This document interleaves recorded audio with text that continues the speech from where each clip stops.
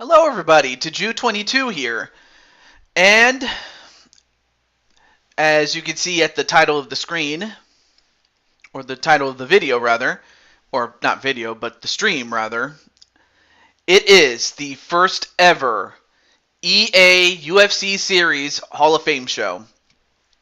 And this is something that is completely out of the norm, and this is something that I mentioned leading up to today. And the man of the hour, the man with the power, and the man who's too sweet to be sour, that man is Feck. But first off, what's up, Atticus Black? How you doing, man? And of course, Atticus is moving on up as far as moving on up in terms of his record. But other than that, though, how's everything going in Chaos Land? And, oh, I almost forgot one more thing. Bored, waiting for the AEW pay-per-view to start. It's cool, man. It's cool. Hope everything's going well, man.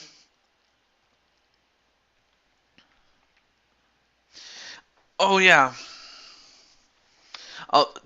Anyway, I'll have to take care of that after the show, but yeah, man, it's great, man.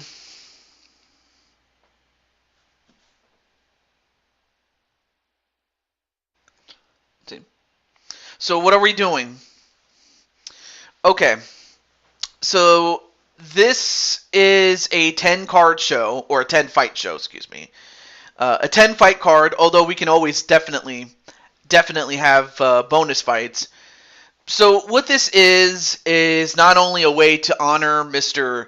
Feck, King Feck, as this will be his final show before he retires, but prior to his retirement, he will be in at least 9 of the fights, and they're all against champions, and they are all for championships.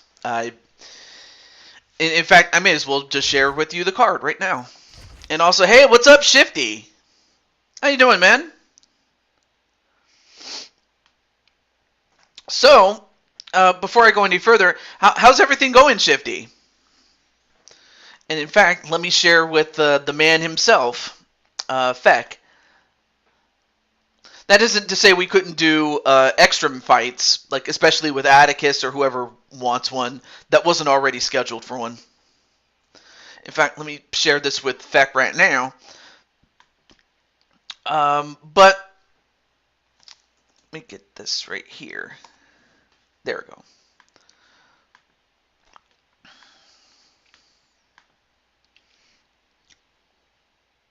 You want to fight Jinku in a bonus match? Okay.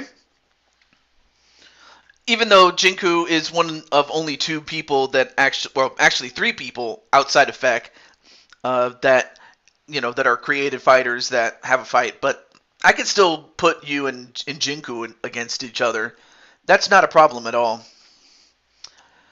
But I guess the first thing we need to do is just get on with it. So let's do it. Let's get on with it, though. And also, hey, what's up, Wally? But yeah, as you can see, Feck is in every single fight. But there is a 10th fight, and that will happen after the Cuevas Feck fight. Yes. So there you see him. The Hall of Famer himself in the chat right now is Feck. If we can't do it tonight, just book it for the next show. I'm patient, man. Hey, I'm cool with it, too. Hey, what's up, Patty? By the way, you actually had a great fight, or great match, I should say, against LD in LTD. So I definitely enjoyed that and some of the matches that happened on LTD prior to going live. But with that said, let's get right to it. Let's just get right into the fights and get through as many as we can. But by the time we get to our 10th and final fight that possibly could feature Feck, I say possibly, then we will retire him, and then we will create a new fighter to take his place and to be possibly his successor. Feckamania's running wild, brother! So anyway, who do you think is going to win? Is it going to be Feck or Askar Askarov? Now, after the fight, though, if any championships that Feck wins will be vacated, but of course he will be recognized as champion as always. But the title will be vacant, and if anyone's interested in going for, in this case, the flyweight championship, should he win it, then I will ask if anyone's interested, and so on and so forth throughout the... And of course he's going after the male titles. He's not going after the female ones. No offense. Anyway. Yeah, you look great. I mean, you definitely have the eyeshadow, you know, that the center field family has. And I'm like, it definitely reminds me of, what was his name? Oh, Adam Lambert. I remember him because he was one of the few guys that at that time had that eyeshadow. And I think the first one before that was Alice Cooper. So I like it. It was cool. Definitely.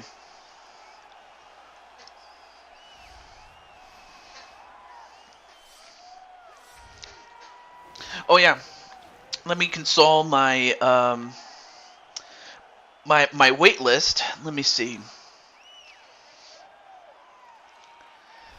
So yeah, if you're interested in being part of the oh no, actually, yeah, Patty's already in. But in the case of, say, you know, Brian Happy Meal Hernsberger, if he's interested on behalf of Mike Wasson, if he wants to be in this, I can add him to the wait list. And we'll see if he makes it. And I'll refer to the wait list towards the end of the show. Anyway. But yes, this is Feck on the Hall of Fame. Anyway.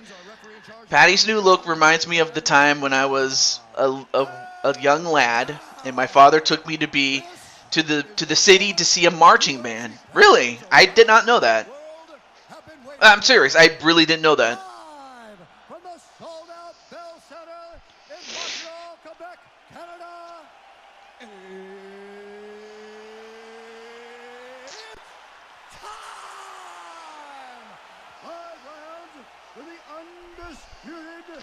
And yes, of course, being that these are all championship fights, they will take up to 5 rounds, but you know, but given how strong and given how great Feck has been up until he got his final no-show, I really don't think these fights will last X amount of time. Anyway, this is what he looks like as a flyweight: 5'3" and 125 pounds. The Black Parade. This man is a mixed martial artist, holding a professional record of 13 wins, 1 loss, and 1 draw. He stands 5 feet 6 inches tall, weighing in MCR lyrics, TJ. See, I would not have known. The Black Parade. Oh yeah, that's right, the Black Parade. I've heard of that one. I think the first time I ever heard of a parade. Look at this, he's still announcing.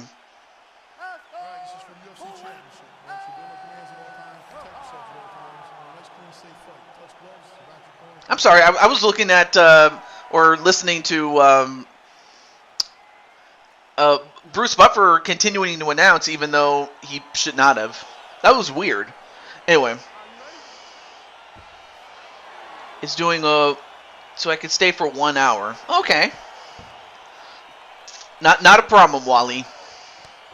Oh, wait, I almost forgot. Let me do this. I forgot to take off the HUDs. My bad.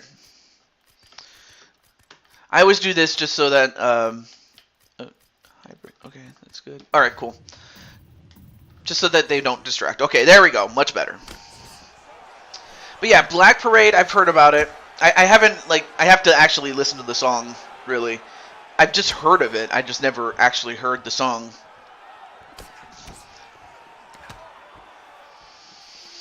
All right. And immediately going for the takedown.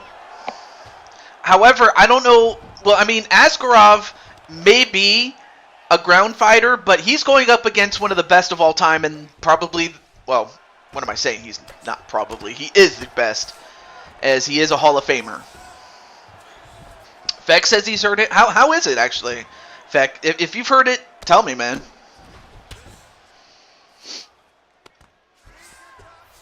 Mm-hmm.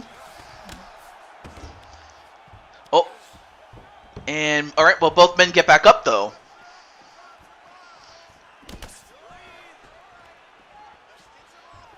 Of course, the last time that we saw Askarov, he had beaten the previous champion, B Super, and in fact, he has been champion ever since. Good song. Awesome.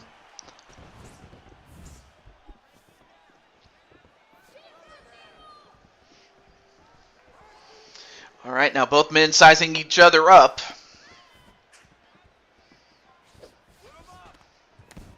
Nice grapple and punch. And both guys, well, actually, it was Askarov that was trying to go for a takedown, but he didn't get it.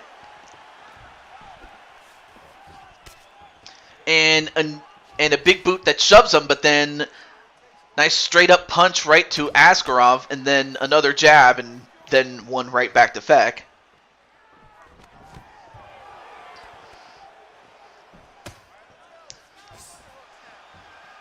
Oh, okay, so Brian says he wants in. All right, let me add him to the list if he wasn't already added before that. So for those who have been waiting so long for such a long time to be on this show, this is your chance, man. All right, cool. Let me add Mike Watson. Let me do that. All right, there we go. Got him. So I thought I had a UFC fight, but it's just, yeah, it's... But I did mention to Atticus, I'll mention this to you, if you're interested in a bonus fight, I will include those. So Atticus wanted one, and I believe you want one. I'll still be a wrestler.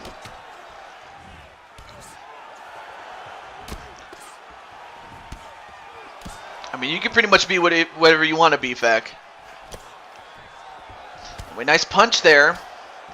Oh, went for a takedown, but, of course, Feck was able to use his feet to keep the fight standing up.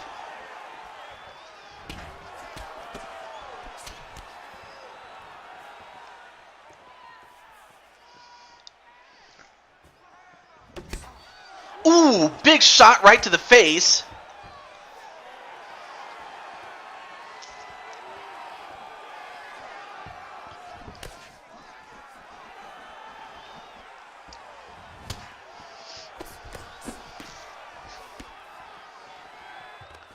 And another takedown attempt. But so far, Feck doing a great job keeping the fight standing up. And a kick right to the leg, and down goes Askarov.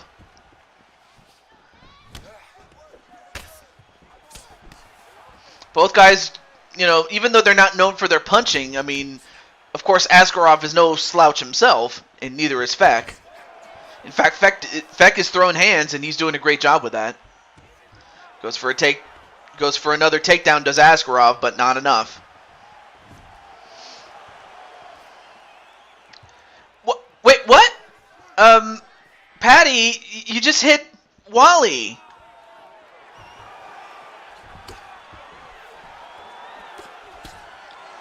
I'm sorry about that, Wally, but Patty. I hope that was an accident.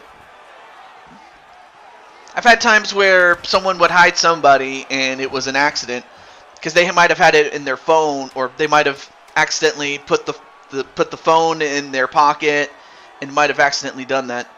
Oh, your cat did that? Wow. Oh, wow. That's a very naughty cat.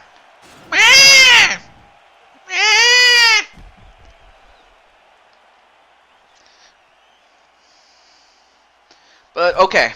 All right.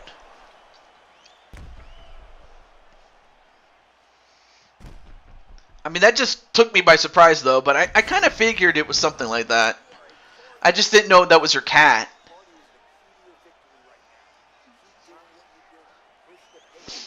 Anyway, Feck doing pretty well in the first round. We'll see if he can keep this up in the second round onward.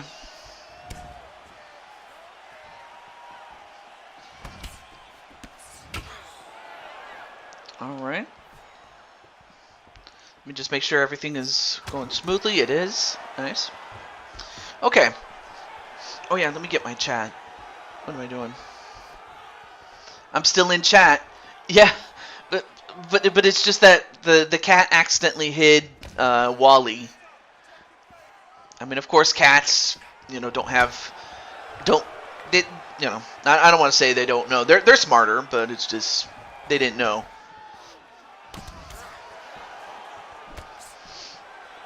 Although Feck doing a great job with the stand-up game, and Askarov not having much of a response. Not to say that he isn't hurting Feck either, but it's Feck who's doing more of the damage than Askar.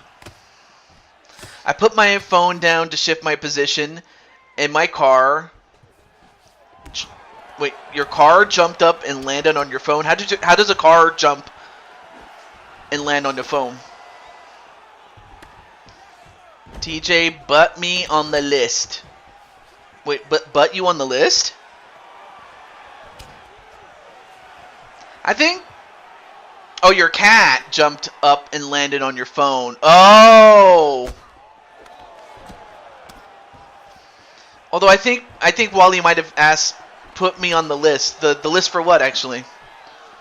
The list to get oh, put you on the list. Okay. The list to get a bonus fight or the wait list, because you're already in the roster, just so you know. But I think you meant the bonus fights. Okay, bonus fights. I kind of figured that's what it was. No, I got you. I got you and Atticus. Or actually, Atticus got it first in, but even so.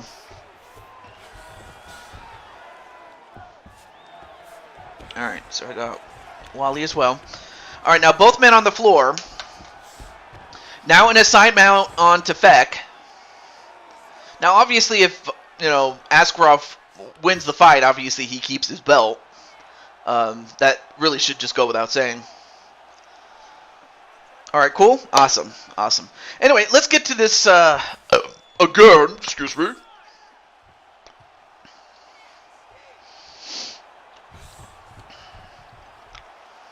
And is Feck going to escape? He does. Now let's see if Feck can get something going. I mean, both these guys can fight on the ground, so I don't think it's going to be an issue of it's going to come down to execution is what it's going to come down to. But however, both men get back up, though.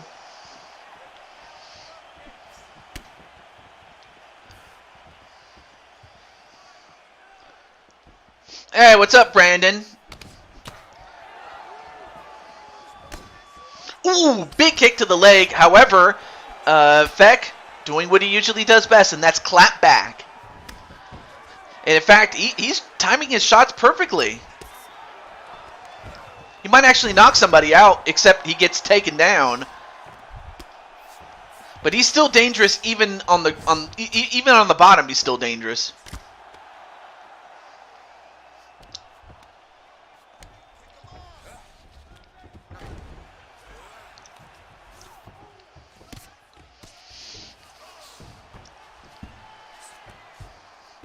How you doing, man?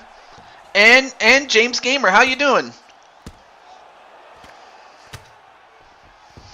Although Askarov doing pretty well with the ground game when it comes to just bludgeoning Feck at this point.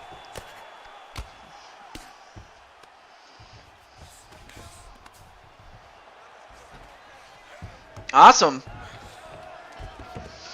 But yeah, by the way, James, you were featured on last Sunday's Matin stream. I don't know if you knew, but I just wanted to know that you were on the show. But I'm happy that you're doing well in James Gamer land.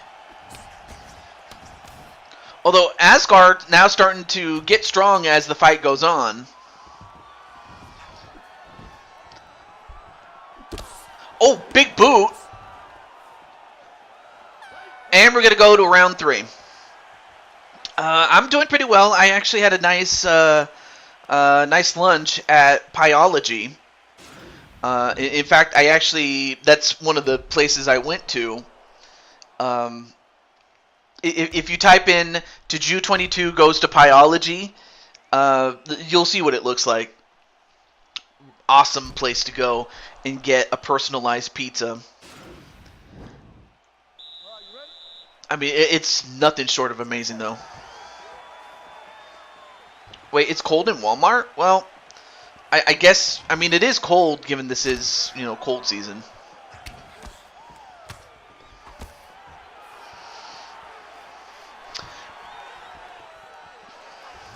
Ooh, gets him with that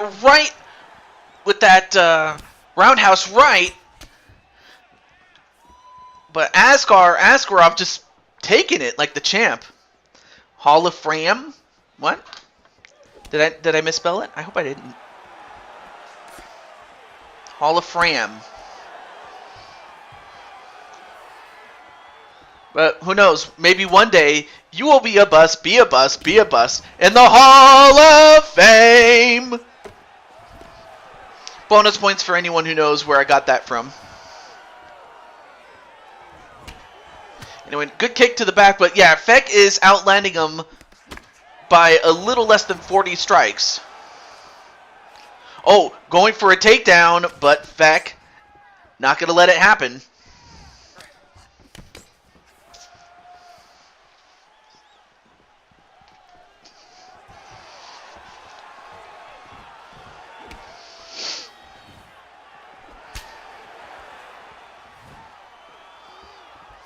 Yes, I know that AEW Full Gear is tonight, and I understand that McCoy's doing a watch along. Not to say that we actually get to see what is happening, but he just states what it is. Hopefully he doesn't get in trouble for it. I hope not. But we've had but I mean I do remember doing a watch along with I think it was Pete Wall, and he was doing the 2018 Royal Rumble. I remember that one. Grim is up there. Who's Grim? Wait, let me turn this down a little.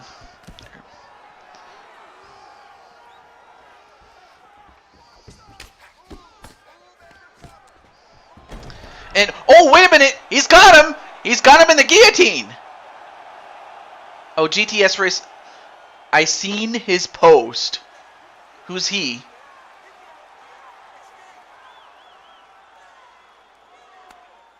And Askarov escapes.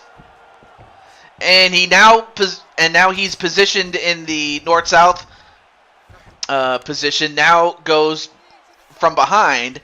Now it looks to get on the back, but he does not. Now is in the guard. But Feck, he was trying to go for a guillotine, but nothing doing there. Nope. And now goes into a side mount. Grim is cool.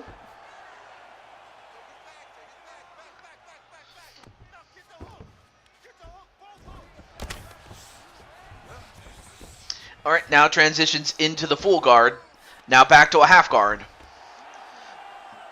Both guys are doing a great job. Oh, wait a minute. Now he gets out and transitions into the rear naked choke position. But can he get it? He does his own wrestling. Awesome.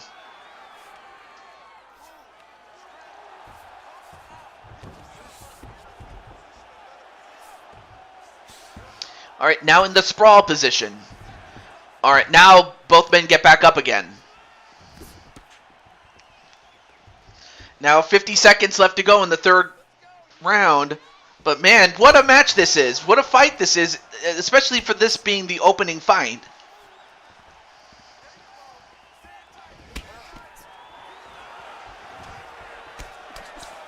I might need to look him up. Okay. Although I think I might have heard of him, but I don't watch him as often as some people do. But I might have heard of him, but I can't say I have watched him.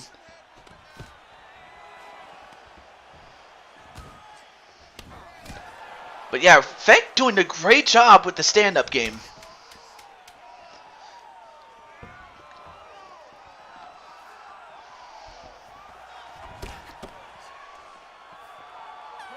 All right, so we're going to go to a round 4. Boom! And that might have knocked out most people, but that was just a great right hand.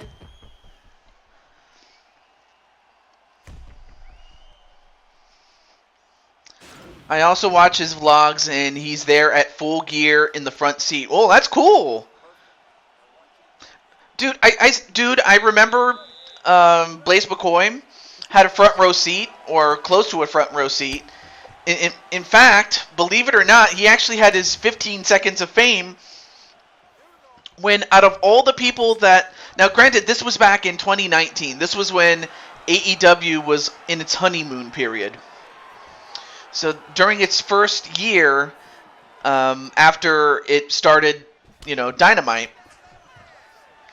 one of the episodes took place in Pittsburgh, and believe it or not, they managed to get a shot of Blaze McCoy before anybody really knew who Blaze McCoy actually looked like, and that was the memory that I'll always remember. I was like, oh my gosh, that's Blaze McCoy, darn it.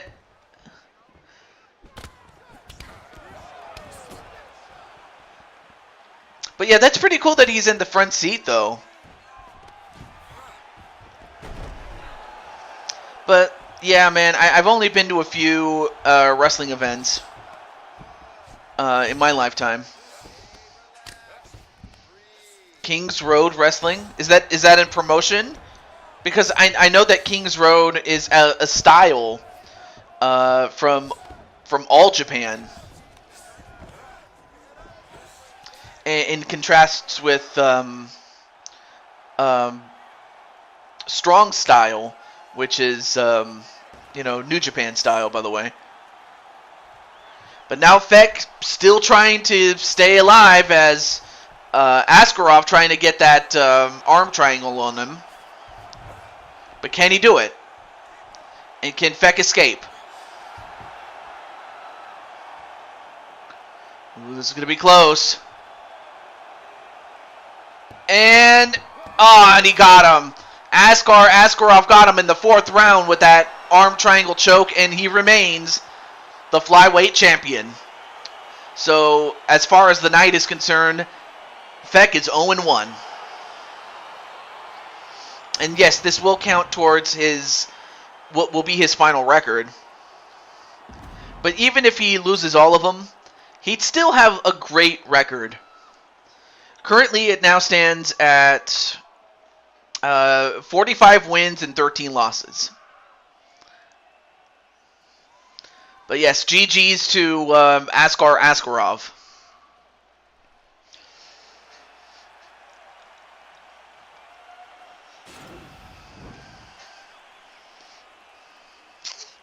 Ladies and gentlemen, referee Dan Migliotta's called a stop to this contest at 1 minute, 54 seconds of round number 4. All right. Let's see. I'm not sure if Atticus is still in the chat, but dude, if you want your bonus fight, let me know. But yes, Askarov is still the champion. We haven't seen him defend the title all that often. Granted, he hasn't defended on the show, but he has defended elsewhere or off camera. But we finally get him, and he defends against King Feck. And he wins in the 4th round.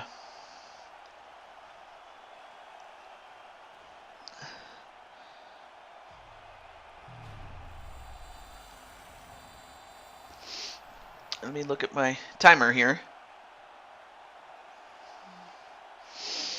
Okay. So I'll give him... I'm not sure. Again, I'll wait for Atticus a little bit, but if not, I'll move on to the next fight.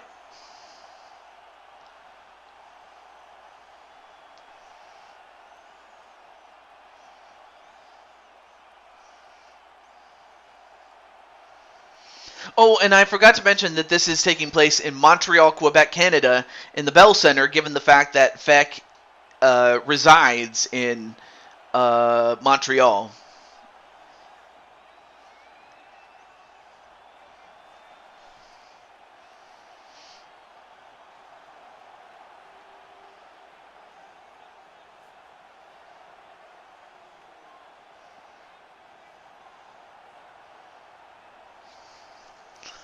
All right. 30 seconds, and then we'll move on.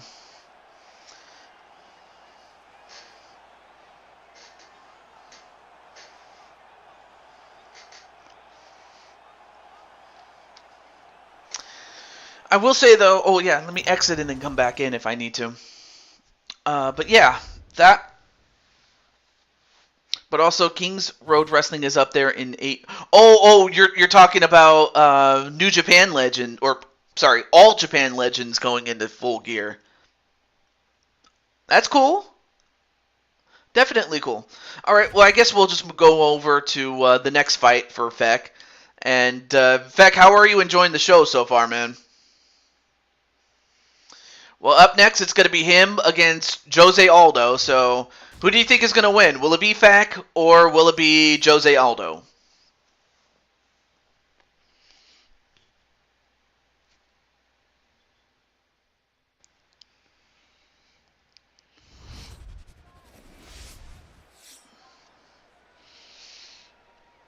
All right, let's get it. Great so far. All right. Well, let's see if you have much better luck against Aldo. And also, every time that Feck finishes a fight, what I do is I give him a mushroom, you know, like the ones in Mario, and he's regenerated his health, and he also moves up in terms of weight class, because I gave him that special designation there.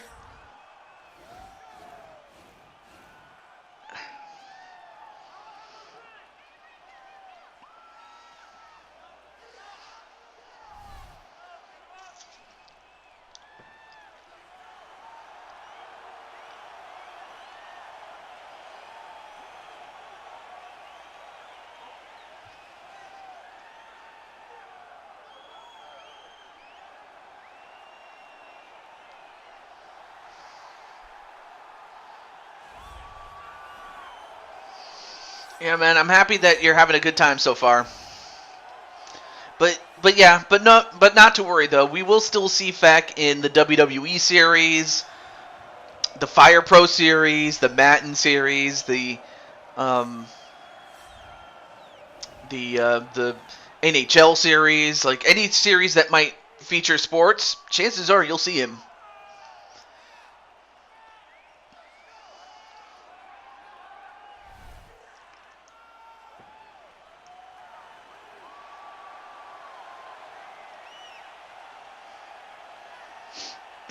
Yep, indeed.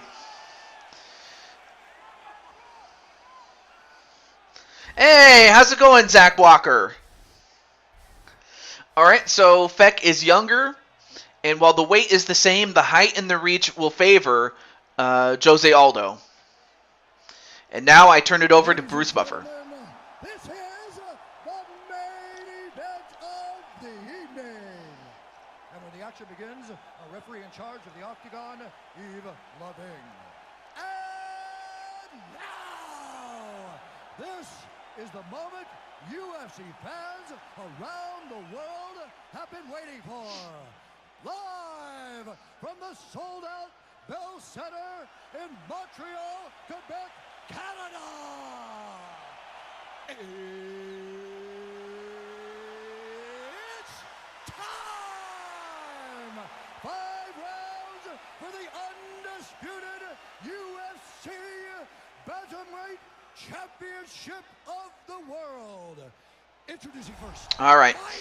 So, hey, how's it going, Zach Walker? And of course, we're going to see Zach Walker, at least in terms of the Matin series, tomorrow. So after I get back from Friendsgiving at my church and clean up, I will be back, and we will have the semifinals of Season 12. And the winners, of course, will advance to the Super Bowl. And as far as the teams involved, I'll go into more detail about it as we progress. But other than that, though, how's everything going in, Zach Walker land? And of course, this is another guy that's going to be in the Hall of Fame himself, and that's Jose Aldo, one of the more dominant bantamweight champions. Or, I'm sorry, featherweight champions, my bad. But yeah, he was a very dominant featherweight champion, was Jose Aldo.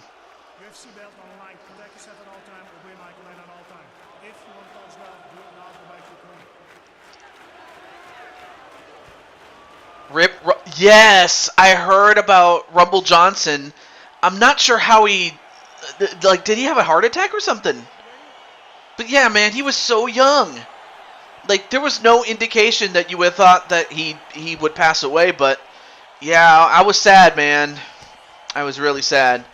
Anyway, how's everything going, Gregory? And already Feck off to a strong start against Aldo, probably taking his frustration out on him. Unknown illness. So, okay, so the jury's still out as to, how he, died. But anyway, Gregory, how you doing, man? And let me see. Where's... Oh, yeah, and Dragonheart, or Gregory. You want in... Oh, I was about to ask, do you want in the Octagon? If you do... Let me put you on the wait list. Of course, there is a big wait list though. But let me take the time to. Whoa! Big kick right to Feck. And if there's one guy you don't want to trade blows with, it's Aldo. Doing great, awesome. All right, so I've added you to the wait list. So what will happen is at the end of the show, I will go through the wait list from the top to the bottom, and if you're in the chat and I call your name and I say you want in and you make it official, you're in. That's how you get in. The only thing that sucks though is that this game only has 22 roster spots. That's not a joke. That's actually true. I'm hoping at some point that they increase it to 44, 50, or something like that. But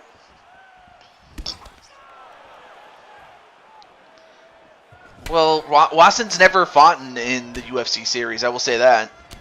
Or if he did, he probably fought elsewhere. I don't remember. Or actually, I don't recall at all. But right now, I've competed in Kumade style. Wait, IRL or is that just you in character? I mean, either way, it's cool. I mean, I've never been a fighter IRL really, but I mean the fact that you might have, I'm like, yeah, that is pretty cool. But I could totally see it. I could totally see you beating up somebody, albeit not because you want to, but because you have to defend yourself. Just like karate, you don't fight because you want to, you fight so you don't have to. Character, think of Bloodsport the movie. Oh yeah. Dragonheart or any of the Heart characters? Like Crimson Heart and Dragonheart Jr. or hey, what's up, Diamond Light? It's another guy. What's up, man? The leader of the DWO. How you doing, man? So the man that we are honoring is the guy with the Will Smith haircut and with the long tights, as he is inducted into the Hall of Fame, and he's having his final fights, and they're all for championships, and that's what we're gonna do for those who are worthy of that Hall of Fame status. And without question, Feck is one of those guys. In fact, he's the first. Most of the family drank it, including him. Anyway, playing lots of Pokemon. Are like the classics or the more newer style. I just, when the series went to, a 3D, like it took elements from Breath of the Wild and put it in a 3D setting instead of like it had been the classic style. I just thought it just blew my mind, really. The one that came out yesterday. Seriously, wow. I mean, how's that game, man? Like, I heard it's good, but is it fun? By the way, as far as Pokemon is concerned, the game I played the most was Pokemon Stadium back in the 64 days, and that was a lot of fun. And more so because it was featured on the demo.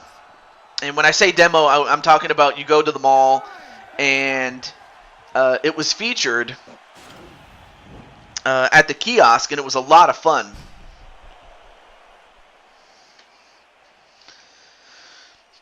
I mean, any Pokemon game for me is fun, but it's very glitchy at parts. I mean, I don't take anything away from Fortnite, because Fortnite is a great game in its own right. But I can never really, but to compare it to Pokemon, that's like apples to oranges, really, or apples to pineapples, really. The only thing that you can compare it to is the fact that they're both fruit. Anyway, started the second round, and Feck, his best bet is to try to, take down Aldo and get a submission there. But of course, Aldo is, proficient in the bottom game, so it's not like he is a one-dimensional fighter.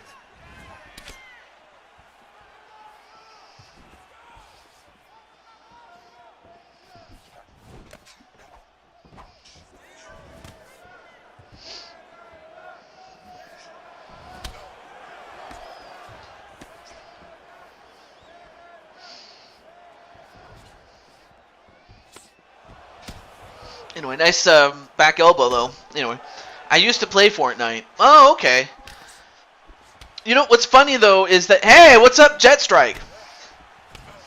What's funny, though, is that my oldest nephew, he was playing Fortnite, and he actually won.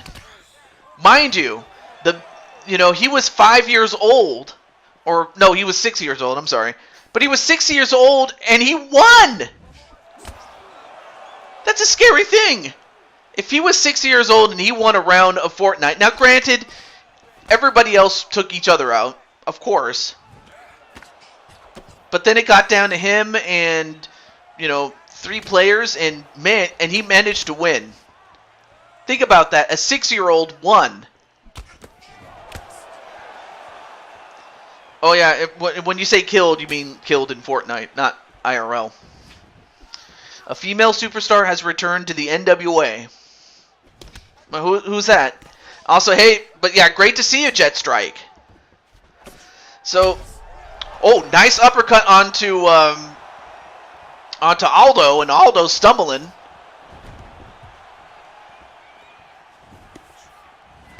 A 6-year-old can beat Fortnite, and I'm 13, and I can't get to the top of 50. Well, Christy Perez. Oh, awesome. Christy, I'll have to check out what she looks like.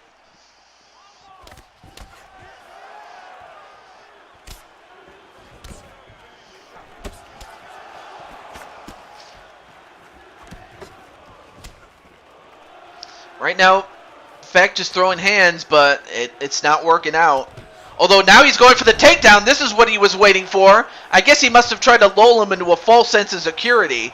And now, let's see if Feck can finish this on the fight. She's on Twitter, okay. You've been a Mario and Sonic guy. No prizes for guessing what guy he is, really. Between Mario and Sonic, that is. Well, now, if you're Feck, this is a great opportunity to just control him and just bludgeon him if you wish. Oh, but he gets up, though.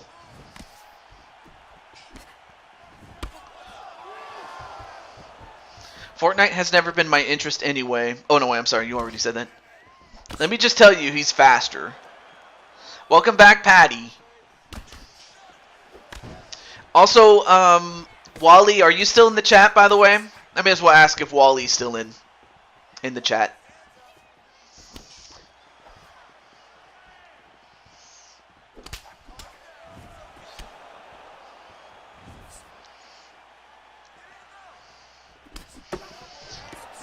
Hey, Hey, Jet Sonic Strike. Well, speaking of strike, the man who just got struck in the head with a big kick was Feck, as Jose Aldo is still the bantamweight champion. And for Feck tonight, he is now 0-2. Boom! Right in the face.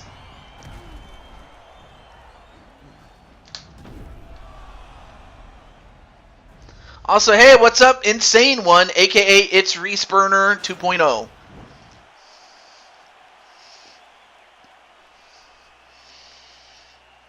Ladies and gentlemen, referee Yves Levine has called a stop to this contest at 3 minutes, 56 seconds of round number 2. Declaring the winner by knockout and... I mean, I just had to go on a lot of A-runs with my pair, basically taking off half of my day. What's A-runs? I'm not sure what's happened to Feck the character, though, but Feck the dude is cool. Anyway, Jose Aldo gets the win and is still the bantamweight champion, so congratulations to Jose Aldo. Either that or maybe... Or maybe, just maybe, being the Hall of Famer that he is, that King Feck is doing the job, brother! I don't know. I'm just playing on that last part, though. But anyway, I'm not sure if Wally is still in the chat, though. Oh, you mean Aaron's. Oh, Aaron's. This is how you spell it.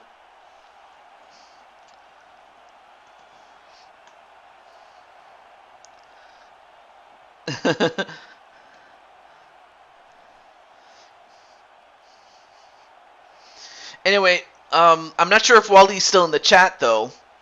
But, Wally, if you would like to have your bonus fight, you may.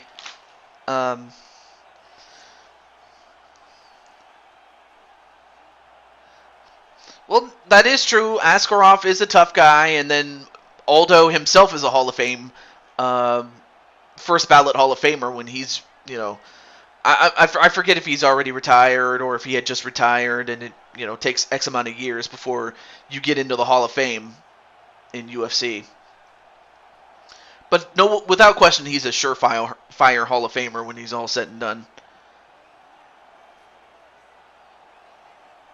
All right, so I'm going to give him the next minute, starting right now, for Wally to get his to claim his bonus fight. It'll still be on the table if he, comes back and whatnot, though.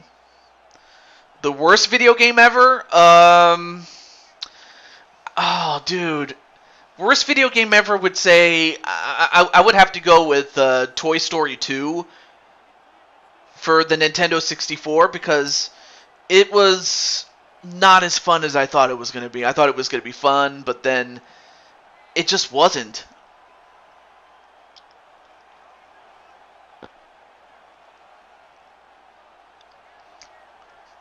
Oh, he has? Alright, less than 10 seconds.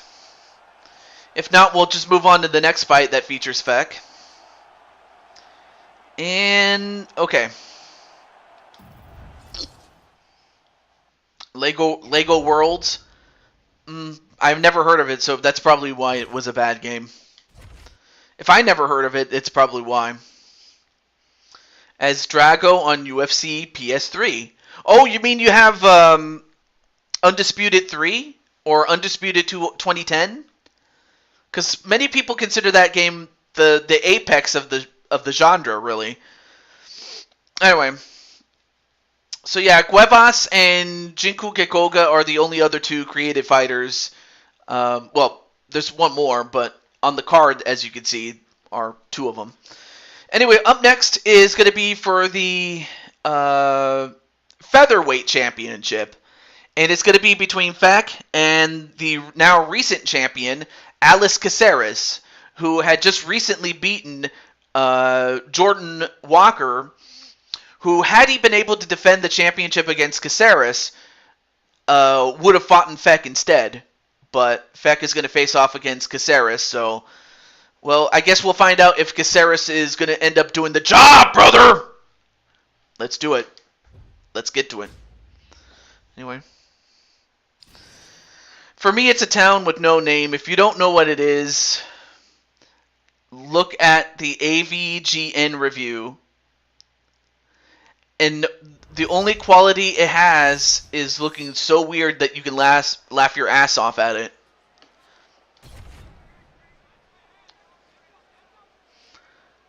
Gravity Falls on it and Other Worlds. Oh. Okay. And then... But yeah. Oh yeah, speaking of Undisputed, UFC Undisputed 2010... Gregory, if you were to talk about that game in front of Clinton, Clinton would have nothing but glowing reviews about that game. And in fact, he says that some of the features from that game should have been featured in this game or even in the next game that's coming up. I'm not sure when, but that they should feature, you know, the Pride rules, as well as a couple of other things that would make it interesting, like, you know, having grappling, you know, like they used to in UFC 3, but they took that out for some odd reason. No, I understand who Angry Video Game Nerd is. James Rolfe.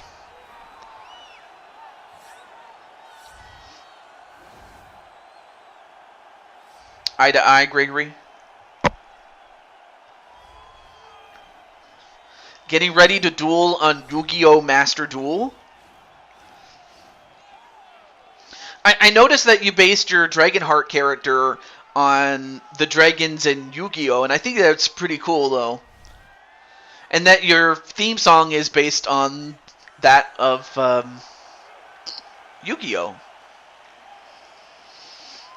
Of course, some people have made a joke about it, and instead of saying Yu-Gi-Oh!, it's You Gotta Go! And speaking of this, we have Feck, who is younger, but the height and reach will go to Alex Caceres. On to Bruce Buffer. Ladies and gentlemen, this is the main event of the evening. And when the action begins, a referee in charge of the octagon is heard. The Cypher Dragon Roar. Ah! Oh, I'm sorry, that was Cat TJ trying to roar. Is the moment UFC fans around the world have been waiting for. There we go. Live I wanted to feature a dragon there. Bell Center in Montreal, Quebec, Canada.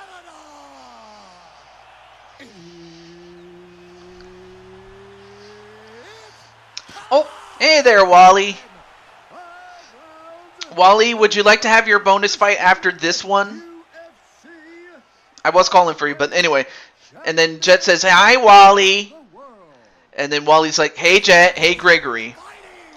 Oh, yeah, Dark Magician Girl. Yeah, probably out of all the characters or all the summons that you can have, or all the card characters, rather, out of all of them, the Dark Magician Girl is perhaps the most famous. Of course, most guys would tell you why, but I'm not going to. Yes, TJ. Alright, cool. So after this fight, we're going to have a bonus fight between, Wally Johnson and whoever he decides to face off against. He didn't choose his opponent yet, though. Best video game? Hands down, it's got to be Mario 64. I'm sorry. Because, sure, there have been better games after that, but when it comes to influential, when it comes to classic, when it comes to something that You cannot, by any stretch. It goes beyond just the memes. It's a culture. It's a way of life. It's the very thing that made video games what they are today, as opposed to what they were before that. Anyway, a Mega Man X game, Assassin's Creed, WWF No Mercy, Hulk versus Captain. Oh, you want to face off against Captain Danger? Okay. I think Captain will be happy about that.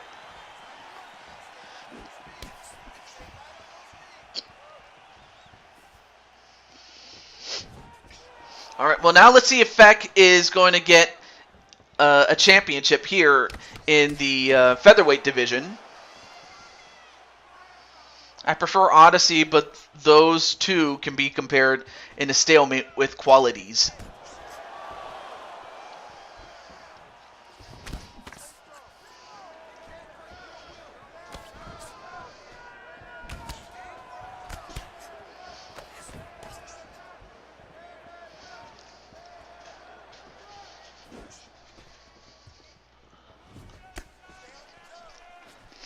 Hey, how's it going, RSTV?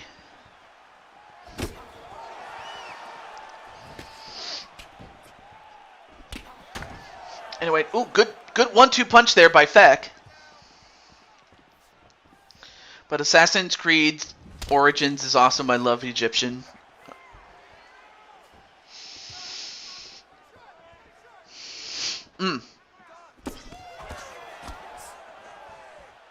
TJ, I sent you a YouTube link.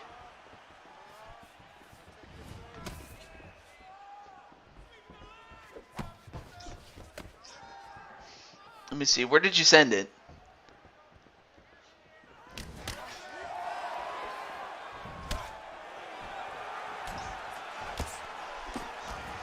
Or did you send it in Twitter? Let me see.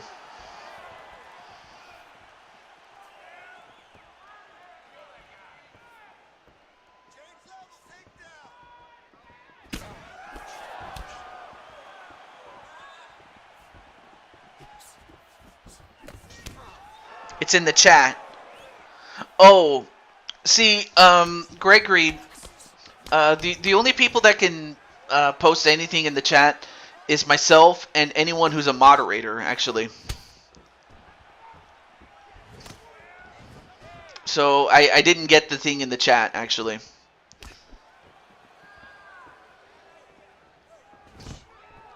Oh.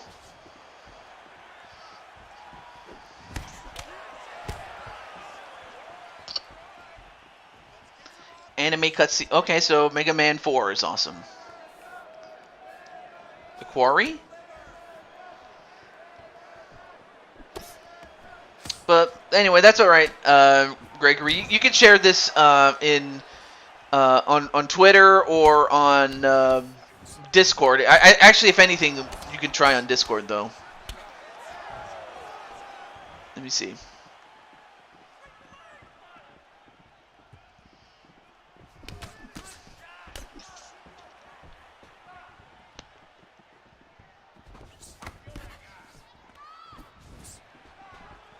Hey, what's up, Jamar?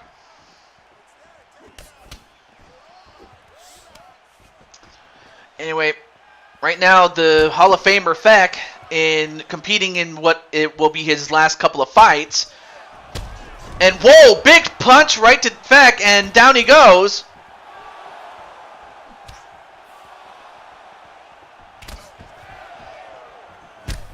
And oh, another big kick. And Feck, I will say this, he has one hell of a chin, but he can't be taking too many shots like that.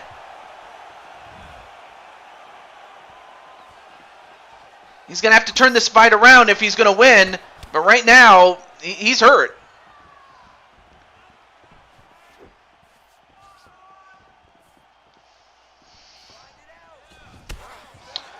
Anyway, nice kick though.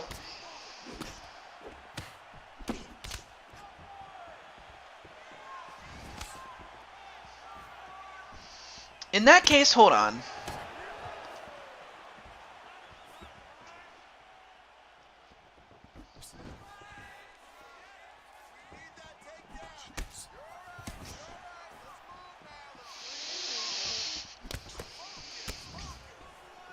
Excuse me, I had something in my throat there. 20 seconds left.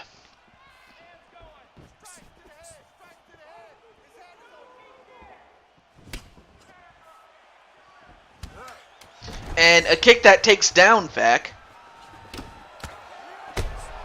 Uh-oh, now Feck's starting to fight back. And Caceres covering up. And that's the end of the first round.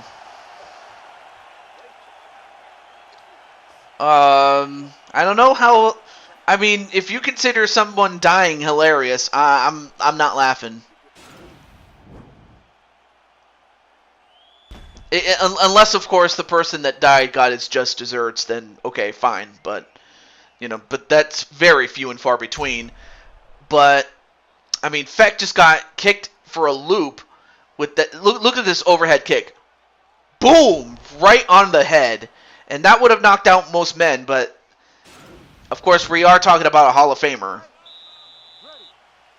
Well, even still, everybody has their love of the game, really, so not a problem, RS. All right, let me see this. Let me see the link.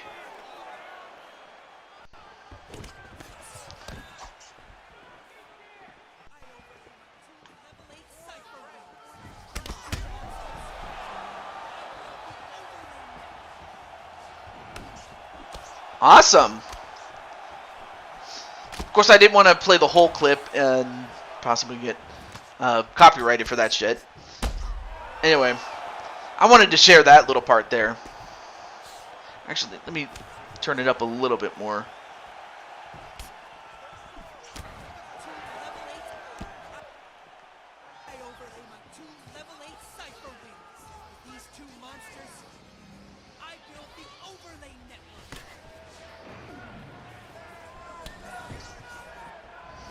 Wow.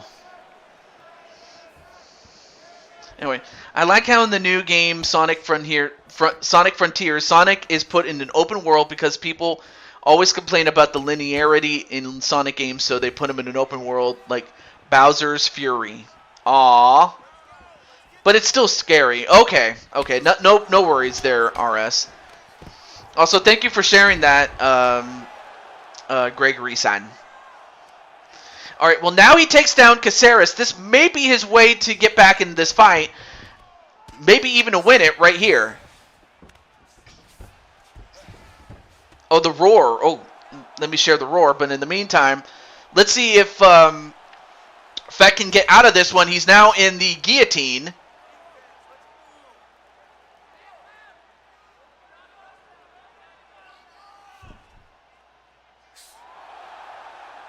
Oh, man. I mean, how many more fights is Feck going to lose? I mean, it's like you'd think he would win at least one and just say that he can go out as a champion of something. Yeah. But, I mean, I know some people are sadistic enough to like that stuff, but I never was. And they weren't funny, yeah. But one thing that isn't funny, in fact, it actually brings a lot of happiness to me, is the fact that Feck is now the featherweight champion for the first time and for the last time, at least until he comes back for UFC 5.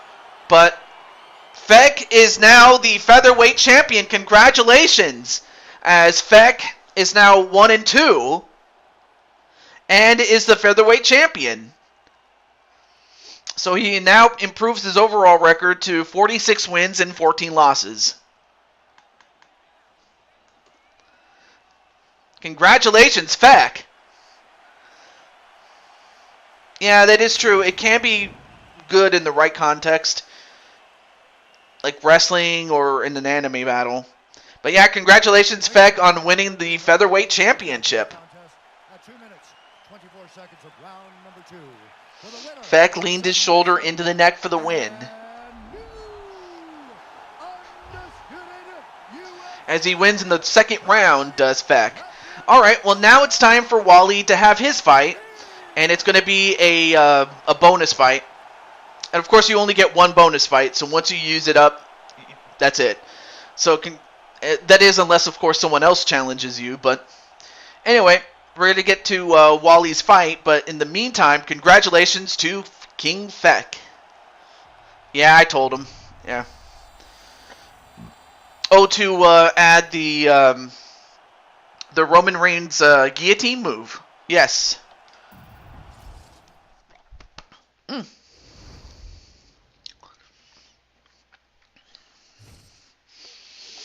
All right, so let's go to Wally and his bonus fight.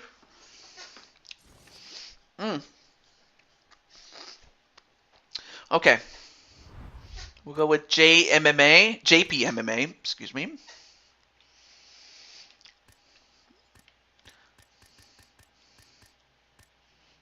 And then Patty has heard Dragonheart's roar. Oh, really? The cosmic energies that make up our galaxy, I'll make something just as mighty. I XC summon Galaxy Eye Cypher Dragon.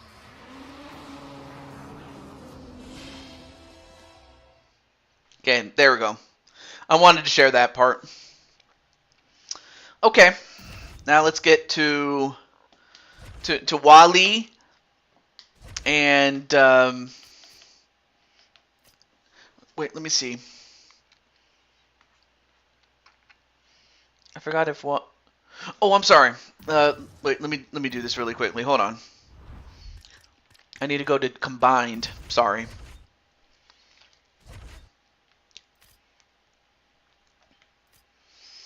Alright, so Wally's the challenger, or the person that challenged. And Captain is the one that was challenged, so... Alright, let's get it.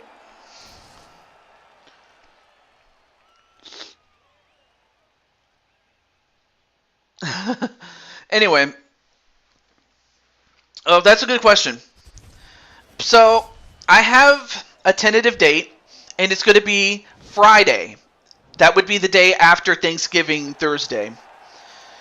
So I just decided that Friday would be a good day because, you know, by that time, everyone has that day off. They should. But yeah, it's Friday, the day after Thanksgiving. Anyway, so here you have Captain Danger, the guy that was challenged.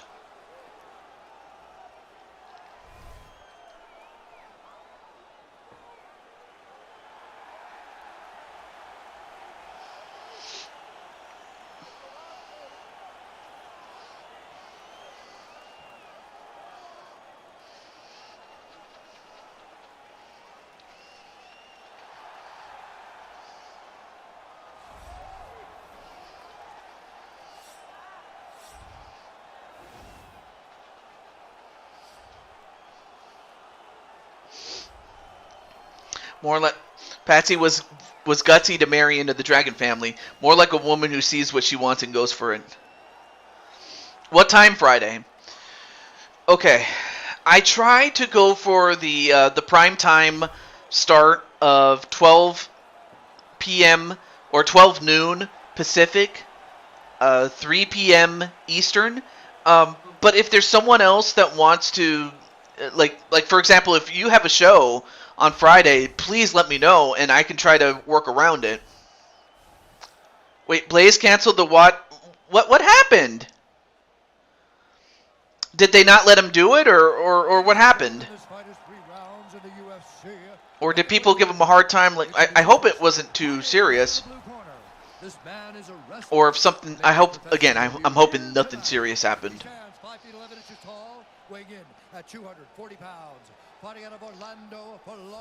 Anyway, Wally, you're just in time for your fight, man. This man is a boxer, making his professional debut here tonight. He stands 6 feet 3 inches tall, weighing in at 205 pounds. And then Gregory's like, what's going on? Saving his voice for a red zone tomorrow. Yeah, I kind of figured. Oh, hang on a moment.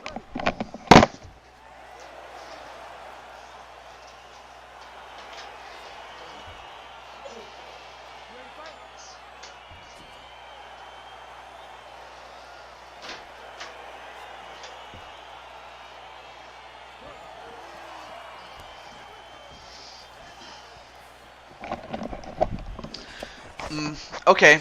No, that makes perfect sense, though. Makes perfect sense, dude. Okay.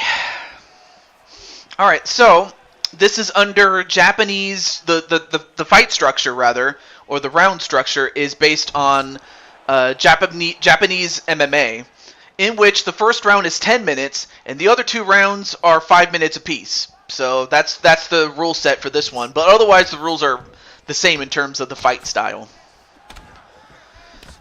Anyway, and then Jet's like, remember that sledgehammer? Yeah, remember that? Because if you interfere in my match, you will be shocked by the very thing that started this war. And then Jet Strike, the character, says, hey, Dragonheart, think that over. And then Wally naturally going to go for himself to win.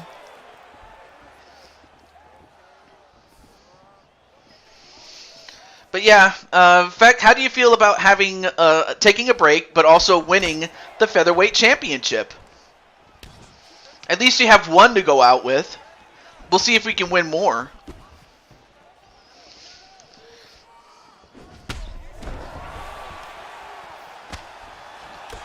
And then Dragonheart's like, try it, because I have a bone to pick with you. Oh, and a big kick, and whoa, look at that! I don't know if you saw that, but Wally ended up doing the split after he just got kicked in the head. I haven't seen anybody do the split since James Brown in his prime. But I'm like, he kicked... Well, and by he, I mean... Captain Danger. Oh, wow, he just unloaded on him. Look at this.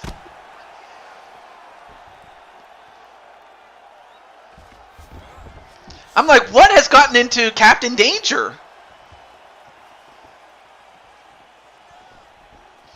But no, I mean, I understand why Blaze has to do it. I mean, it is his decision.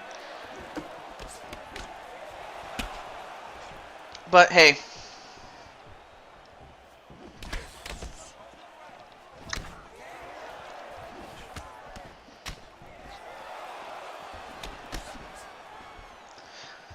And now, all right, now the fight's starting to slow down a little bit, but Danger had the Danger had him in trouble for a time, but now Wally's starting to fight back a little bit. Ooh, big uppercut, and that hurt Captain Danger.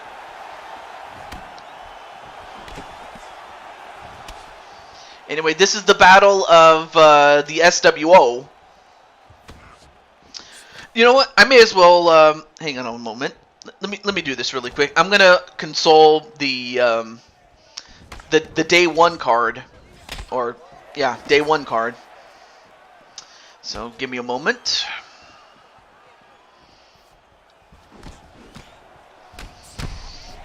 And in fact, I'm actually going to release the card after tonight's show.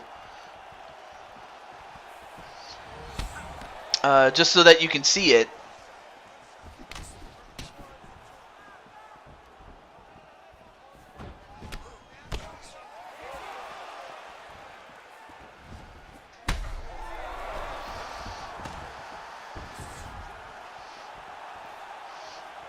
I'm just adjusting the card a little bit. Hang on a moment. Oh. And one person that might get adjusted in terms of his face was Captain Danger, as Wally knocked him out. So and of course these fights do count as well in terms of their records. So Wally gets to go to 13 wins and 15 losses. And Captain Danger now goes to 20 wins and 17 losses.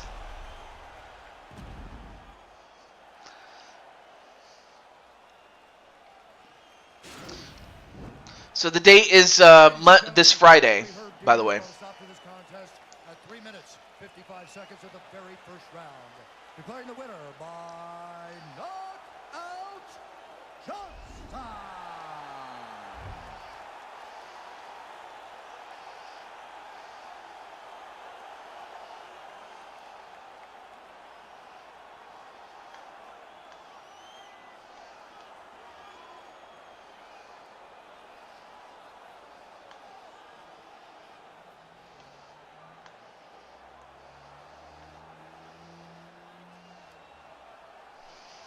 All right, so congratulations to Captain Danger, or sorry, not Captain Danger, his opponent, Wally Johnson.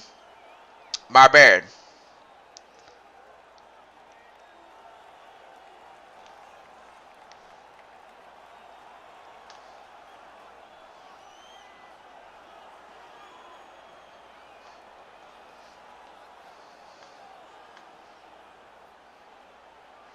There we go. Got it. So, sorry if I meant to say Wally Johnson is the winner.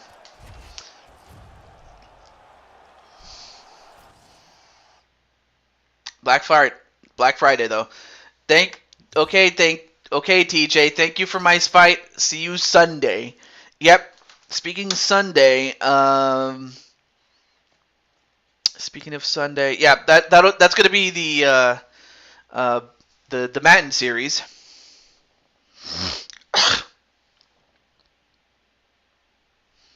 But I'll see you then, man. Have a great night, man. All right, let's get back to Feck's show.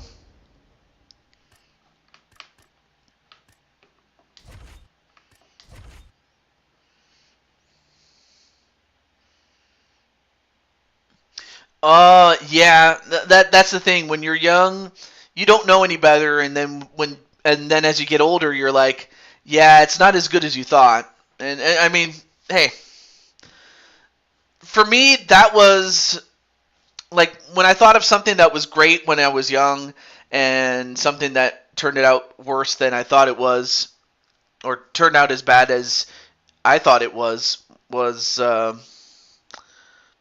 Can't think of anything right now. Except maybe Barney, although I mean I could totally see why people still like Barney, but for me not as much obviously as I used to when I was a kid. Anyway, up next is for the lightweight championship, and it's going to be Feck against Dustin the Diamond Poirier. So, is Feck going to become the lightweight champion? Let's find out.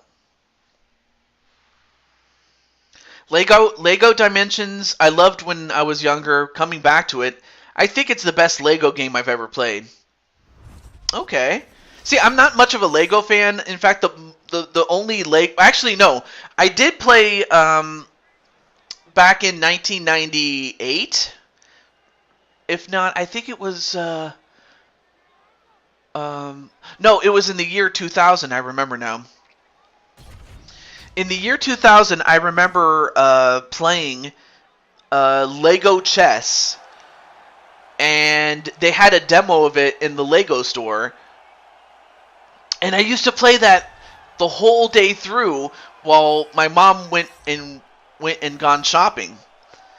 And I was there at the Lego store, not just playing with the Lego figures, but also, playing Lego Chess, and this was on Windows 98. Of course, that was back when, internet was as slow as molasses. But, so back then, you had to play it on CD-ROMs, which was, the only other way. This was back before you could download stuff, rather than have to buy a CD-ROM instead. So, I may be dating myself, but... But yeah, that was my first ever Lego game I ever played. When I was when I was a very little toad.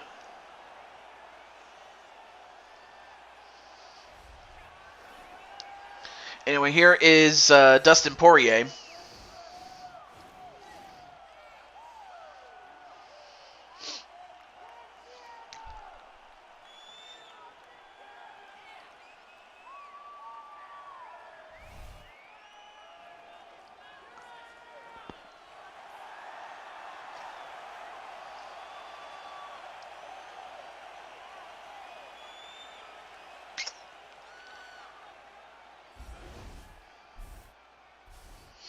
All right, so Feck is young, but the weight is identical, but the height and the reach go to Dustin Poirier.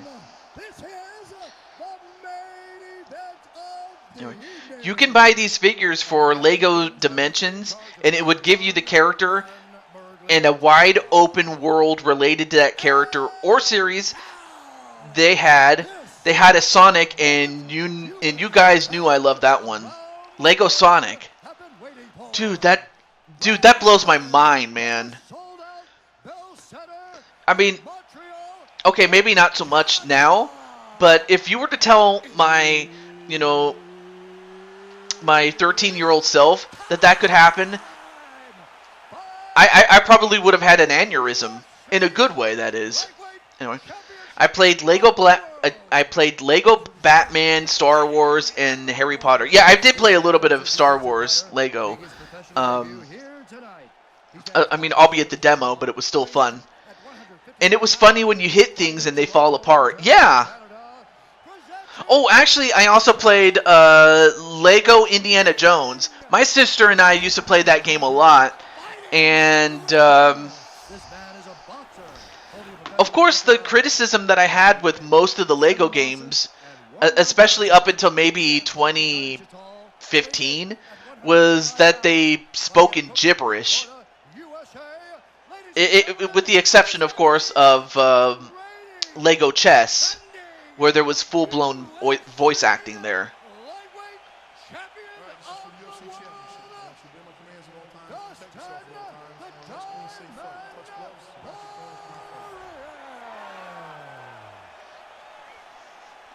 It has a whole story mode with levels and cutscenes, and there's a lot of callbacks and references to the old games.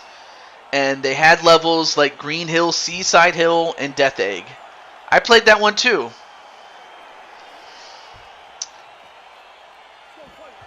But yeah, the early games did not feature voice acting. It featured gibberish for the most part.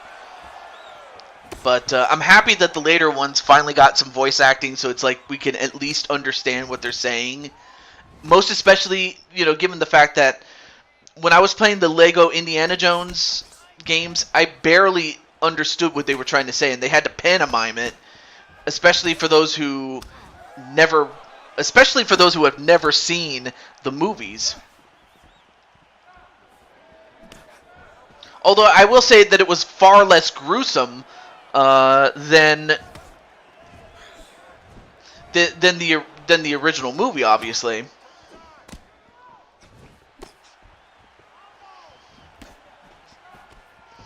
And Feck, look at this! Look at the strength of Feck in slamming him! And Feck not going to waste any time. He wants to win that belt right now. And if you're Dustin Poirier, obviously you're a stand-up fighter and you don't want to get into a ground game with Feck. Excuse me. Or do you? I had the Lego games on my DS. I didn't know you had a DS. That's cool. Although, unfortunately, it looks like... Uh-oh. Is Feck going to get out of this one? Can Feck get out of this one? He does. And now he moves into a side position. And now Feck can just bludgeon him if he wishes. I always found the gibberish charming at the time. They didn't have a big enough budget, and they knew people had nostalgia for it, because in the newest Lego Star Wars, they give you the option to use it. Oh, that's nice.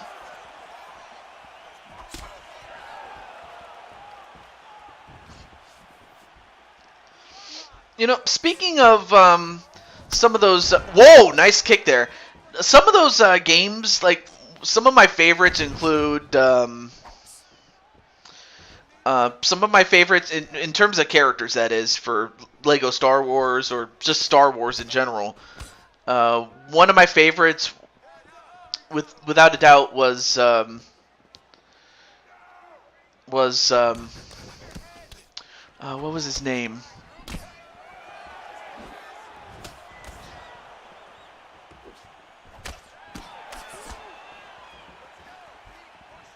Oh yeah, it was Han Solo, yeah. Han Solo was one of my favorite characters, but I definitely liked Luke Skywalker and definitely liked Yoda, you know, just because, you know, he had his own speak.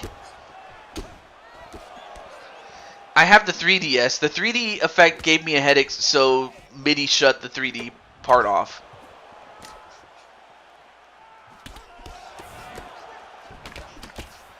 And Feck doing a great job with the stand-up fight. I mean, we've been so busy talking about other things that we're not focusing on Feck himself. And so far, Feck is 1-2. But he would love to finish it out strong. And to do it against the likes of Dustin Poirier. Well, so far, the only championship he's won thus far is the Featherweight Championship. So if anyone is interested... anyone who's on the roster, that is interested in going after that belt, let me know.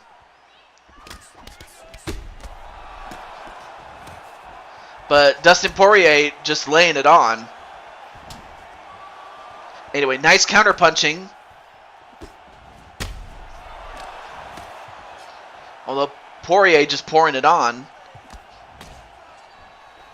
I think a couple of years ago, they made Lego DC supervillains. In that game, you can only play as the villains, which was really unheard of for Lego games. Really? I know most people like to play as the heroes, but that is kind of unique that you can play as, the likes of the Joker and Mr. Freeze, Lex Luthor. Let's see, I'm trying to think of other well-known...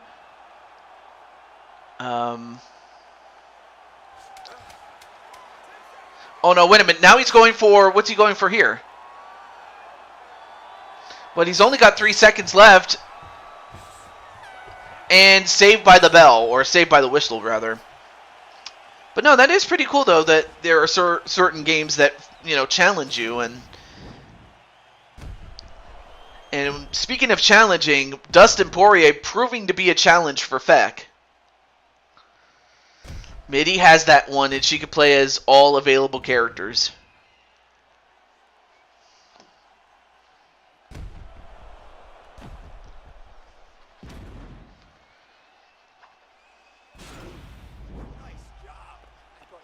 Ah, excuse me.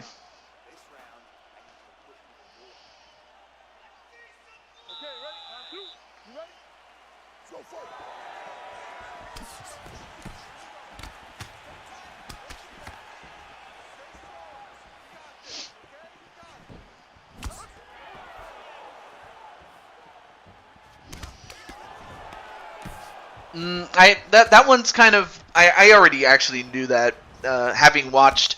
I actually knew about that when I was watching a Let's Play of it. I believe his name was...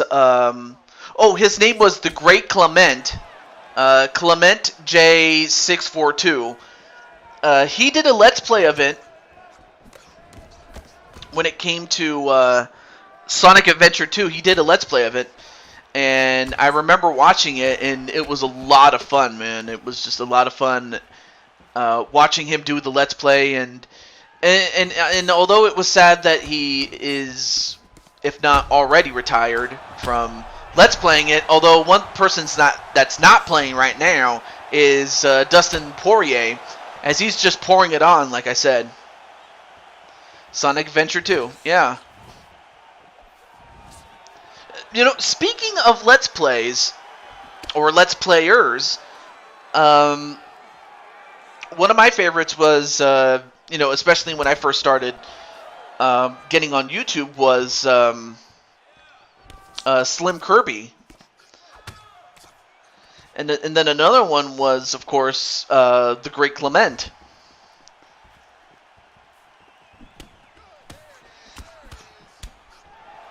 I mean, those are just some of my favorite Let's Players. I mean, of course, there's others. But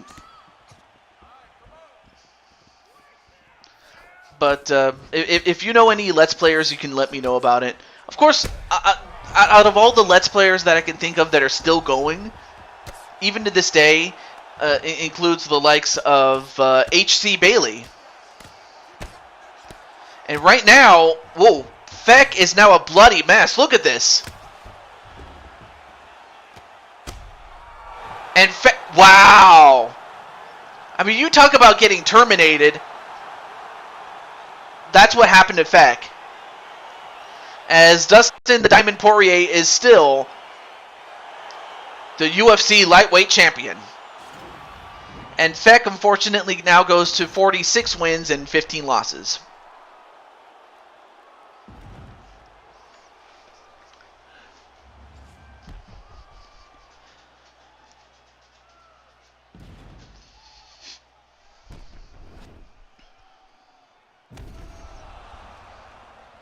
Hey, what's up, Joker?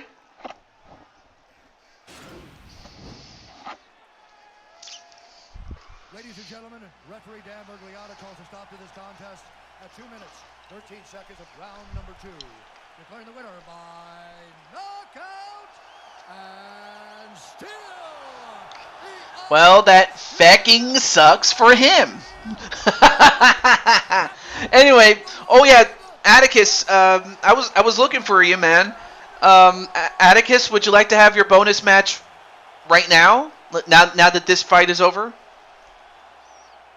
Let me know. Anyway, 2 minutes and 13 seconds in the second round, and Dustin Poirier is still the lightweight champion. Sure. Okay, cool. All right, so... Okay, then. Let me exit out. And, oh, yeah, that's right. You said you wanted to face off against Jinku. Now, since technically Jinku is supposed to defend against Feck,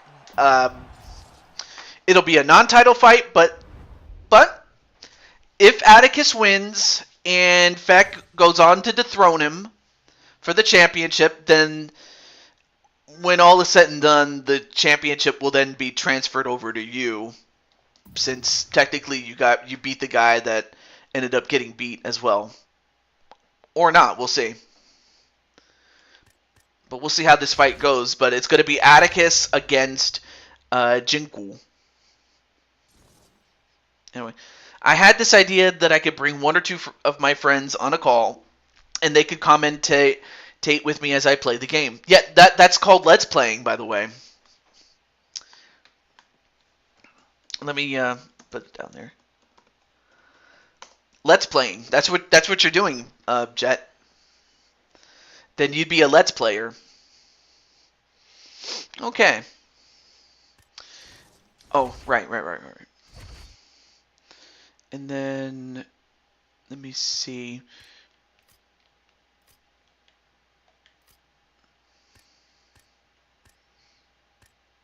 Oh, right. Let me get out of here.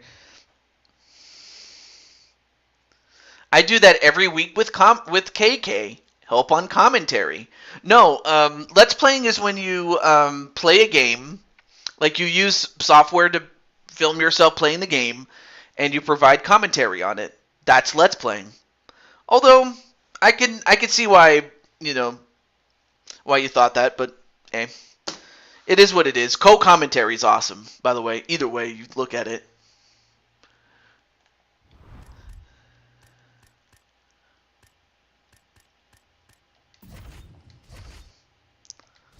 Help on commentary.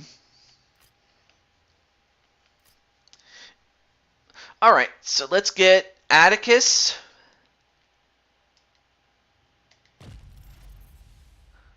Oh wait, let me do this. Hold on a moment. I almost forgot. Let's go to the kickboxing fight type, and let's get Atticus against Jinku Gakoga. All right. Good luck, everybody. I'm aware, but I was more speaking on the commentary part in general. Oh, okay. No, it's cool though. It's absolutely cool, Atticus. And then Jetstrike says, "I've been on one of your streams, and you're fun to hang out with."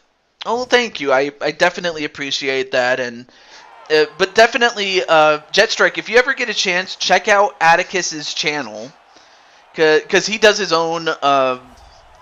He does his own. Promotion, much like I do with Blue Toad Wrestling, he does with Chaos Regional Wrestling. So if you ever get a chance to check out his channel, definitely do it. He's been around. Oh, okay, so he has been there. My bad. Anyway, there you see Jinku. And Jinku has a lot to lose, I will have to say, though. But we'll see if he can get some momentum before he faces off against Feck.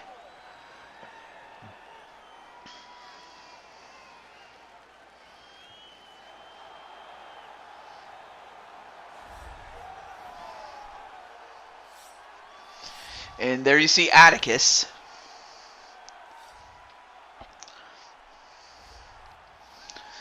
I mean, of course, he has this fight, but then he also has the fight between himself and MBN John. But also, let's not forget that he has had, he's currently in the midst of a feud with Bone Dog in LTD. So those are just, and also wanting a match with Ward. So those are just some of the big storylines that follow this man, Atticus Black. I won't go too deep into most of those stories other than just that's what's happening. And Atticus is younger. He's got the height barely and the reach barely, but the weight is by 10 pounds. So, and now to Bruce Buffer. Ladies and gentlemen, this is the main event of the evening. When the action begins, our referee in charge of the Octagon, Herb Dean.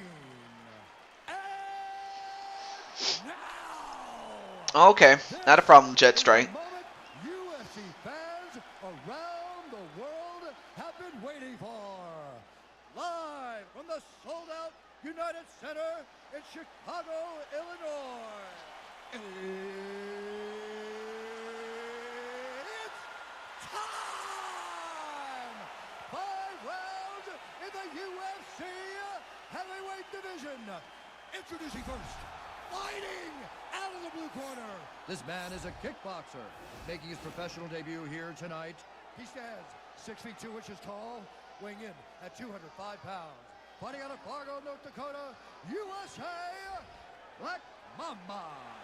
And now introducing his opponent, Bone Dog was an example of the failures the committee in LTD brings. And until the committee is abolished, more examples will come. All I'm saying about that.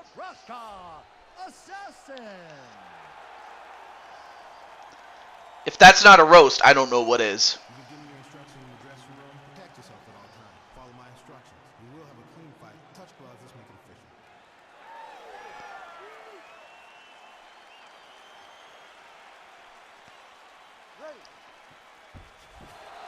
And there you see Atticus doing his best Shawn Michaels impression. Thumbs up, thumbs down. Alright, let's see how Atticus does against the now openweight champion. And it would be something for Atticus to win.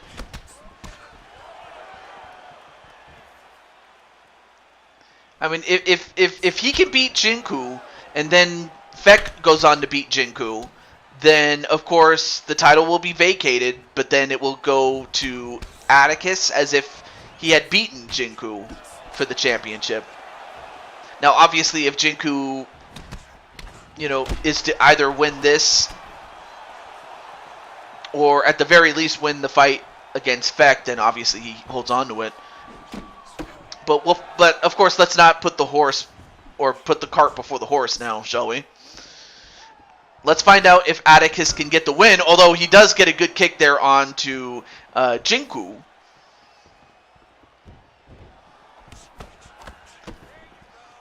I mean, Jinku has usually gotten his way with, taking some heads in.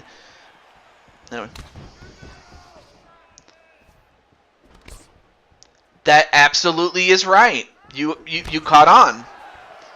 That is absolutely true. If he loses to you, but beats Feck, then you should be the #1 contender. Although right now, Jinku is going to try to put a stop to that right now. And he gets some momentum before facing off against Feck.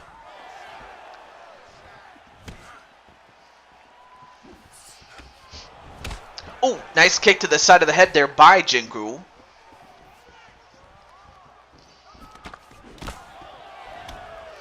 Nice uppercut there onto Jinku. And then a kick to the face of Jinku. Ooh, big kick to the face, and now down goes Jinku. Now both guys are stand-up fighters, but now we're going to find out who is better adapt to the ground. Right now, Atticus, who of course not that long ago was a more balanced fighter when he first started out. I'd have to think that still part of him knows how to fight on the ground, but now both men back up. I have to think that that knockdown might have helped him in the first round, if it should go to the judges. Now this is under kickboxing format rules where it's 5 rounds, but it's shorter at 3 minutes apiece.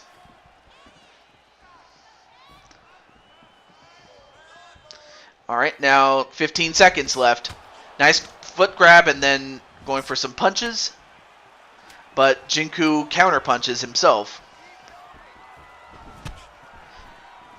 Ooh, a kick to the body and a punch to the body of Jinku, and that's the end of the first round.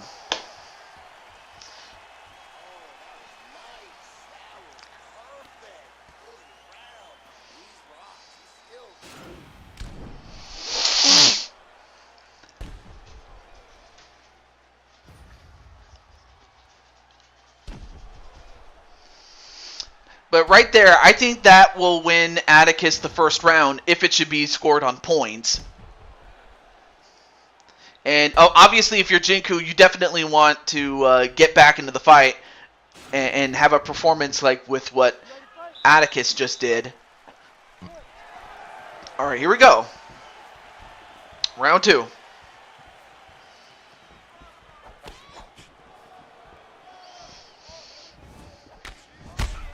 Oh, Jinku just got smashed, and of course Jinku, like I said, he's used to getting his way with his opponents, but I think he might have met his match against Atticus. But of course, it's not like Jinku has never been tested. He has. But like the old saying goes, Atticus is built different. A knee right to the gut of Jinku.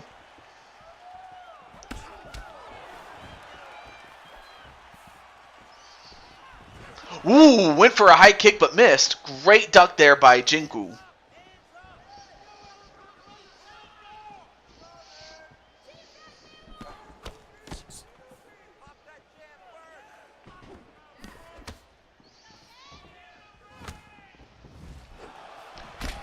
Another knee right to the gut.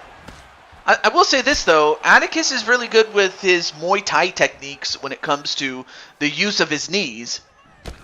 Another knee shot to the body.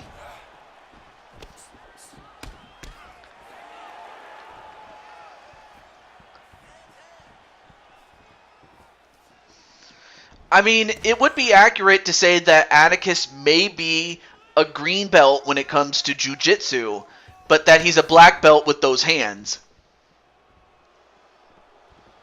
Correct me if I'm wrong, Mr. Atticus-san.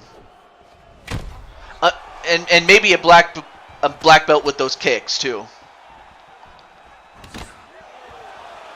Another spinning punch though, or the Hurricane, if you will.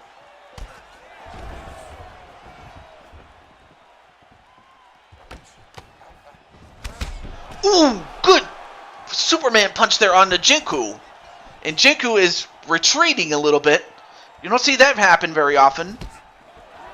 But I have to think that if, Jinku in character would be like, I'm coming after you. And that, oh. Of course. Thank you.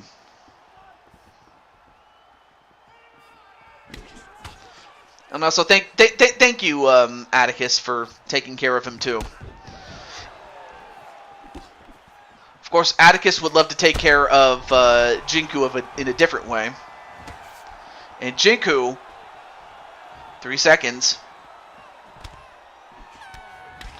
You're welcome. All right, so 2 rounds down, 3 to go, possibly. Come on, Jinku, let's step this up.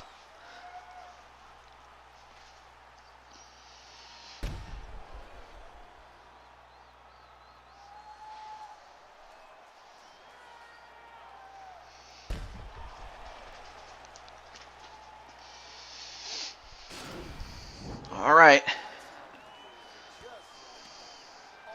Of course, there you see his corner. There you see Atticus's other friends, you know, the friends that you don't normally see with him.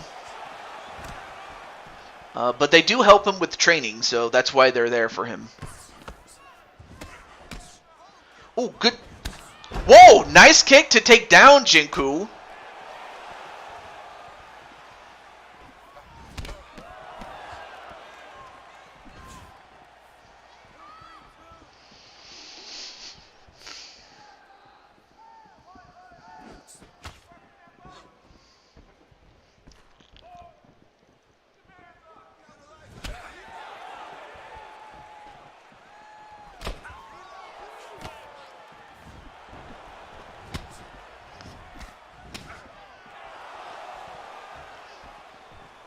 And hello to Claire Carey.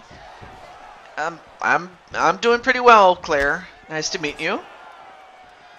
Right now, Black has, or Atticus Black, that is, has more than or close to doubling the strikes that Jinku has landed. Of course, the worst thing that Atticus could do at this point is get careless and drop his guard to where he gets hit real hard. And we've seen that happen with guys that did well in outstriking Jinku, but all it took was one big punch to put him away. Because he has that one punch knockout power. Or the potential for it.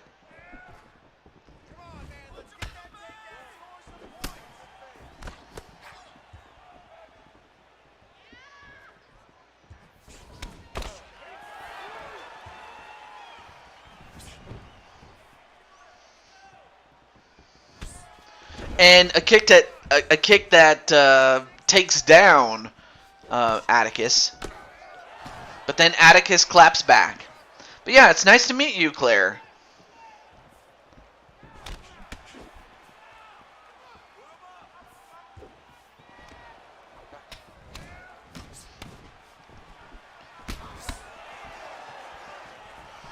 All right, so a little less than 40 seconds left.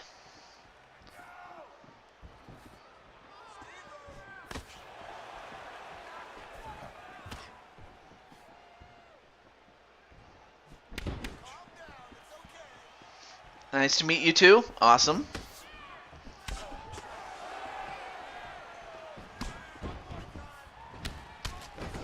Oh, and a kick that takes down Jinku, but I have to think that Atticus saw film, not to strike a man or kick a man who's already down. Oh, really? But well, thank you. I appreciate that, Claire, and I think it's, I thank you for that. I appreciate that, and oh, nice back kick there. Nice little bit of taekwondo on the part of Atticus to Jinku. Anyway, there you see Atticus. That would be Atticus Black in the chat.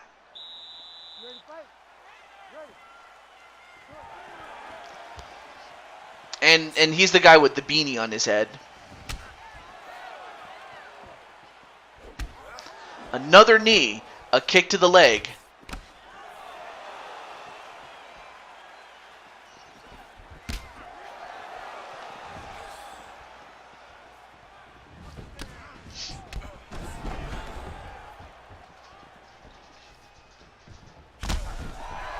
Oh, and now Jinku's starting to clap back a little bit.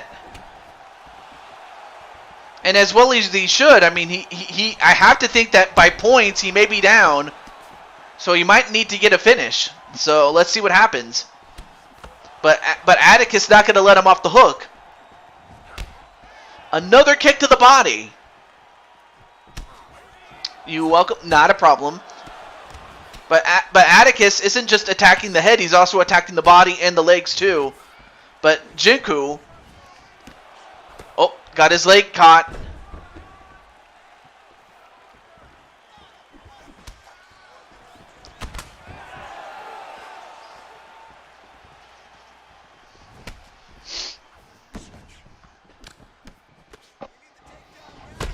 Oh, and a kick right to Jinku, and now going to try to finish off Jinku. But Atticus, of course, realizing he does not want to waste gas on him. He wants to make sure that he can knock him out. And Jinku was able to roll back onto his feet. Great move there by Jinku.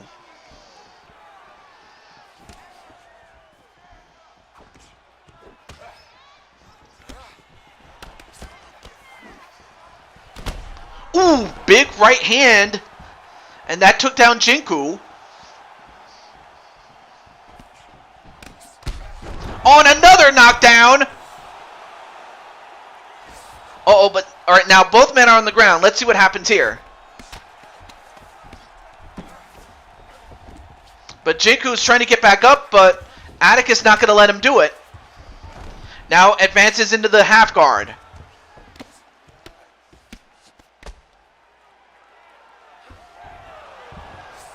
Jinku now turns it around, and now he's in the guard. And no, wait, both men got back up again. 25 seconds left in the fourth round. Another knee to take down. This time to the body. I have to think that those body shots throughout the whole fight have started to affect Jinku.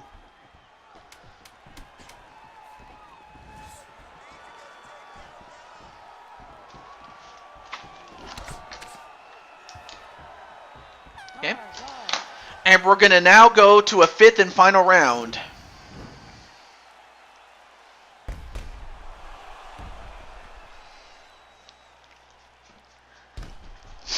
And you know what? Maybe I'm gonna have to go get some something to drink.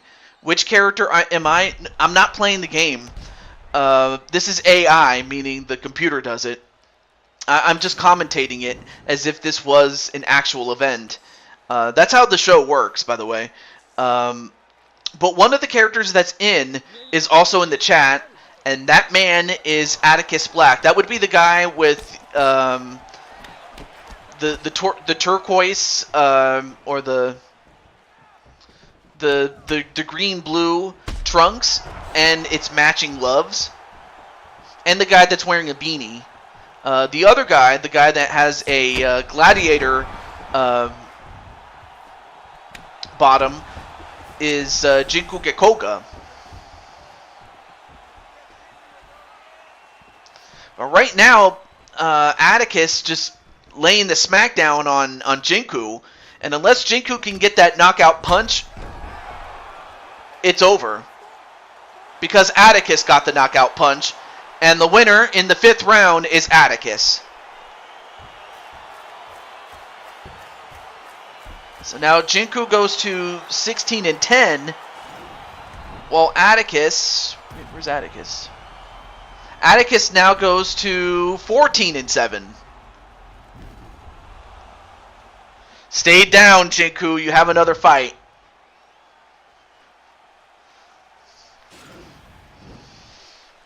Maybe I can make some commentary. But don't take this the wrong way, but I've never met you before. It'd be one thing if I've known you for like some time, and that's something no disrespect, but it's like, when you meet somebody for the first time, you don't ask for something like that. Maybe one day, but not on the first time.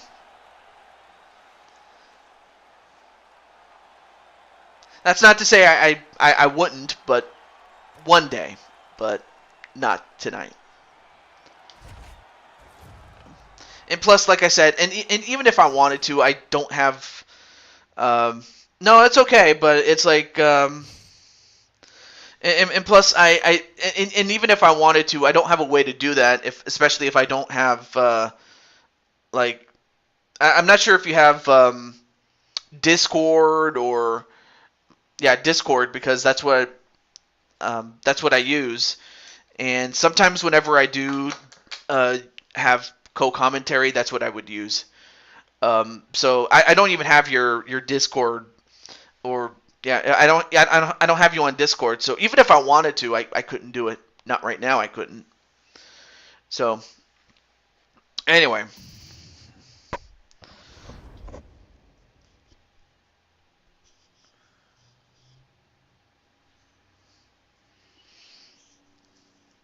All right, so let's get back to Feck and his show. No worries.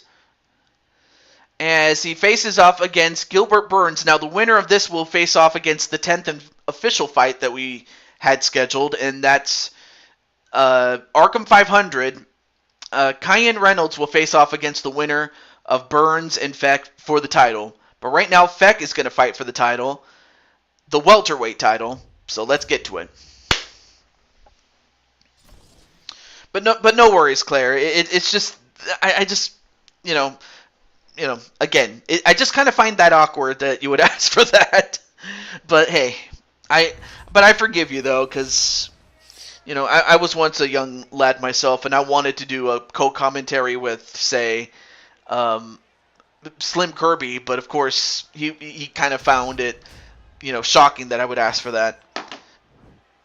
But I mean, I understand why. It was my first time, and so you're not the only one that's ever done it. So no need to feel guilty about it. All right. Back to the Hall of Famer known as Feck. Well, now that Atticus has his... I can't even talk. Now that Atticus Black has secured the win against Jinku, should Feck go on to beat Jinku, yes, Feck will reign as the champion for 24 hours. But then, by beating Jinku, Atticus Black will be awarded the Openweight Championship. Yes, that is true. Atticus will be awarded the title if Feck should beat him. And if not, as Atticus mentioned, he would be the #1 contender without question. But we'll find out what happens when we get to that. But up next is Gilbert Burns. But yeah, no worries, Claire. Just so you know. And speaking of which, let me go get something to drink. I will be right back. So let me do this, though.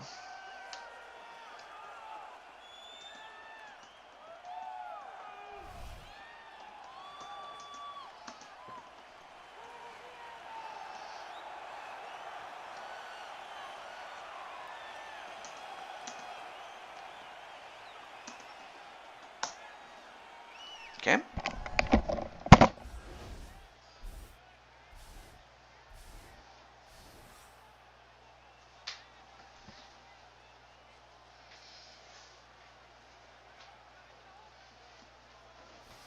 Ladies and gentlemen, this is the main event of the evening. And when the action begins, our referee in charge of the Octagon, Yves Loving. And now, this is the moment UFC fans around the world have been waiting for. Live from the sold-out Bell Center in Montreal, Quebec, Canada. It's time! 5 rounds for the undisputed UFC welterweight championship of the world. Introducing first, fighting out of the blue corner. This man is a jiu-jitsu fighter, making his professional debut here tonight. He stands 5 feet 8 inches tall, weighing in at 170 pounds. Fighting out of Toronto, Ontario, Canada. Presenting the challenger, the King. And now he's the champion, fighting out of the red corner. This man is a mixed martial artist, holding a professional record of 20 wins, 5 losses. He stands 5 feet 10 inches tall, weighing in at 170 pounds. Fighting out of Boca Raton, Florida, ladies and gentlemen, presenting the reigning, defending UFC welterweight champion of the world, Gilbert Burns.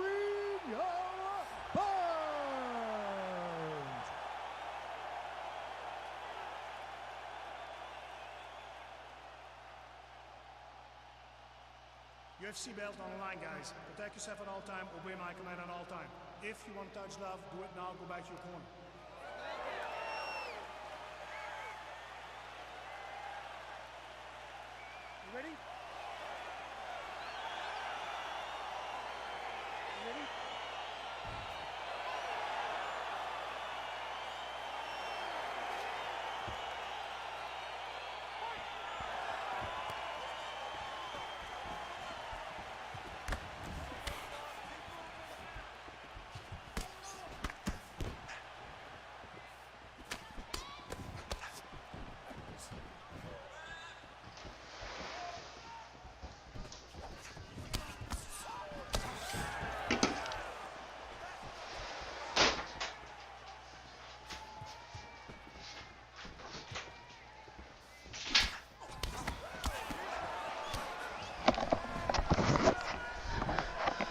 Anyway.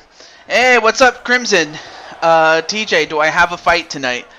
Not officially, but if you want a bonus fight, I will add you to the list. Anyway.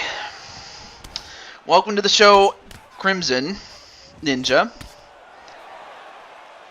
You like these two characters? Well, one of them is, you know, an in-game character and a real-life fighter, Gilbert Burns.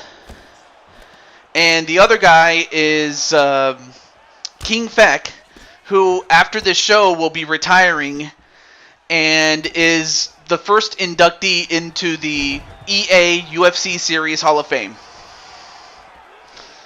Alright, so let me just, like Steve Austin, open up a can.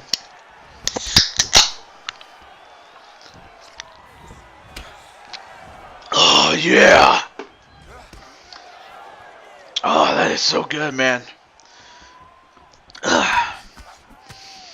Okay.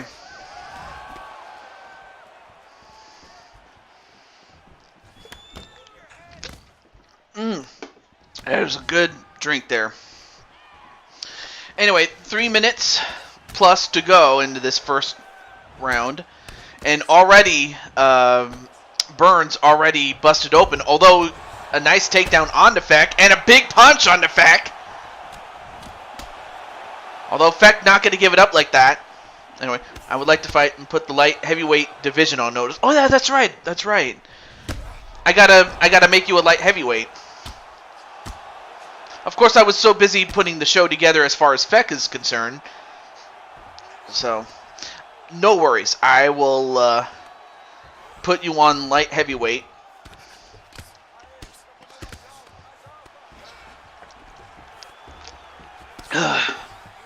And it did. Although now, turns it around and now is on the top position. And keeps it on Gilbert Burns in a half guard, rather. Excuse me. Alright, cool. Although right now, Feck can just simply bludgeon him if he wishes, or just go for the body and work on it. Now in a guard, and now goes for the guillotine. Does Gilbert Burns. And let's see.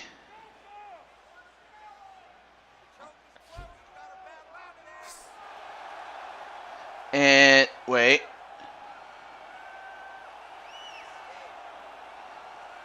And I think, if I'm not mistaken, I think Feck might have just figured it out.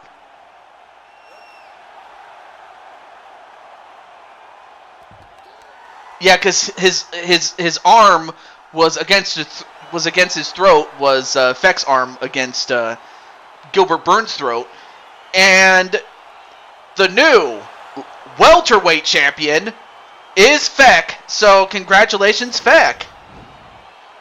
So now Feck is 2-3. Oh, shoot! I accidentally did that. I did not mean to do that. He is now 2-3 on tonight's show. He has already won the featherweight championship, but the welterweight championship now belongs to Feck. And he moves his overall record to 47 wins and 15 losses. So congratulations to Feck on not only becoming the welterweight champion, but also featherweight champion, which means that he is officially the first ever champ. He's now Feck 2 belts. So congratulations, man.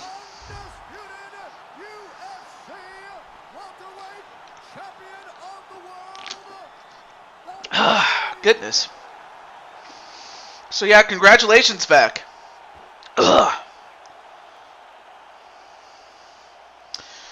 Okay, so Crimson will have his bonus fight. But like I mentioned before, you only get one bonus fight, because unless someone else challenges you, that's your bonus fight. Anyway, congratulations to Feck as he gets the win in the first round. So he makes quick work of Gilbert Burns. But we now move on.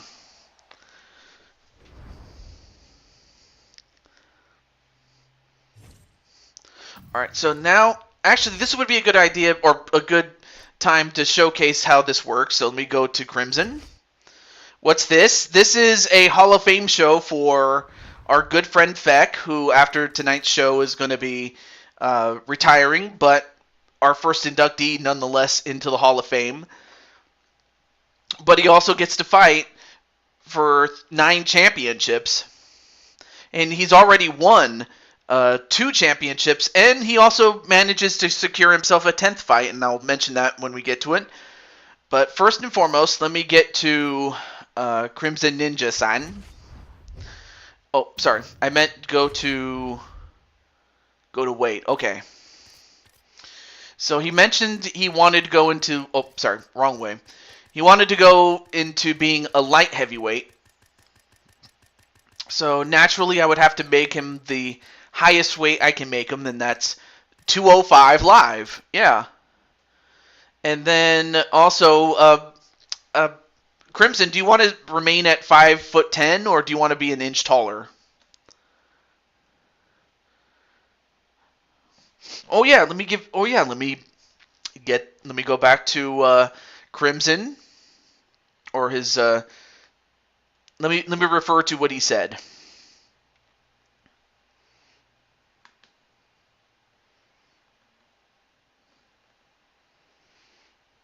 Okay. I guess all right, so he'll stay at the... All right, let me go to clothing. Oh, the style. I'm sorry. Style is that he wanted to be Vanguard. All right. Let me go to clothing. He wanted the Pride gloves. Oh, excuse me. So right now I'm just referring to what he mentioned. So there it is. Pride never die.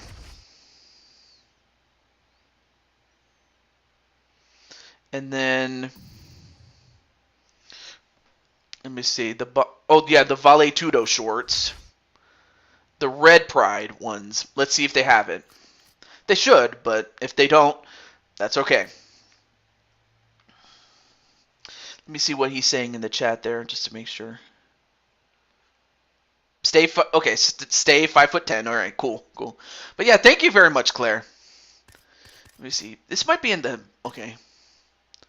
Ooh, that looks cool. And then this one, this is good if you wanted to be part of the New Day. Okay, so Pride. Where's Pride? Okay, there's Strike Force, but where's Pride? Pride is right here. Let me see. Let's see. Do they have... Oh, the red ones. You wanted the red ones. Okay. So thankfully I have UFC points. So that means that not only can you use it, but anyone else who comes along and say, hey, I want to wear the red Pride shorts, well, they could do that too. So there you go. Oh, you wanted to do blue? Oh, shit. Oh, match the gloves. Oh, shit. Of course, this is a PG-13 stream. All right, let me go back down.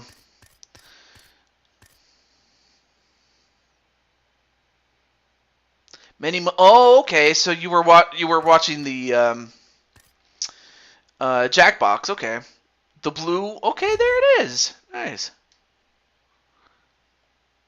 Yeah.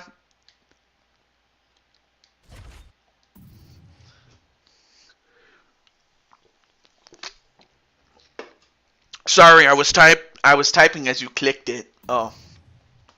All right, let me see what was also said. In terms of appearance, you wanted Style 50, which was the Mohawk. Oh, I did not mean to change it. Shoot. It was right here. So now you have the Chuck Liddell look. I like it. Or no, you said, then you would later said number 80. Okay. see. So this is what 80 looks like.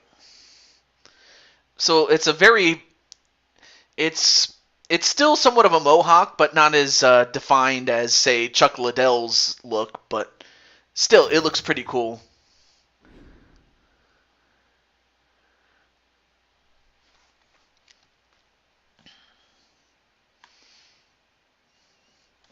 Okay, now to go to body, which is just simply the build. This is the one that you wanted, and it kind of matches given the fact that you're not lanky anymore, you're just big. So it definitely fits you. It really does. And then the last thing was the mouth guard. And it has fangs, so let's give you some fangs. Oh yeah, and I have a new emote, so I might as well share that with you. Oh, with tauns.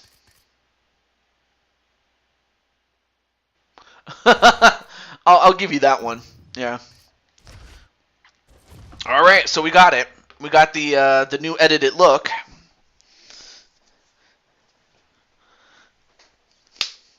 But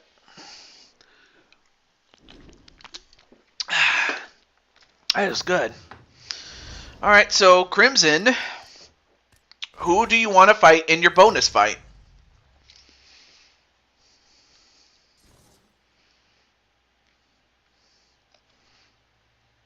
All right. I forgot to ask who you wanted to fight.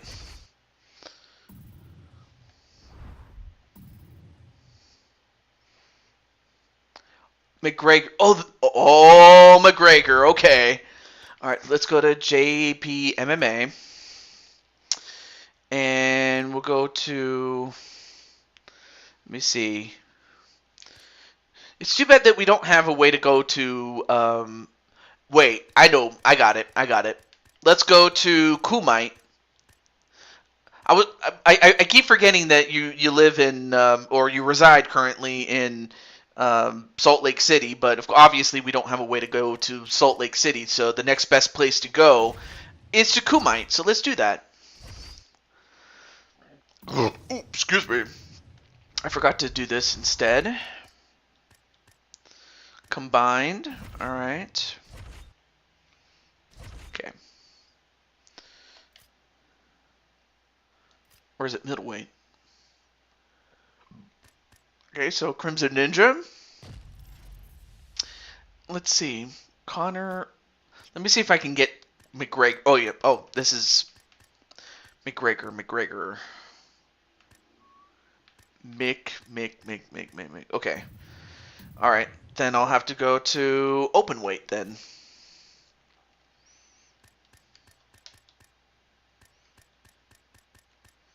Crimson.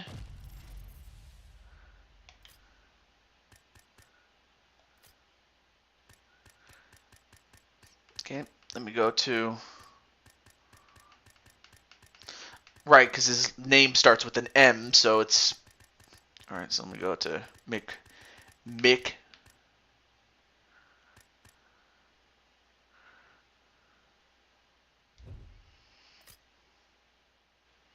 Okay.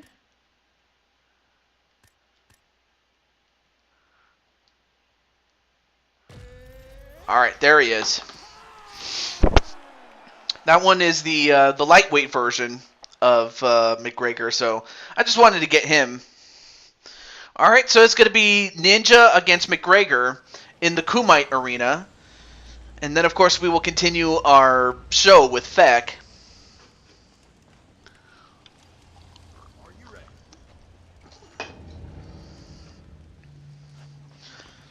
Are you ready?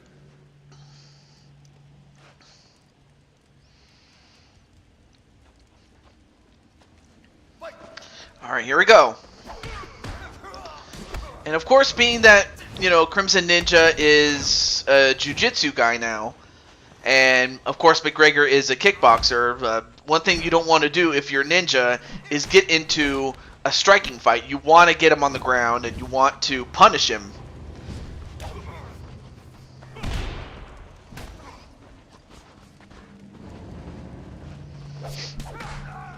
Oh, nice punch there onto McGregor, though. It's pronounced Kumite. Kumite. Oh, I did not know that. Kumite.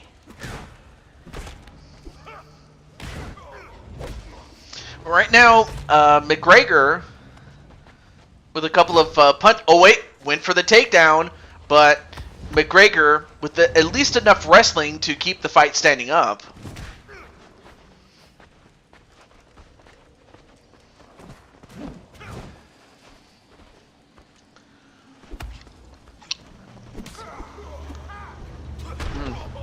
That is good.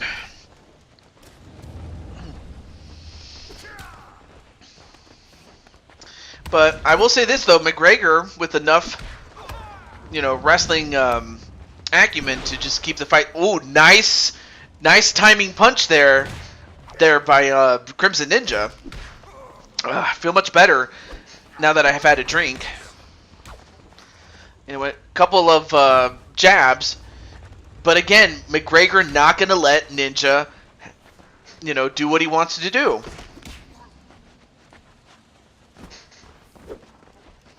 And then Claire's like, "Go Ninja!"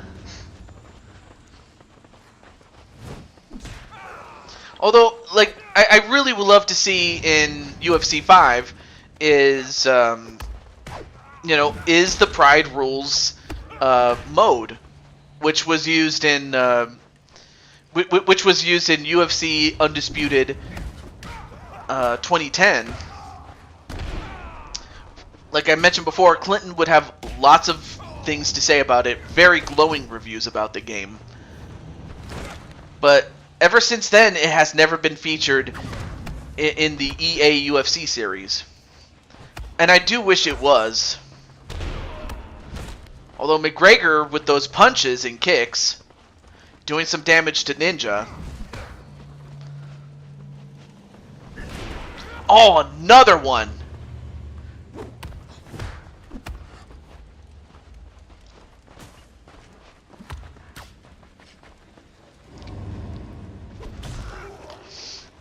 Although a well-placed kick there to the leg of McGregor.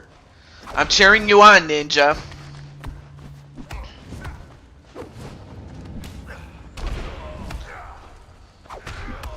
Oh my goodness, now he takes down Ninja. Although I think he might have gotten him right where he wants him, and that's... Oh no, wait, Ninja kicked him away. He probably should have kept him on the ground. Oh, well, he manages to take him down anyway. Well, now this is where Ninja can do his damage, and that's set up for a submission, if not try to bludgeon the man. Well, now he gets him in a side mount, now goes to the north-south position, and, he tried to go for the north-south choke, but now in a sprawl position. Now goes from behind, and tries to get on top. Nope. Alright, well, now is in the guard of McGregor.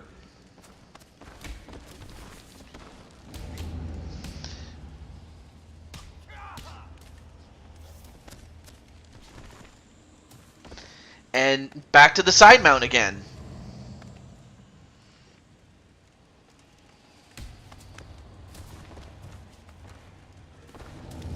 And McGregor not letting Ninja get on top of him. And McGregor tried to get back up, but he cannot. Again, but denied by Ninja.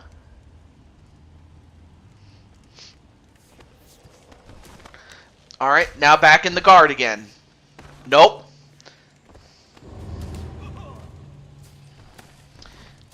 Moves over to... Oh, now he's got him in the arm triangle now. Well, now we'll find out if McGregor can escape this.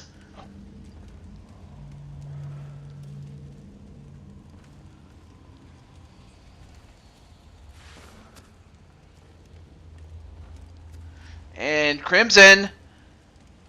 Can he get him, or is McGregor going to escape? And McGregor escapes for the moment. But Ninja still is on top of him.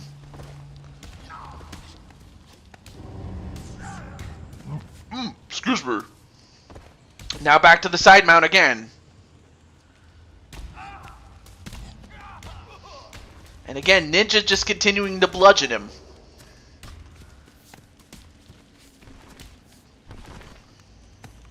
And McGregor, well, he tried to go for a guillotine, but that didn't happen. Now goes over to McGregor. But McGregor, he tried to reverse it, but now he's on top position. This is where you don't want to be if you're McGregor.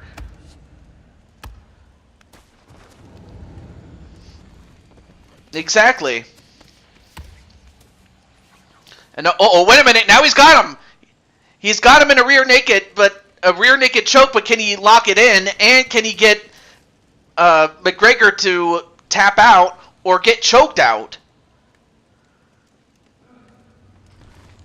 Uh-oh. This is not good if you're McGregor. And that's it. He got him to tap out. And that's going to give Ninja the win, as that improves his record to 8 wins, 7 losses, and a no contest. So congratulations to Crimson, as he beats McGregor.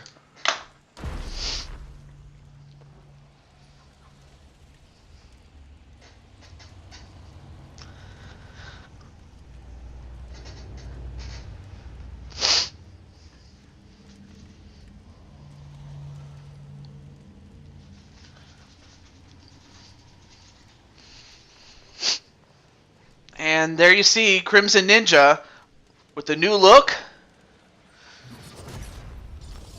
and a victory. So, got him, man.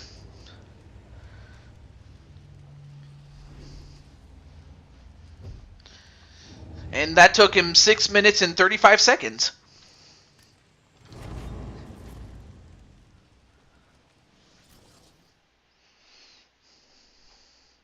Yep, he did. All right, let's get back to the Feck's show. But congratulations, Ninja, on getting a huge win against Conor McGregor. But I have a feeling that the rest of the competition will be put on notice. You go after the meanest dog in the yard. Yeah, even though, despite the fact that, you know, McGregor is small in terms of stature, McGregor, however, is large when it comes to being the more notorious dog in the yard. Without question, he is very mean, is Conor McGregor. But yeah, without question, he is the meanest dog in the yard. So now we move on to, well, it was Israel Adesanya who was put in, but of course this was before I realized that someone else had just beaten Adesanya, but it is what it is. So it's going to be him against Feck, and we'll find out if Feck is going to become Feck 3 belts. So will that happen, or will Adesanya defend the title? Let's find out. But congratulations to Crimson Ninja on beating the meanest dog in the yard.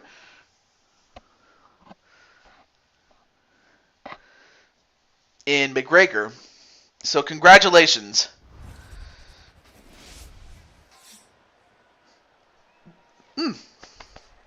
Excuse me there.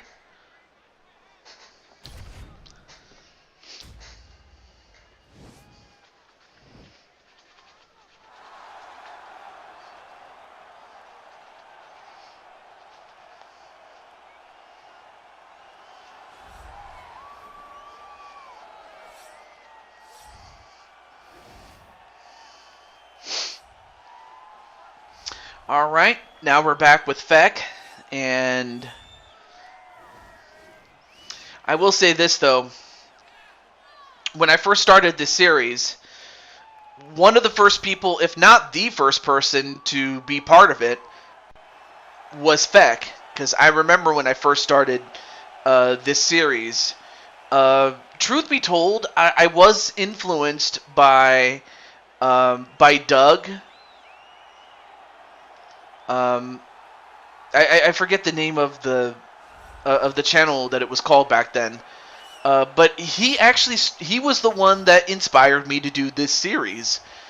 And unfortunately, it didn't really go anywhere but beyond like the first 3 episodes, really. But it was that show that gave me the idea to do what I usually do with Blue Toad Wrestling on the WWE series and be like, hey, why not try to do something here with UFC? So that's what happened, and of course one of the first people to be on board with it was, yes, Feck. So yeah, Feck was there in the beginning. There were others too, but including Brandon, but Feck was really the first one. However, Feck is going up against Israel Adesanya. Gentlemen, this is the main event of the evening. And when the action begins, our referee in charge of the Octagon, Herb Dean. And now, this is the moment UFC fans around the world have been waiting for. Live from the sold-out Bell Center in Montreal, Quebec, Canada. It's time! 5 rounds for the undisputed UFC middleweight championship of the world. Introducing first, fighting out of the blue corner. This man is a jiu-jitsu fighter, making his professional debut here tonight.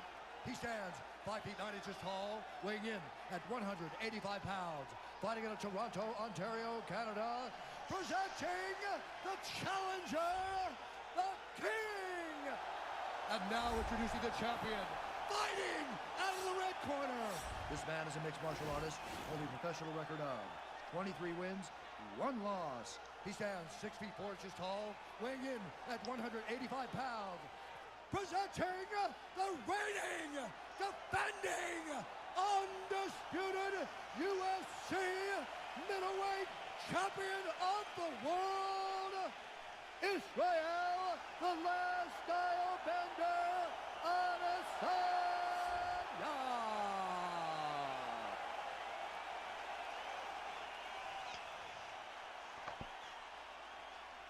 All right, this is for the championship. You've been given your instructions in the dressing room. Protect yourself at all times. Follow my instructions. We will have a clean fight. Touch gloves. Let's make it fair. And Feck does not touch gloves. I don't know. That could be a bad omen, though. Anyway, it's time. And ooh, nice side flip there. Nice cartwheel, actually. And of course, Feck doing his best Shawn Michaels impression. Sorry if I wasn't talking very much. I just wanted to preserve my voice as much as I can. Fight underway. Ooh, nice first punch to start off on Adesanya. But really though, you don't want to get into a kicking fight with Adesanya. I mean, you want to do exactly to him what you did to Gilbert Burns. Brent Burns is someone else. And then a kick right to the face, though. Of course, Feck being Feck, he ain't afraid. Although, he actually got one on Adesanya. Although, I would have to think that was more on him for letting his guard down against Feck.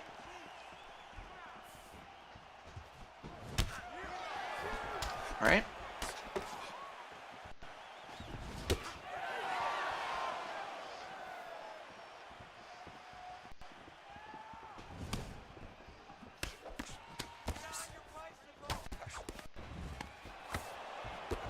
And then, ooh, nice leg grab and a couple of punches.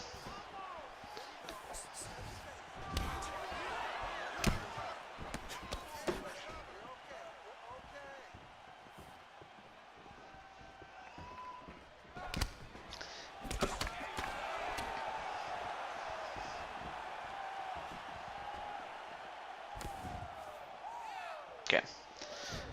Oh, nice avoiding that long kick of his, did Feck.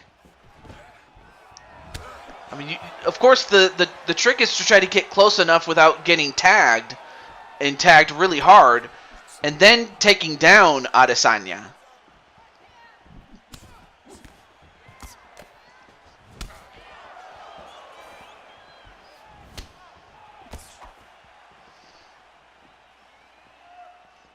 All right. Which Toy Story movie was the best? 1, 2, 3, or 4? Ooh, that's a tough one. That's a really tough one. Oh man.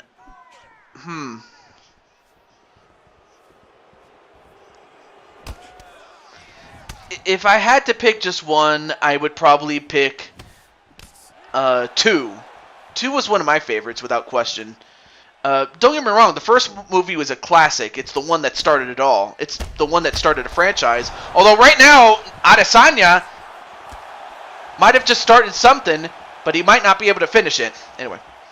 Has Feck versus Jinku happened? No, it has not. It hasn't. We're getting close, but it hasn't happened yet. 3 is the best in my opinion. Without question, 3 is also great, as it ended the Andy trilogy. And the fourth one I haven't really watched, and I really can't give you an honest opinion of it, although some people say it was the weaker of the 4. Not to say it was bad or anything, but that's what I heard. That's the consensus on that one, from what I heard. But no, 3 is a great movie too. I watched it. It was awesome.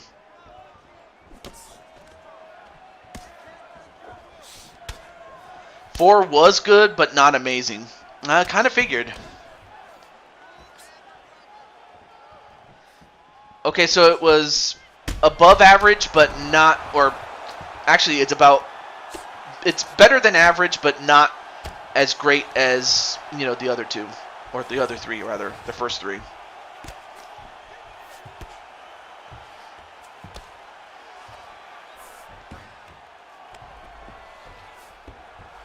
Fourth was good, but had some world building problems, and the ended. The ended? What? Or was it the ending? Oh. Although right now, Feck in top control, now on the back. And look at all that blood. Look at the blood. Some of it belonged to Feck, but it also belongs to some of his opponents.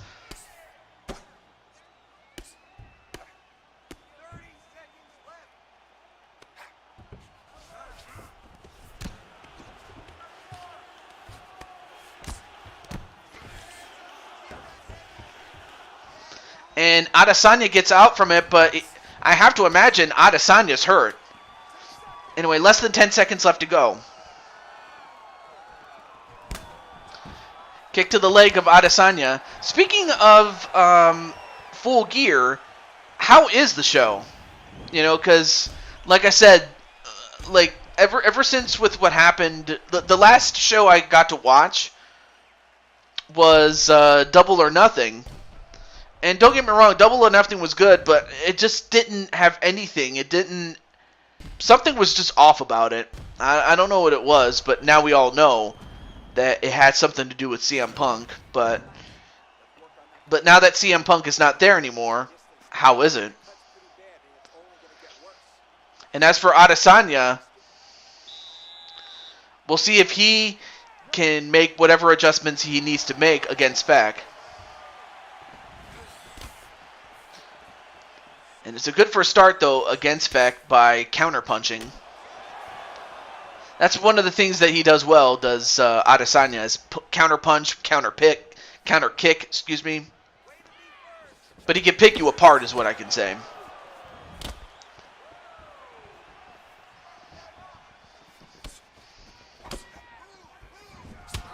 Oh, nice spinning kick there onto Feck, onto the body.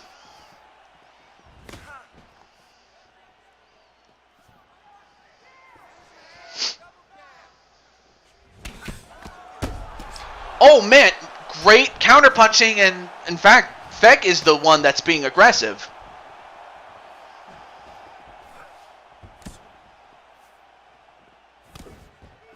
Why did Woody abandon his family over a girl that...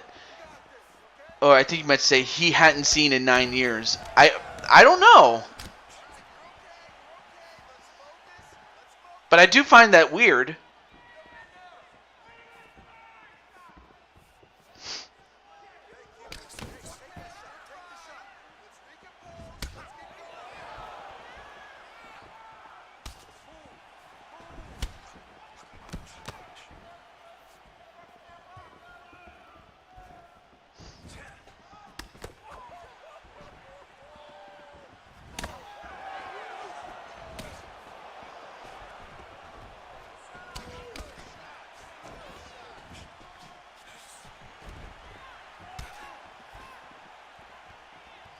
All right, so anyway, I'm just trying to wrap my head around like why did Woody do that?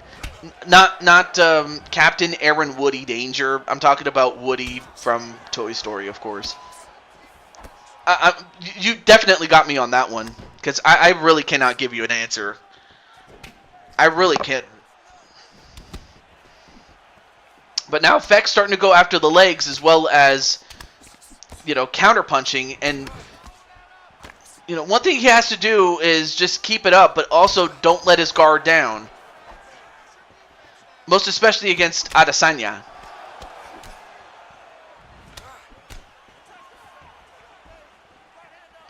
All right, so 2.5 minutes left to go.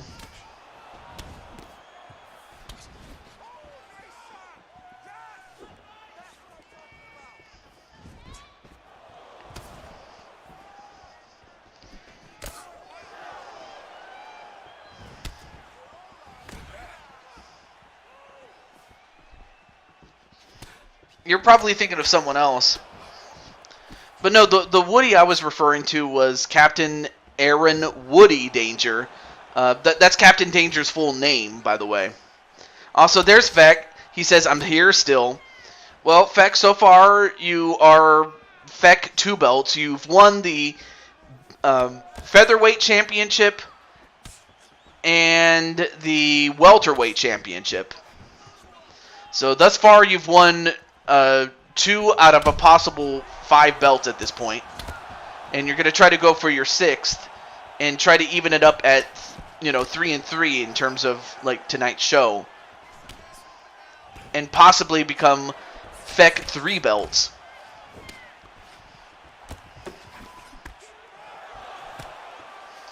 But, I mean, if you're Feck, I mean, obviously you want to try to get, you know, a submission or get him down. And this is not what you want to do against Adesanya, especially as the fight goes on, because now he can do this to you and punch your lights out.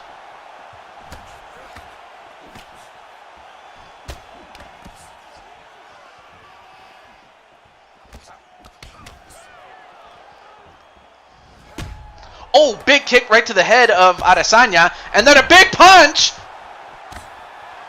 But Adesanya gets right back up before Feck could go in and finish him. And Adesanya wise to do that, knowing that if he stayed there, that Feck would have gotten him. And then Claire's like, go for the chest.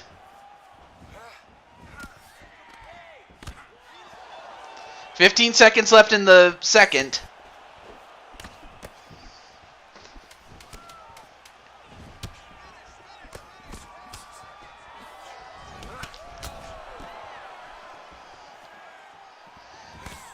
Alright, well, a kick to the chest, and that's going to do it. Man, what a fight between these two.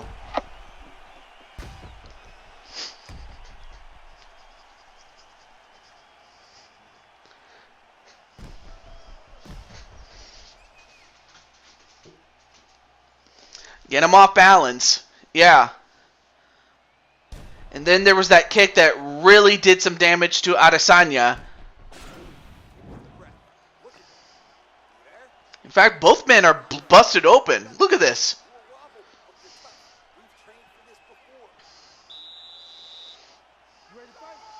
Besides, if it was Woody who abandoned the family, why can't the Fork be alive? Exactly.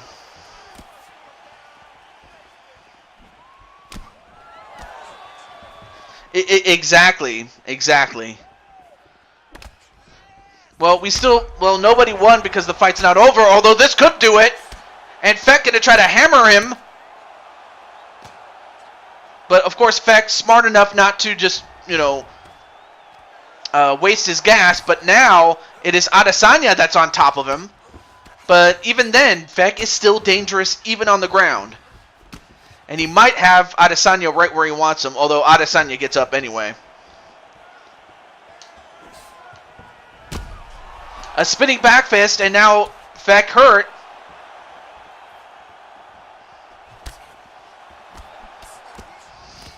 Yep, goes right for the chest with some of those punches. And actually, there's only about a 15 punch difference or strike difference there between the two men, with Adesanya slightly getting a better number.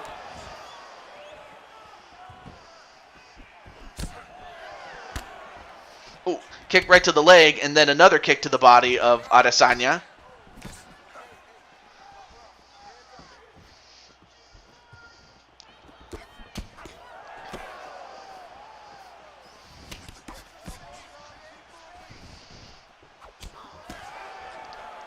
And of course, the one thing you don't want to do if you're Feck is throw punches willy-nilly and kicks willy-nilly, because if you miss and Adesanya hits you, you're pretty much done.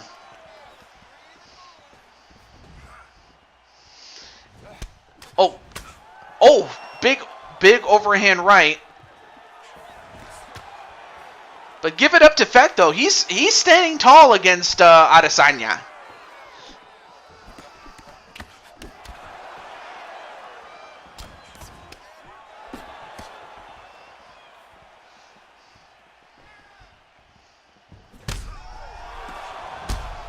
Oh, and a huge punch that takes down Feck, and that kick probably would have knocked him out had that knocked him down, but it was Feck who knocked him out. Congratulations to Feck as he gets the big win with the big kick, and he is 3 for 3, or 3 and 3, excuse me,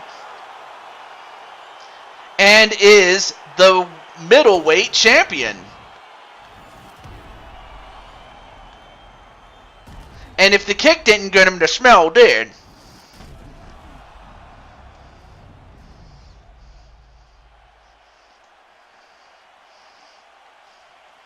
And Feck is now 3 belts. And he moves up to 48 wins and 15 losses. 48 wins and 15 losses. 2 minutes, 23 seconds of the third round. Declaring the winner by knockout and new UFC middleweight champion of the world, the King. Well, if nothing else, it definitely adds to his resume that he is the featherweight champion, the welterweight champion, and now the middleweight champion. So now, and the fact that Feck is the first champ will now make him Feck 3 belts now.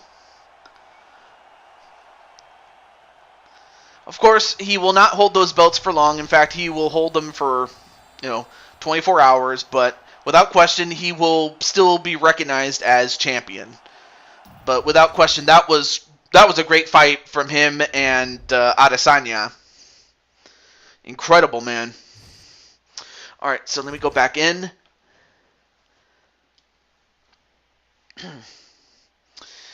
But now let's see if he can fight the man or beat the man that that Cole Weston couldn't beat. And that man is Paul Craig, the current light heavyweight champion, excuse me.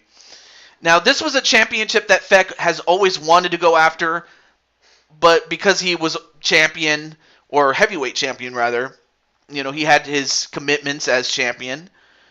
But this time around, he gets to go for it, and if he wins, he'll become Feck 4 belts. Let's see if that happens. Also, let me know if you think that Feck is going to become that, or if Paul Craig is going to defend the title. So do let me know.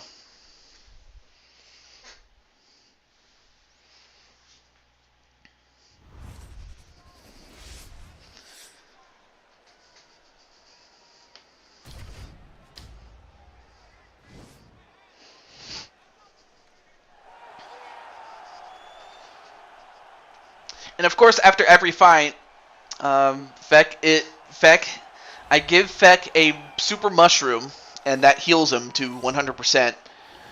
But again, it makes him grow into a weight class more than he was before.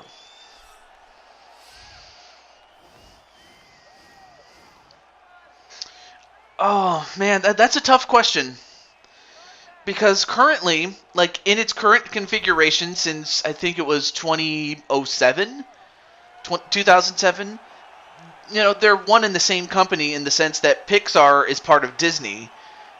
But, I mean, during the time that Pixar was its own thing and that, Disney was, merely distributing the video or the movie, I would say that from 1995, prior to being part of Disney, in 2007, before 2007, from 1995 to 2006, I would say that Pixar was the better studio because Disney, actually, at first it was Disney, but then, of course, with Toy Story, Pixar just took over and they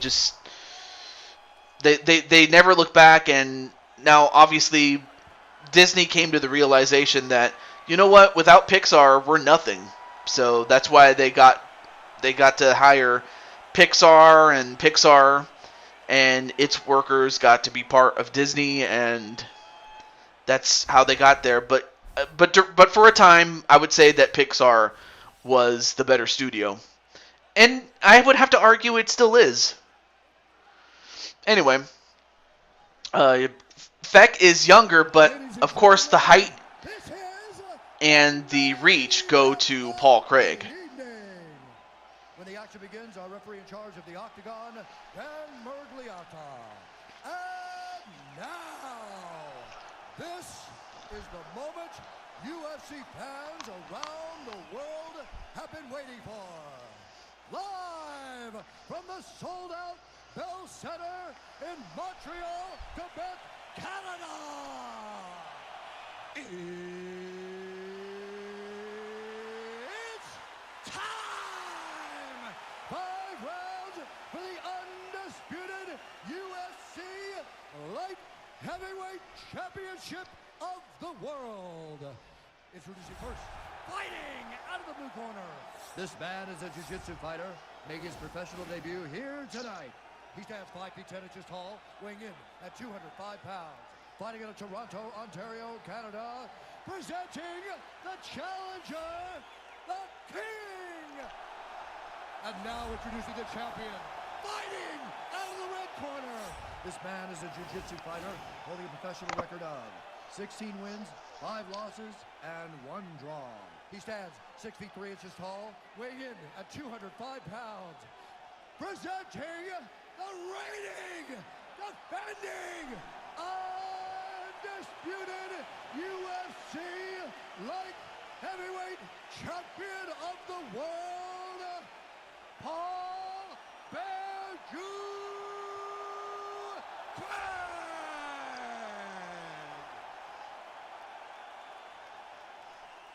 All right, this is for the UFC Championship. I want you to obey my commands at all times, protect yourself at all times. I want a nice, clean, safe fight. Touch gloves, back your corners, come out fighting. All right, both guys touch gloves.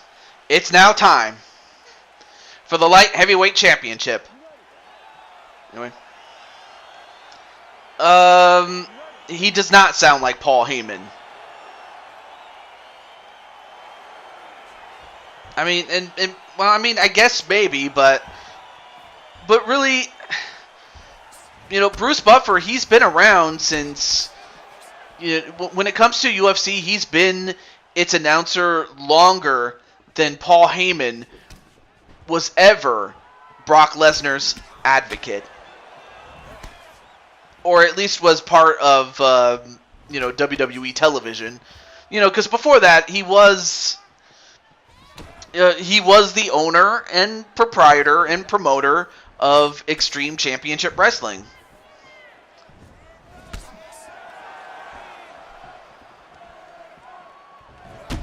Oh, and a big kick right to Craig, And Craig, now both these guys are jiu-jitsu fighters, so it's going to come down to simply execution. So even if the fight goes to the ground, Feck knows what he's doing down there. Anyway. And then Crimson Ninja says, TJ, who is the light heavyweight champion. You're looking at him right now, and his name is Paul Craig. That's the guy that's facing off against Feck. So yeah, that would be the guy in blue, who is the light heavyweight champion right now.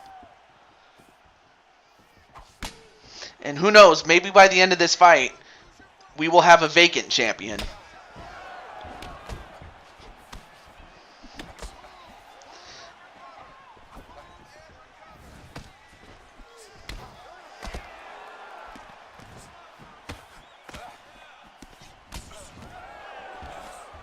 And went for a takedown on Feck, but not quite.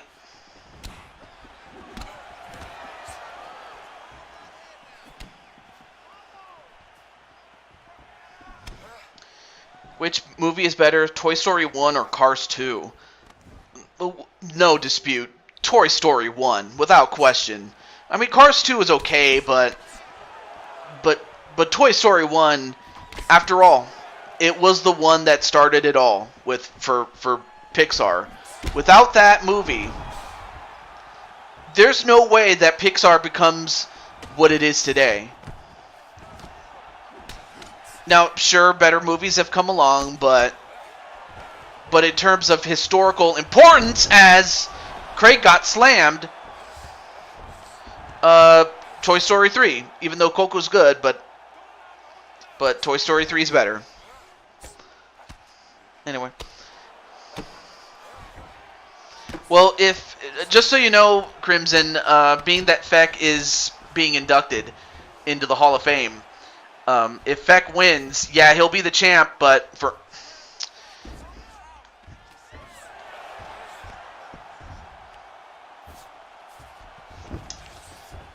as I was about to say, if Feck wins, yeah, he'll be champ, but then after a while, he will vacate the title, and it will be vacant.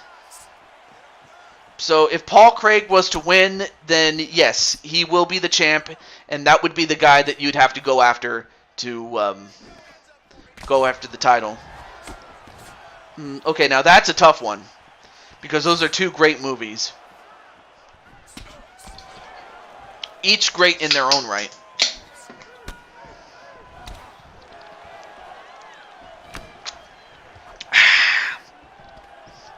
That's good. Ugh. But yeah, each one has its merits, really, but that one's actually tough. Because the last two matchups that you put up, there were no disputes there.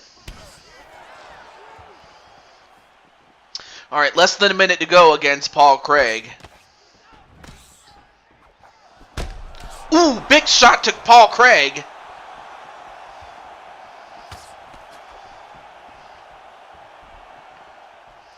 I mean, of course, you know, being that we do have enough guys for, you know, the light heavyweight championship, I mean, I guess I would have to go with Up. Just barely, though, but Wall-E's a great movie in its own right, but I had to give it up to Up by just slightly, the razor-thin margin, really. And now he's got him in a guillotine, does Paul Craig, but does... No, he does escape. Okay, cool. All right, now 10 minutes, or 10 seconds, excuse me. And Feck using some Muay Thai techniques against Paul Craig. And that's the end of the first.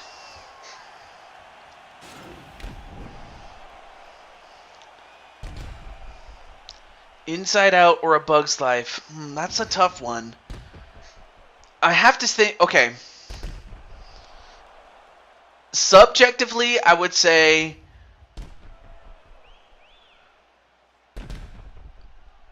Subjectively, I would say A Bug's Life. But objectively, I would say Inside Out. So if I had to go objectively, I would say Inside Out. You know, because... I mean, I loved A Bug's Life, but Not too many people did. In fact, some people say it was one of the weaker of the movies, even though I absolutely loved it for what it was.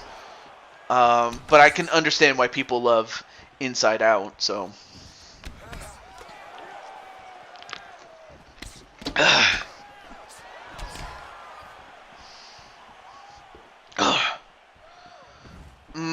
That's also tough.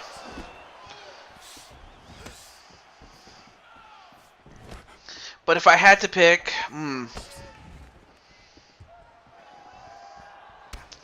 that's a tough one. It's very tough. But just by a razor-thin margin, I'd go with Toy Story 3. But right now, let's focus on the fights there, RS. I mean, I understand that you like these things, but it's like, let's not take anything away from Feck, though. But, I mean, without question, though, those are two great movies, but if I had to pick, it would be Toy Story 3 by a thin margin, really.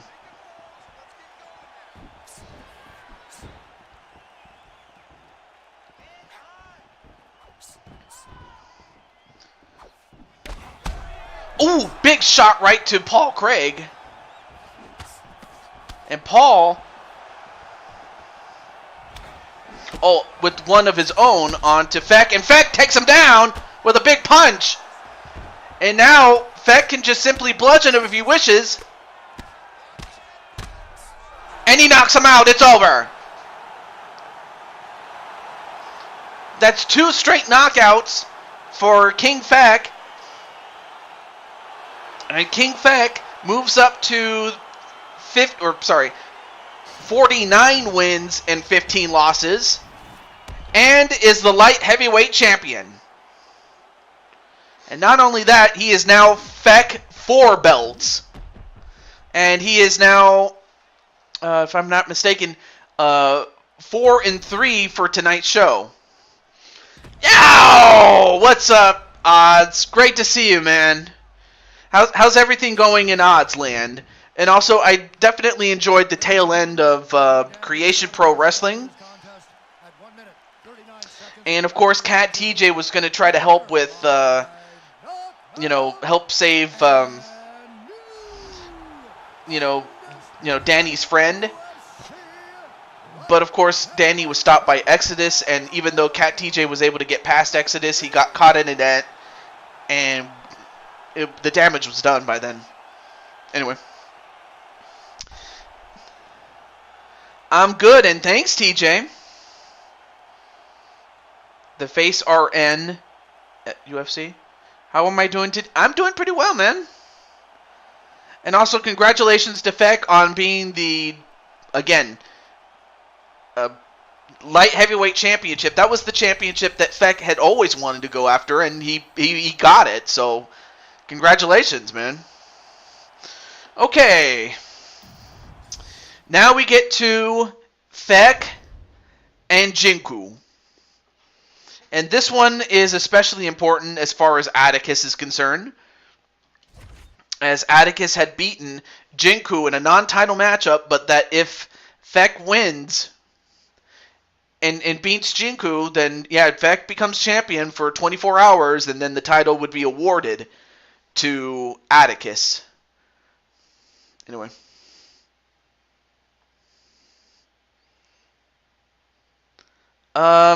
Definitely up. I will go that one. Anyway, let's move on to our next fight. Oh yeah, let me let Jinku know. Hang on a moment. Let me just let him know.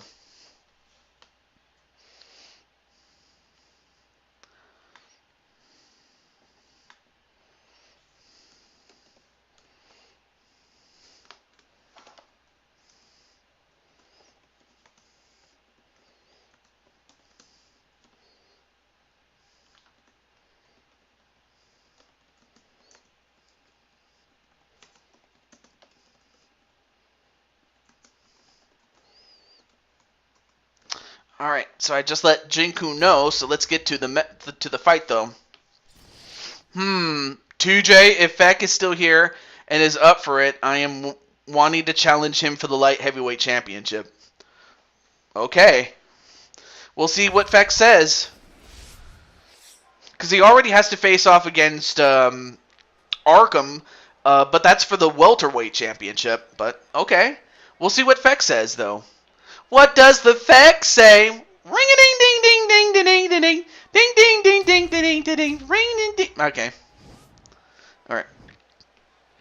Oh, you're doing a Pixar tournament. Oh, okay. Oh, okay. This one's tough. Up versus oh, Feck. Okay. So Feck has yet another fight in him. Anyway. Very tough one. Very tough. But if I had to pick Toy Story 3. I have to pick Toy Story 3.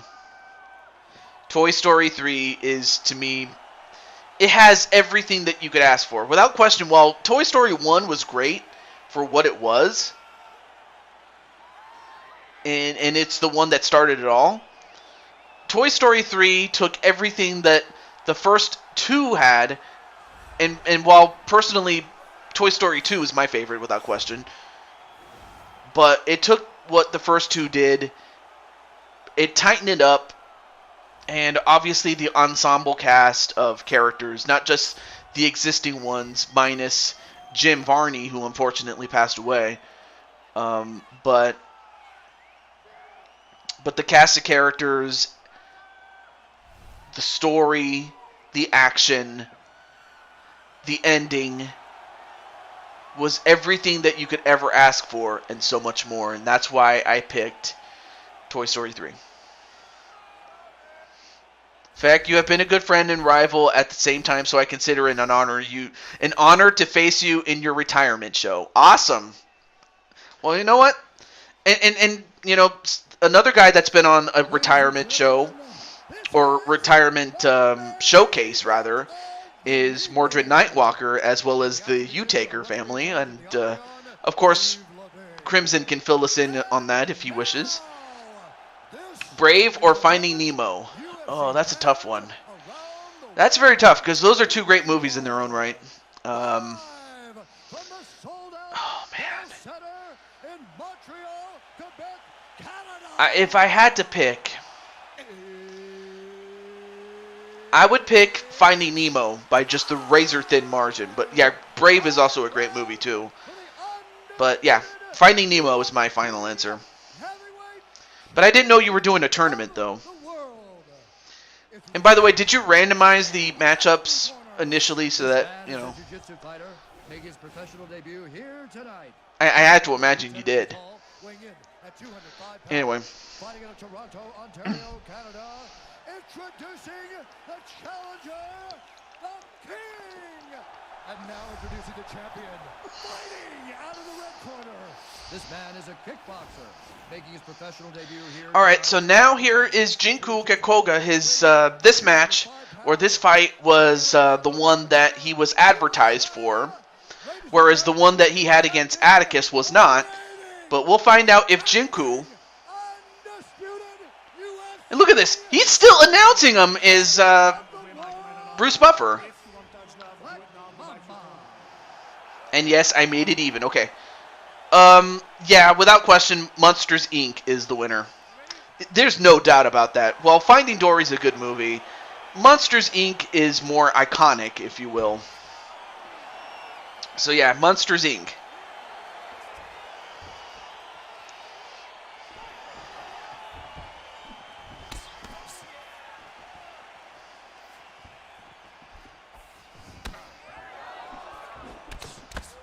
And Feck, ooh.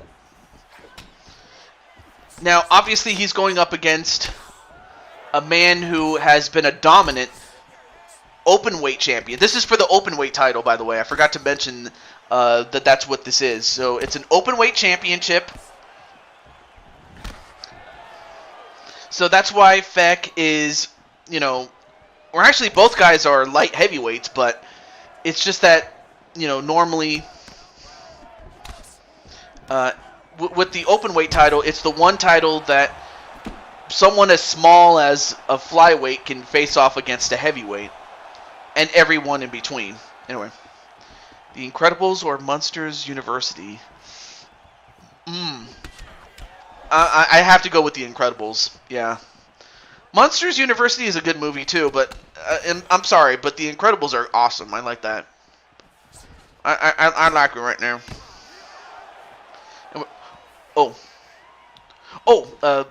Well, as someone who's been trained by the U-Takers and Nightwalkers, I can tell you that the legacy that they leave behind is a good time. Is in good time. In good hands. Oh, I'm sorry. Good hands. And then Atticus says Incredibles hands down. Alright, well, here's the fight, Atticus, that you were wondering about. We'll find out if Jinku can hold on to the title. And if he does, then obviously the first challenger right off the hop is going to be Atticus. If not, Atticus, after 24 hours that Feck holds this title, will be awarded the title here. Okay. Incredibles 2 and Toy Story 2. Now, I will admit that Incredibles 2 is, without a doubt, of a more than worthy sequel to the first. But I have to give it to Toy Story 2. Yes, Toy Story 2 gets the nod, even though I know that some people love The Incredibles 2. And I do too. But between the two, Toy Story 2. That's my final answer, though.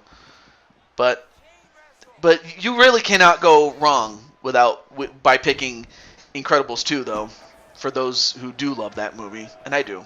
But Toy Story 2.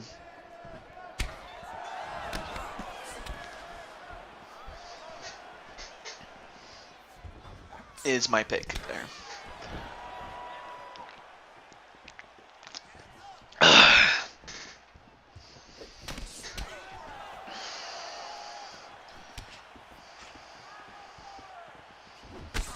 Ooh, big punch right to Jinku. Monsters Inc. Disney's / Pixar's low rent. Ah, real monsters. All it a hot take if you want. Oh. I didn't realize that was just a low budget version of Real Monsters. Cuz I saw, Real Monsters and I was like, wow. I didn't know whether to be scared or just be creeped out or weirded out, really. Because some of the monsters in Monsters Incorporated, they're also weird too, but they're not scary as like some of the, like the Michael Myers movies or Jason Voorhees. But that all comes down to dismembering people, which I'm, on a personal level, I'm not a fan of. Not a fan of horror movies, but I understand the appeal of it, and not to judge. It's just not my cup of tea.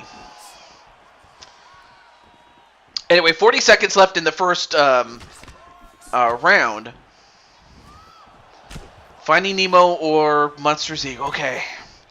Now this is tough.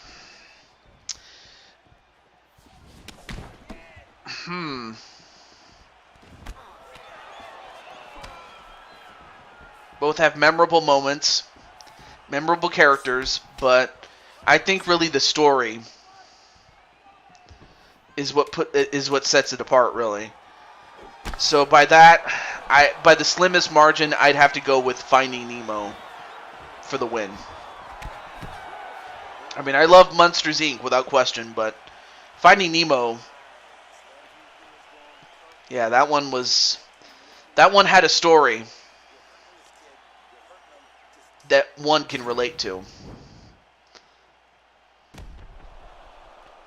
But I will say this, though. Feck is taking it right to Jinku. The Incredibles or Toy Story 2? Again, The Incredibles are just that. Incredible. The movie has a message and it delivers. And, of course, the consistency is there. And while it has a much tighter production than that of its counterpart, in the end, if I had to pick, it'll be Toy Story 2. I just love Toy Story 2 because it had everything the first one had. And while the third movie's great in its own right, Toy Story 2 just has that. It just had so much more. So, Toy Story 2. Ugh, excuse me.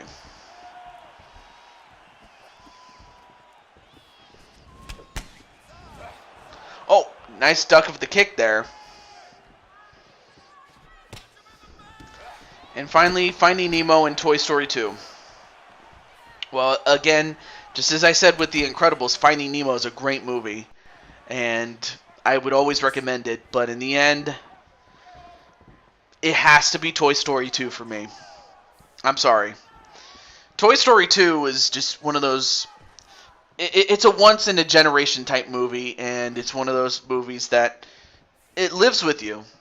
Even long after you've stopped watching it, when you watch it again, you remember it like the back of your hand. It's just that memorable of a movie. I mean, of course, agree to disagree, and I definitely can do that, but each person has their own favorite movies. Okay. Oh, finals. Toy Story 2 or Toy Story 3? As much as I love Toy Story 3, and Toy Story 3 was the one that wrapped up everything in spades, but for me, Toy Story 2 had something that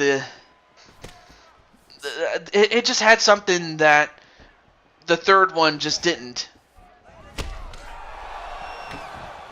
And that's in that it wasn't as overly it wasn't as overly done as the third movie, but it definitely was a far better productive movie than the first one. So it was a very good in-between type movie. And that's something I wanted. I want that and the story and the characters, the ensemble cast. It has everything that you would ever want in a movie. At least for me it does. And for that, Toy Story 2 is my definitive winner. But again, you cannot go wrong with most of the movies. I say most because if you ever get the chance to go to Dave Down Under, he ranks all the Pixar movies from worst to best. So yeah, Dave Down Under. What's match 10? Oh, I'm happy you asked, Jose. Because it's going to be Feck, well, now that we know that he won, against Arkham 500 to defend the welterweight championship. And whoa, what a spinning kick onto Feck! And how did Feck how did he not go 99 after that kick? Because most guys would have been knocked out already. Alright. Yep, Toy Story 2 is the winner for me, but again, you cannot go wrong with any of those movies. Most of them, anyway. But you cannot go wrong with this fight either. A minute and 10 seconds left. Oh, grabs the foot. And another kick to the face of Feck. And then, just as Jinku was about to do a spinning move, he got kicked in the legs and it caused him to fall. But he got up really quickly.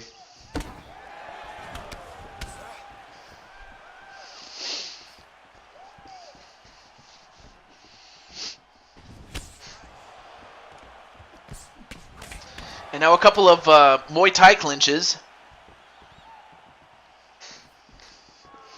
Anyway, how's it going, Jose?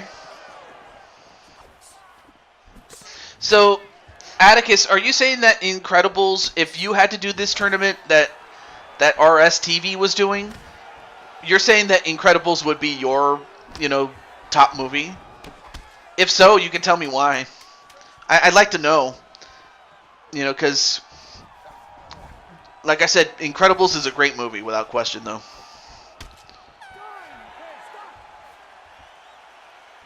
Woody or that Clint? I would...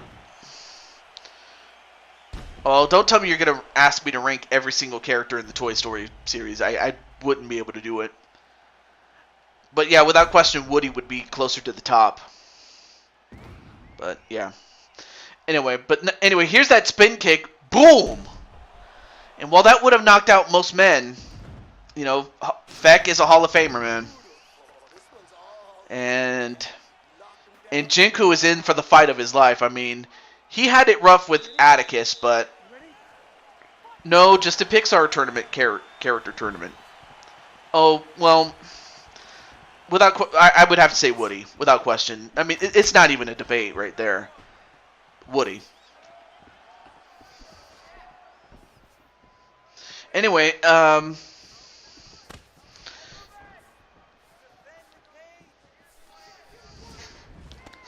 of course, Feck trying to... Ooh, nice leg grab there onto Feck. Oh, and Jinku misses, and Feck made him pay for it with that punch to the stomach. And also getting a couple of 1-2 punches, but then Jinku with a big punch of his own with that left hand. Oh, and a spinning punch onto Feck.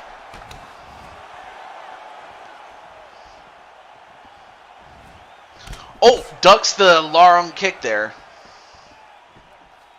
The mom from Onward or Mrs. Potato Head. Yeah, Mrs. Potato Head without question, yeah. Not even close. Oh. Went for the takedown, but Jinku with enough wrestling to keep it standing up.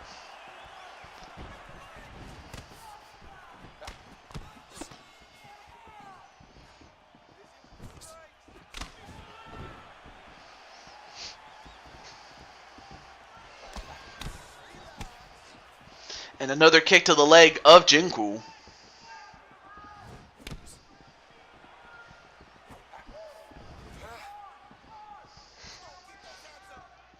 Right now, Feck is 4 wins and 3 losses during tonight's show. This is his 8th, this is his 8th fight.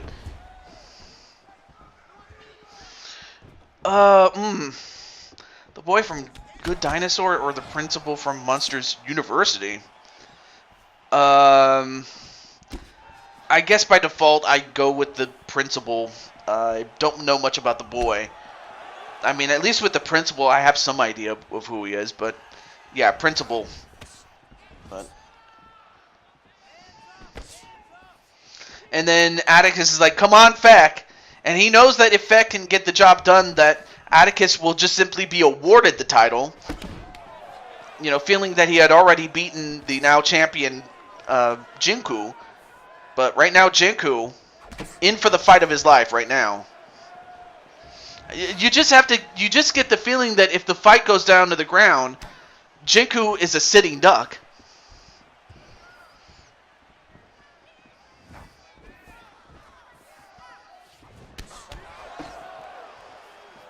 Anyway, 2 minutes left to go in the third. Oh, and a huge kick right to Feck, and Feck definitely felt that one. And then another kick, and down goes... Oh, wait a minute. Now goes for a couple of body punches. But now I think that Feck might... Wait. Just knee this guy over and over for, you know... The baby from Toy Story 3 or the purple villain. Oh, that's Mr. Waternoose. Waternoose. That's the name of the villain from Monsters Incorporated, or the baby from Toy Story 3.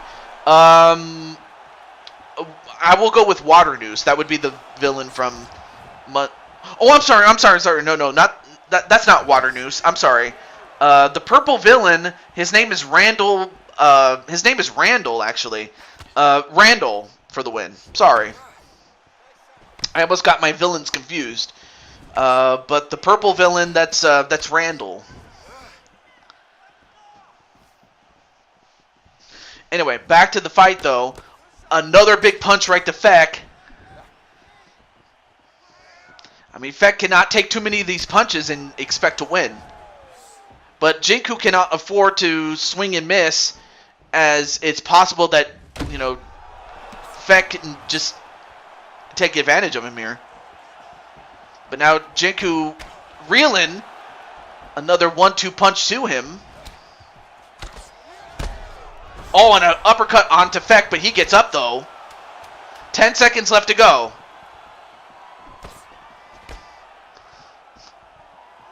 Three, two, one. And we're going to go to the fourth. What a fight between these two. I knew that this fight would be great, but I didn't think it was going to be this good.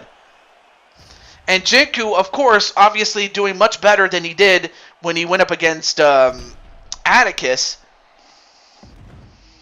And I have to think that Jinku won this round, but Feck is making him earn everything that he's gotten.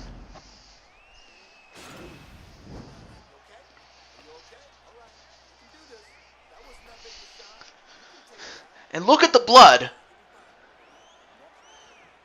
The villain from Incredibles 2. I would go from I forgot her name, but I know it's a woman from The Incredibles 2. I just forgot her name though. That's the only thing. But I would go with the villain from Incredibles 2.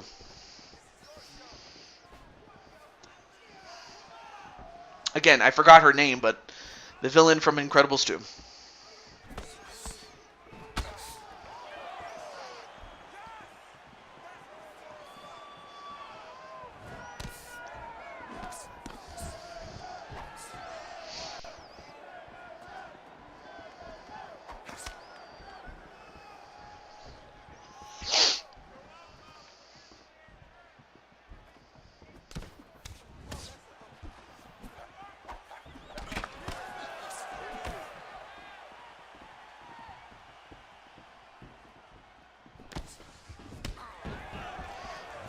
Alright. Right now, Jinku just trying to swing and connect on something. But Feck, to his credit, he's, staying focused and, just taking the punches and rolling with them.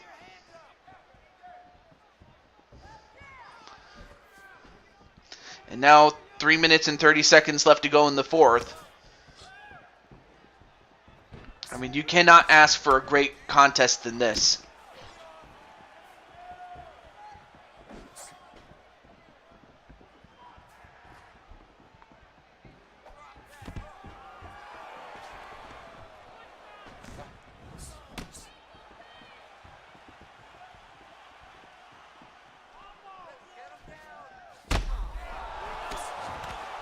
And another big boot onto Feck. I mean, I have to think that Feck right now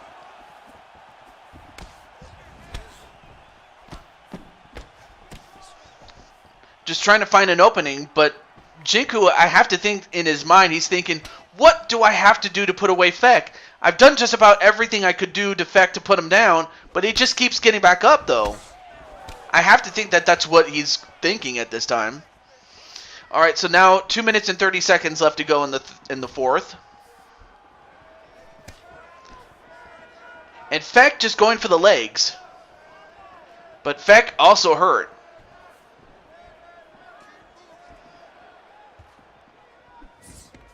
Oh, grabs the leg and then a spinning elbow a la the Judas effect.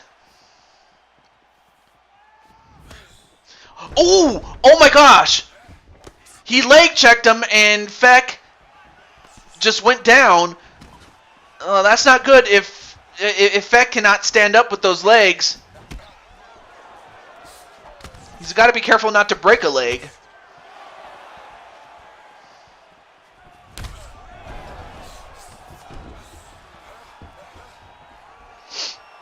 Let me see.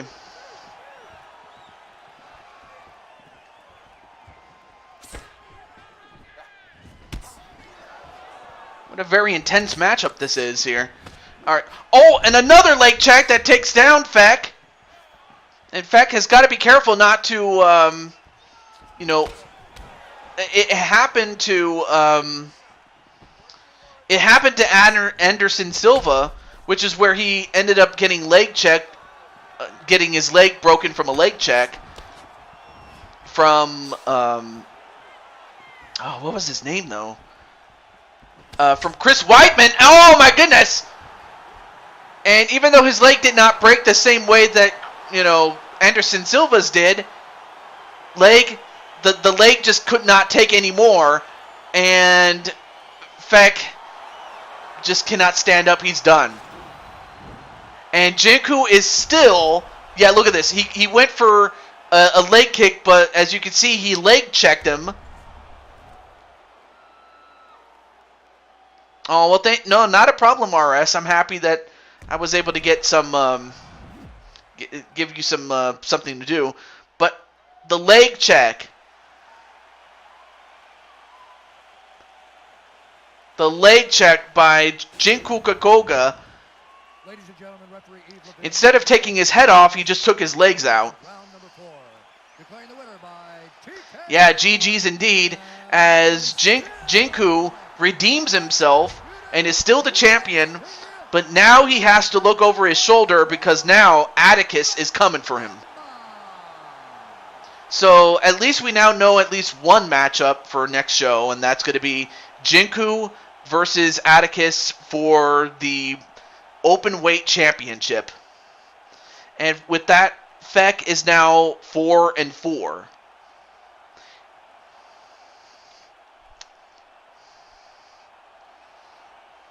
And now, wait a minute, Atticus, you better bring that back, otherwise you're going to be in trouble for it. Oh, no, wait. He says he walks out, grabs the title, holds it up, and then hands it to Jinku and stares him in the eyes. Well, alright, well, at least he handed it back. I didn't read the whole thing, so I realized it. Anyway, back in character now. Alright, so now Atticus gives him the title back. But I have to think that Jinku realizes that he barely got past Feck, so I have to think that that loss against Atticus is going to weigh heavy on his mind.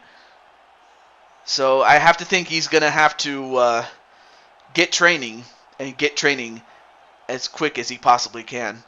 Anyway, let's get to our what was scheduled to be our second to last fight, but of course we now have another fight.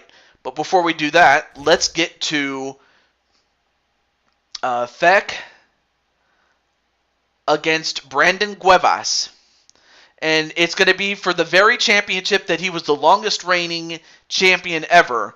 And as a matter of fact, Feck is believe it or not, he's a two-time champion.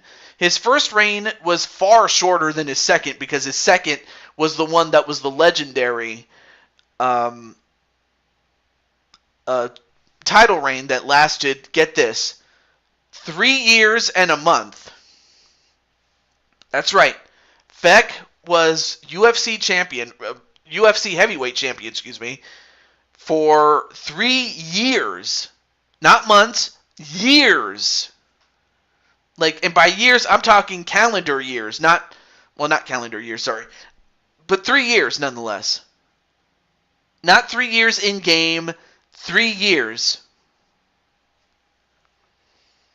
And the man he beat to start that championship was, you guessed it, Cuevas. But the man who ended it, oh wait, it was me, Crimson Ninja.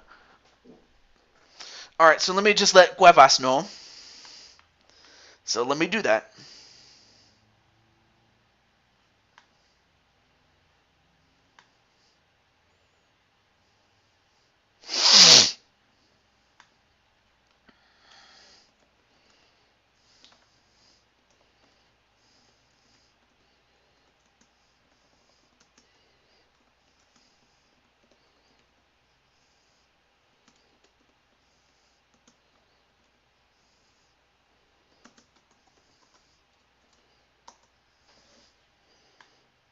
All right. All right, so who's going to win? Will it be Feck, or will Brandon finally get his I don't want to say revenge, but will he be able to get redemption by beating the man who ended his reign and started the legendary 3-year-plus reign that was started by Feck. So is Feck going to do it, or is Cuevas going to get his redemption? So we'll find, and we'll also find out as far as Crimson Ninja is concerned when they fight off, when they fight off for the light heavyweight championship, as now Crimson is a light heavyweight now. So yeah, so far King Feck is 4 for 4, so we'll find out if he can become Feck 5 belts when all is said and done. But he still has 2 fights left. He still has the fight for the welterweight championship, which he now is the champion of, but he now has to defend it against the man who won a tournament and was owed a match or owed a fight for that title. But of course, being the dummy that I was like, oh my gosh, I forgot to give him the fight, which I did. So now it's going to be Arkham against Feck for the welterweight title. And of course, the light heavyweight title between Feck and Crimson Ninja. I'm the DWS Legend Killer. I killed the Legend of Wario. Yes, Wario was the longest reigning barbed wire champion. You beat him, and then you beat the Legend of Feck. Yes, that is true. No one can ever take that away from you. And now we'll find out if Cuevas gets his redemption, and we'll find out, as Brandon is the younger man. However, the height and the weight and the reach go to Feck in this heavyweight fight. This is the main event of the evening. When the action begins, our referee in charge of the Octagon, Herb Dean. Wait, let me stand up a little bit. This is the moment UFC fans around the world have been waiting for.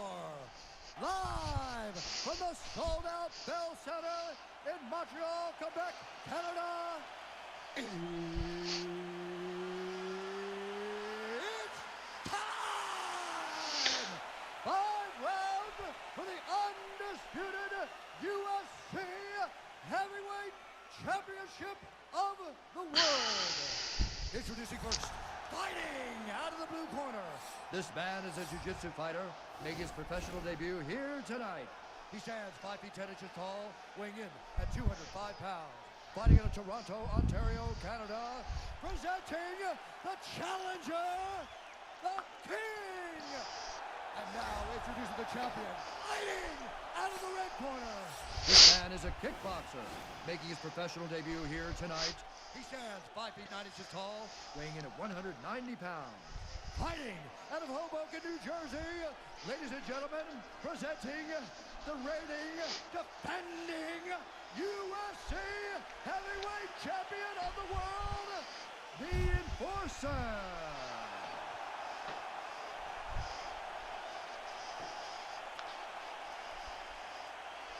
For the championship. You've been giving your instructions in the dressing room. Protect yourself at all times. Follow my instructions. We will have a clean fight. Touch gloves. Let's make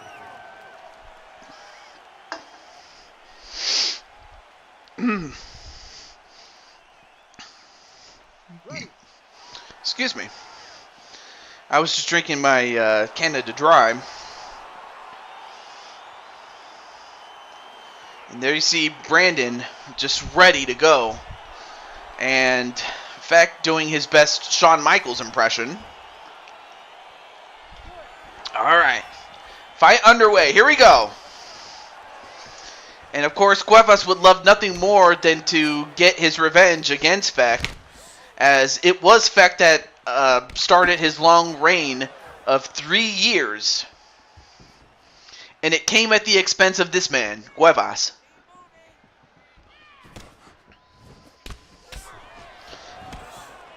And of course, Feck.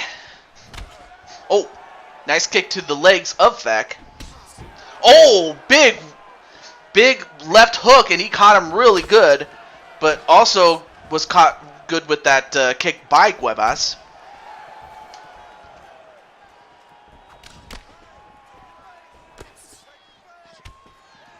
Anyway, kick to the leg. But yeah, I'm very happy that Feck is, for the most part, enjoying the show. And, you know, like I said, it's been an honor to have Feck, and we will see him again, you know, when we get to UFC 5. And I'm hoping by then they decide to up the count of number of created fighters to, you know, 44 or even 50 fighters. You know, that'd be nice, though, because then I can then bring in more people.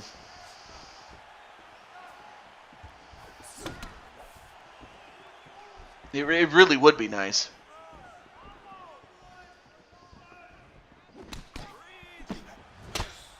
Oh, and a big kick right to the head. And then a kick to the leg of Cuevas, and that takes him down. That's funny, you're drinking Canada Dry. Feck is from Canada, but I don't think he'll be happy about you turning Canada into a desert.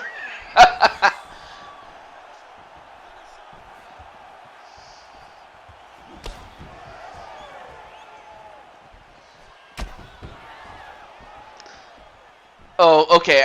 I get the joke now, yeah. Oh, nice spinning kick, and that last one connected on Feck flush.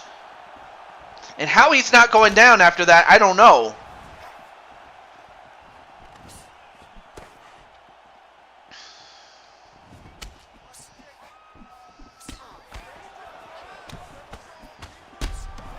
Oh, and uh-oh, now Cuevas starting to connect. Sorry, I just couldn't pass that one up. Oh, I see.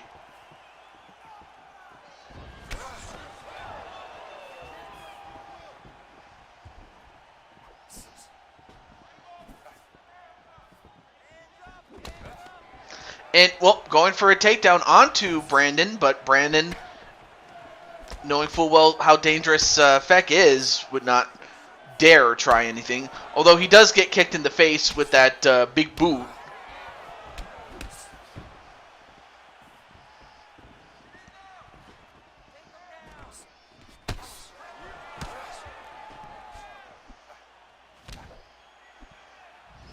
And now in the clinch up against the cage.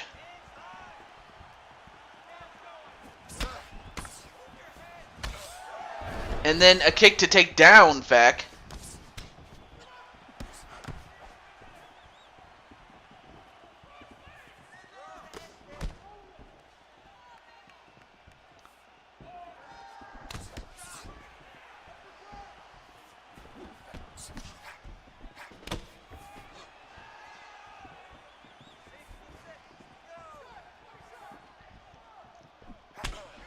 And another big boot onto Feck. I will say this, though. It's been a very fun show, and I'm happy that, you know, I really wasn't sure if, you know, people besides Feck would enjoy the show, you know, given that, you know, Feck is the, you know, guest of honor, but I'm happy that more people did come in, and, you know, and I'm happy that, that a sizable audience got to come in and have some bonus fights. But then 20 seconds left. Both guys doing some great exchanges on the feet. Now 7 seconds. Another kick to the leg. Oh! And that probably would have led to a loss had it not been for the horn, but I have to think that overall that Brandon, you know, did the most damage and got the most knockdowns and whatnot. Although Feck was no slouch himself. Ooh, definitely got him on that roundhouse right.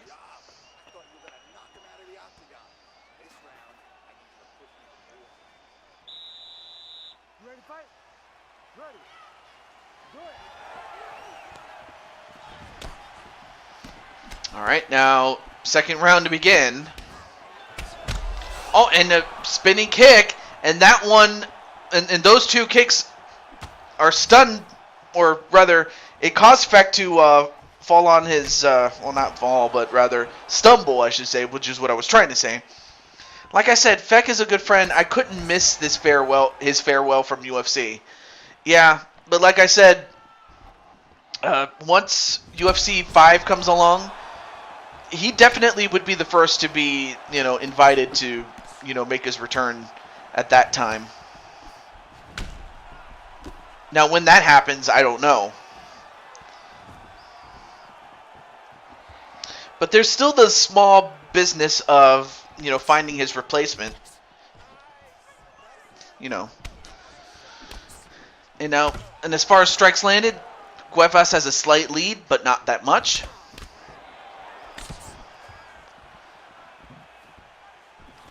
But yeah, I definitely respect that, Crimson Ninja.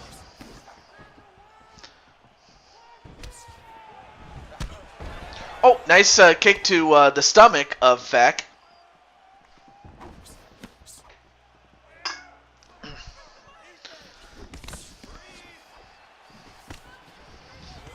I mean, of course it also makes sense, though.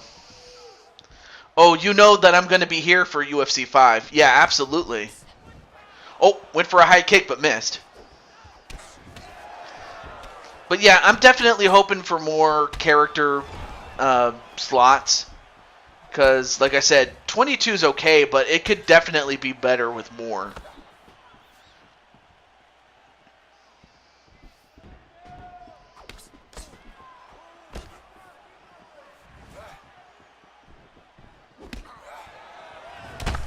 Oh, and a huge kick to take down Feck, but Feck got back up, though. I mean, what is Feck made of, folks?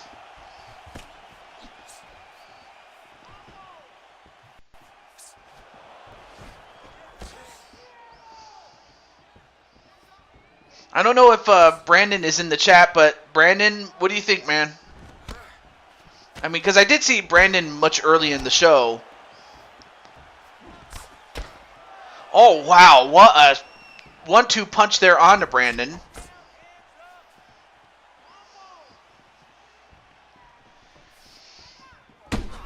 And a big boot onto Feck, but Feck gets up again.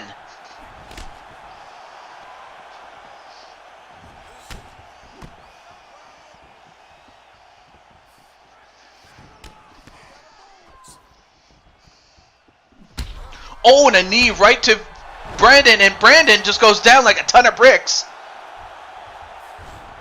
But, of course, Brandon, even though he's down, he doesn't want to stay down, given that Feck could... Oh, went for a high kick, but missed. And, in fact, actually, he ducked under the kick there.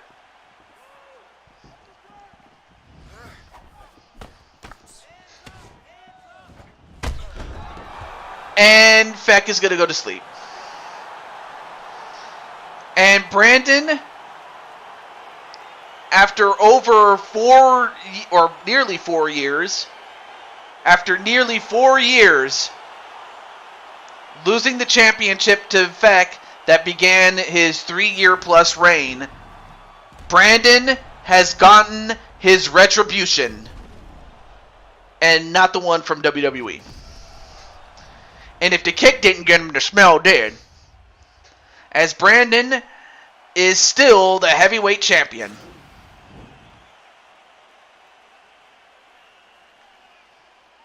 Brandon, of course, goes to 5-6 since, well, 5-6, and 5 wins, 6 losses, and a no contest since he came back. And for Feck, he now goes to 49 wins and 16 losses, and is still Feck 4 belts.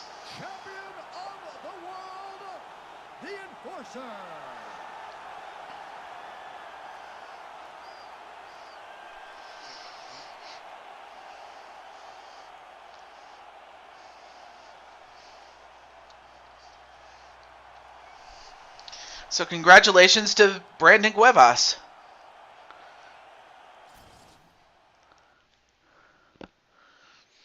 Yes. 49 wins and 16 losses for Feck. All right, so here's how this whole thing came about. As far as, well, not the the card, but rather the bonus awards. Performance of the night for submission goes to Askar Askarov, the flyweight champion, at the start of the show with that submission. Performance of the night for knockout goes to Feck on his knockout against Paul Craig. Yeah, it's ludicrous. I mean, he was an undefeated champion. Like I said, he was an undefeated champion until Crimson came along. And then, of course, the fight of the night was between Feck and Brandon Cuevas, and they each get $50,000. In fact, Feck gets $100,000 for the bonuses, but again, that doesn't count towards the money that all these guys did. Not just Feck, collectively. I mean, Feck got himself a buttload of money and is going into the Hall of Fame.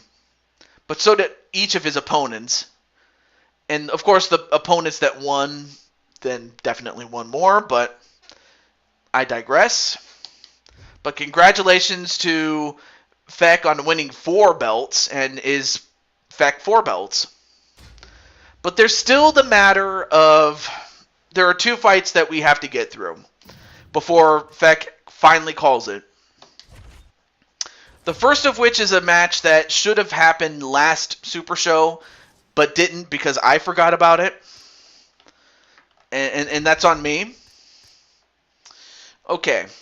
Let's go back to... no, not that one. Where is it? Is it Center Bell? Yeah, Center Bell. And we'll put... Yeah, Strick is fine. Okay. So this one is the one between himself and... Alright, so let me get the champion, King Feck, and the challenger, the guy that should have gotten his opportunity. And that man is Kyan Reynolds, but most people know him better as Arkham 500. So let me let him know. And then, of course, saving the best for last is going to be Feck as the lightweight champion, or light heavyweight champion, excuse me, against Ninja in what will be his final fight. And let me get that ready. Oh, there's Arkham.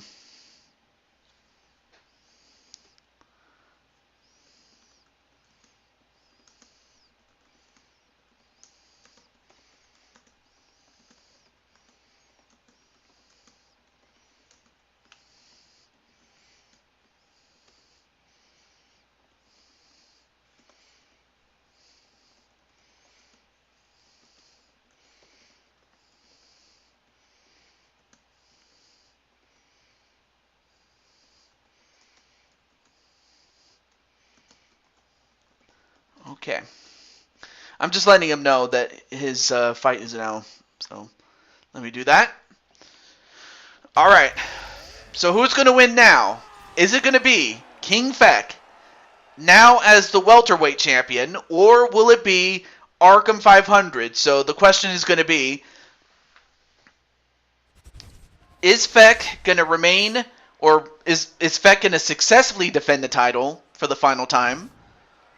Or is Feck going to put over Arkham 500 and be willing to do the job, brother?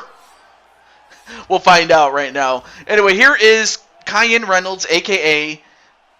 Arkham 500. And, of course, as I mentioned before, he won a tournament to go for the championship. And, of course, being the dummy that I was, I forgot to give him that title shot at the last Super Show. So to make up for it, I booked him for... I booked him to have him face off against the winner of either Gilbert Burns or Feck. And it just so happened that Feck won the fight. So now we get to see Feck, this time as the champion.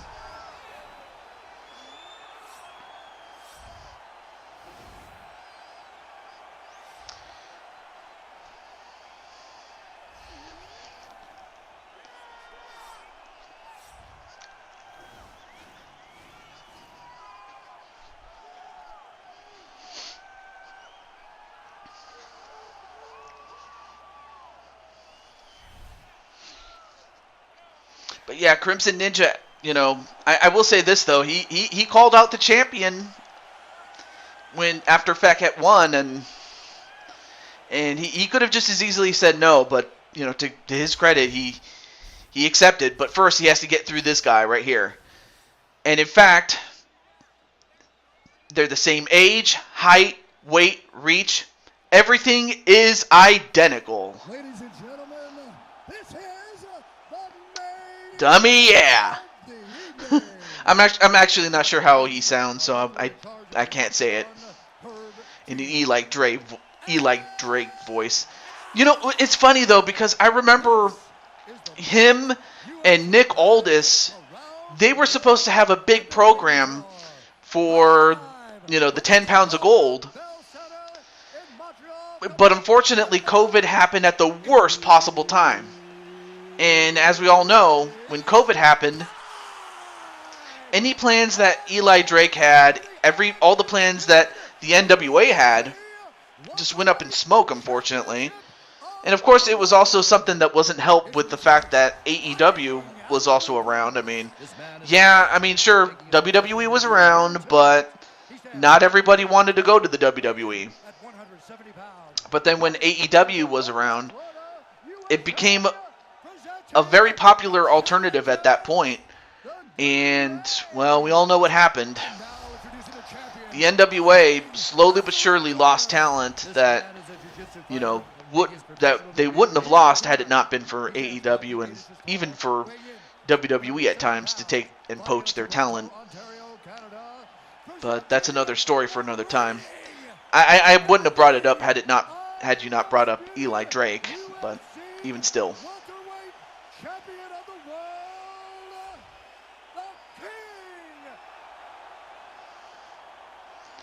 All right. There you see Feck, and there you see Arkham 500, and I have to think that, you know, I would have to think that Feck looks at Arkham as him when he was much younger. And Arkham, he wants to be the man, but to do it, he's got to beat the man. Yeah, I kind of find that very divisive. Not to say that, you know, Tyrus is a bad wrestler, or George Murdoch. That would be the guy's real name. Nothing personal against George Murdoch, but the guy that was booked to be a joke in WWE, he's the world champion. I mean, again, don't get me wrong. I don't doubt his ability to be a champion, but I find it much more harder to, you know, picture that compared to, say, Trevor Murdoch. And of course, no relation between the two of, obviously, but I still kind of find it weird. And not only that, I have to think that, you know, given that Murdoch, George Murdoch, aka Brodus Clay, Tyrus, whatever you want to call him, I have a feeling that they put the title on him to generate controversy. Well, I guess if that's what generates cash, then okay, but I just don't buy him as a champion, really.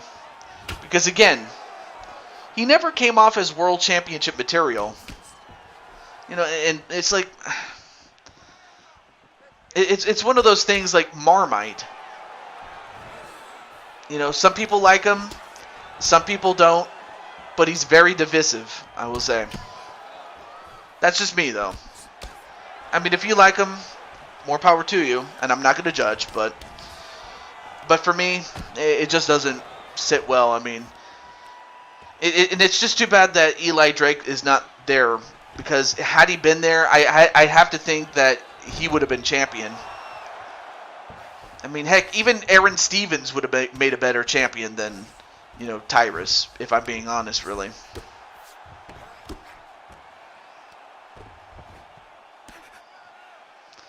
Nah, NWA pay their wrestlers very low. Even TNA pays more than NWA. Really? And I'm not saying I don't doubt that, but I'm surprised, really. Because you would think that NWA, with the rich history that it has, you would think that they would, pay well, but I guess they don't. But I guess if, given that, NWA isn't the powerhouse that it once was prior to the 90s, because I remember that prior to that, it just wasn't, when you thought NWA, you thought of quality wrestling, and, it's not what it once was. So you are right about that, odds. In fact, the odds say that you are 99% correct. That's the odds I'm going to give. Anyway, well, Feck is a jiu-jitsu fighter. As far as Arkham is concerned, he's a boxer. So Arkham's got to use those hands. Although considering who does run it, yeah, it is Billy Corgan, so that shouldn't surprise anybody. But what might surprise people and should surprise people is the fact that he was hands off initially. Like, the booker was Dave Lagana. But then when he left, yeah, Corgan, William Billy Corgan, yeah, he became the booker too. Because before that, he was just simply the owner and promoter, but he wasn't like the booker.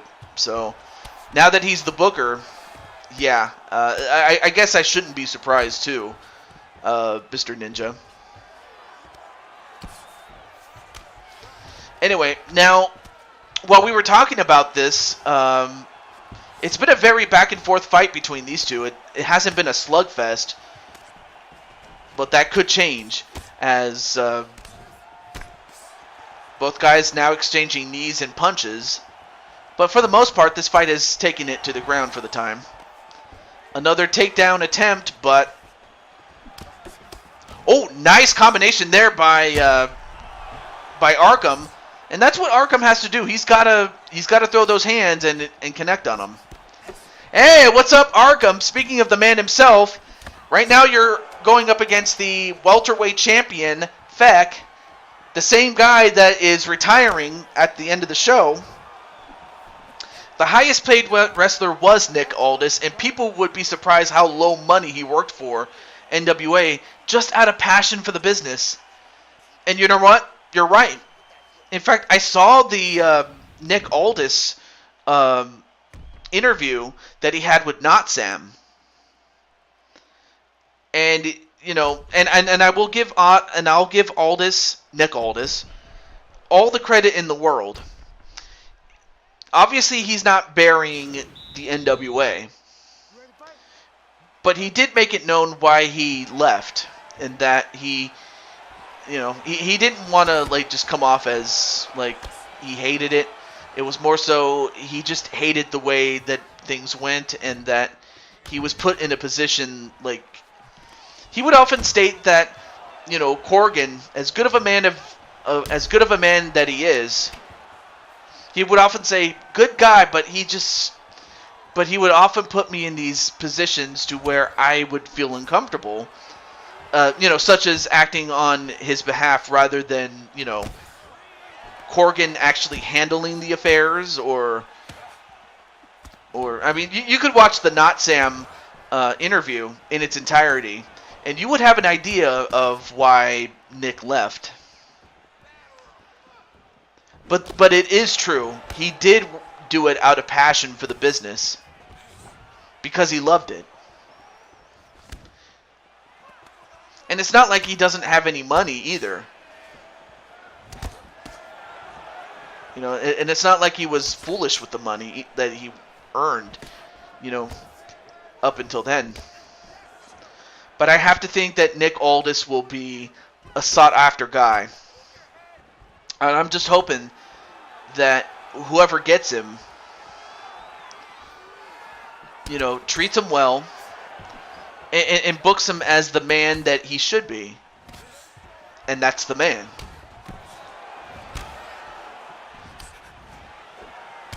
No, I'm not saying he should be the guy that should dethrone Roman Reigns, as someone's already been earmarked for that. But I have to think that whoever does get him should definitely make him the guy. And now look at this. He picks him up and slams him. Does Arkham. But yeah, how's everything going in Arkham Land? And by the way, I'm going to finish reading the article that you and your good friend, I forgot his name already, but that you and your friend did on the 15 better women or the 15 women that are better than Princess Peach article. That's what I'll call it. Anyway, 2 minutes and 30 seconds left in the second.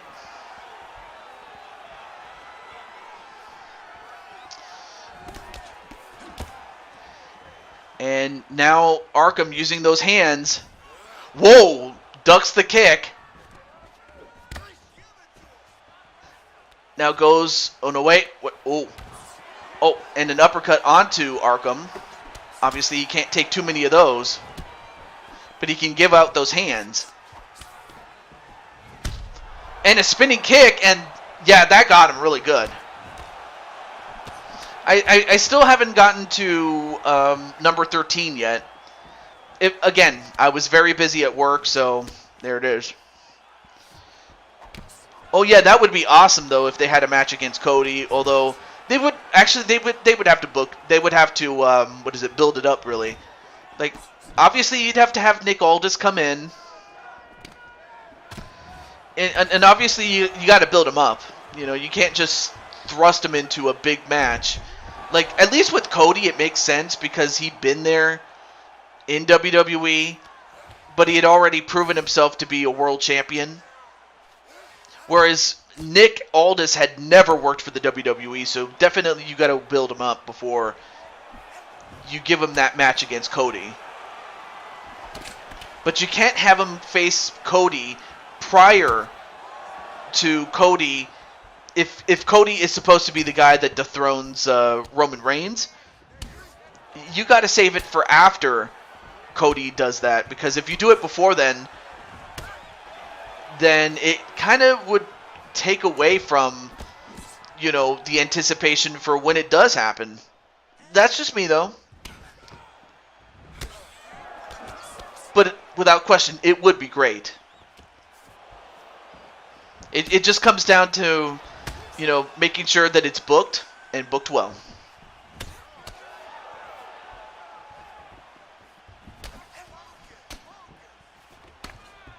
Ooh, big punch right to the face with the... Ooh, and another kick. 10 seconds left to go. Oh.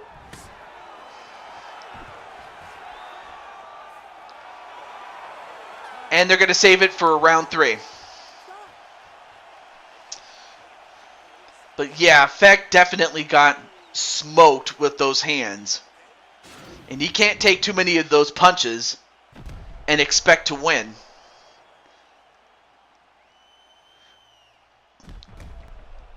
Yeah, there you see those punches. I mean, look at those punches, though.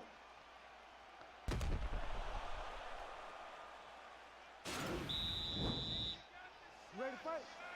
Ready. Good. All right, here we go. Round 3.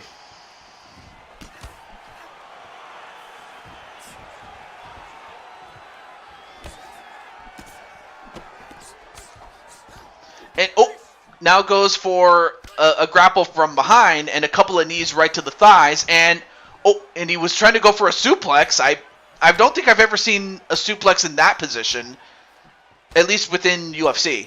But he's going for the knees or for the thighs. And then a behind the head punch. But that's just great striking on the part of Reynolds. You would have to think that as the fight goes on and you take out the legs of Feck will not be able to move as quick, and it'll just make him a sitting duck. So I could see why Arkham is taking out the legs.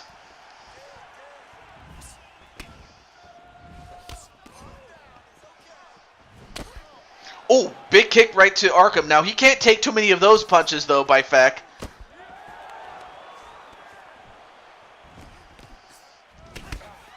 but he should definitely give. For it is better to give than receive. Oh, big punch, and that's a big punch to give.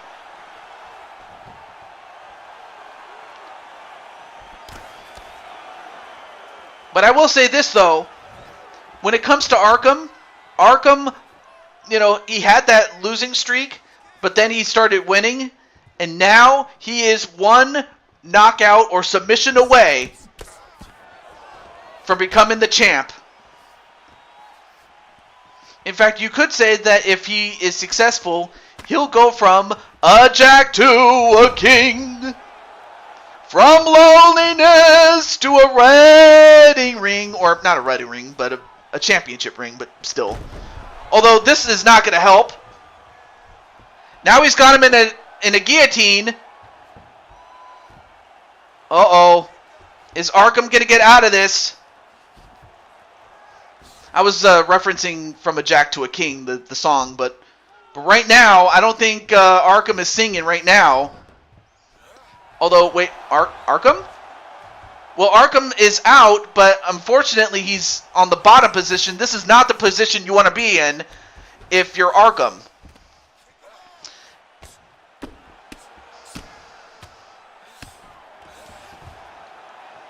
Not a position you want to be in. Well, now he's got... Well, now look at this. Now he's got him in the... in a guillotine of his own. Although, wait. Feck, now he's got him.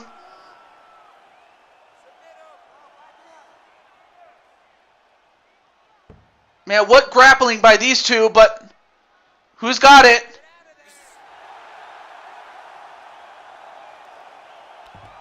Oh my goodness, what a fight between these two. It could have gone either way, but instead, Feck is still the welterweight champion. And after 24 hours, he will vacate it, but without question, I have to think that that was the fight of the night, and I'm happy for Feck, but I know that Arkham is... I have to think that he was that close. I know that if Arkham could do it all over again, he probably would get that. But for Feck, he shows us why he is a Hall of Famer. And Arkham took that man to the limit. Ladies and gentlemen, referee Herb Dean has called a But Arkham has nothing to be ashamed of. In fact, he's going to be there. He's going to be the man one day. I truly believe that he'll be the man.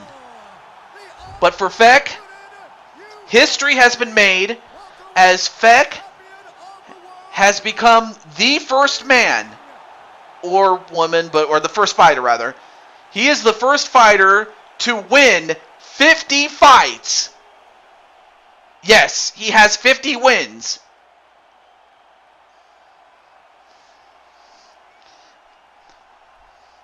But anyway, I'm gonna definitely continue reading the article that Arkham sold me, though. Yes, you're gonna be the man, and in fact, what am I saying? You are the man. But to be the legend, you gotta beat the legend. But there are other guys you can beat to be that. But without question, though, yeah. But I will say this, though, as a friend, you are just that. You're a man, man. You're the man. And I can't encourage you enough, and I can't say thanks enough, really. But now it's time for what is going to be the final fight of Feck. I don't know if Feck is still in the chat, but it's now time for Crimson Ninja and Feck to close out the show of fights. But we still got the Creation Suite, if time permits, to do that. If not, that's okay. We can do it next show. But with that said, let's get to it. A lot more fights than I thought we were going to have. Let's see. Okay, Centrabell. Okay, cool. Okay, cool. Just want to make sure I had everything.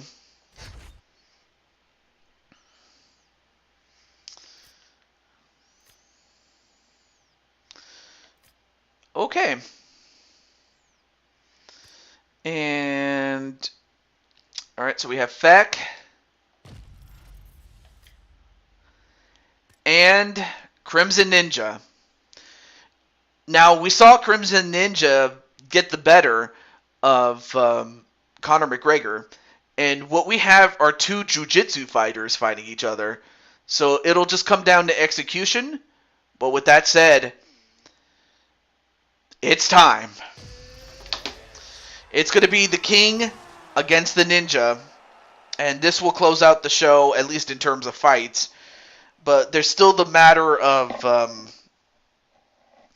wait, let me see odds. If you're interested... Do I have odds? Yeah.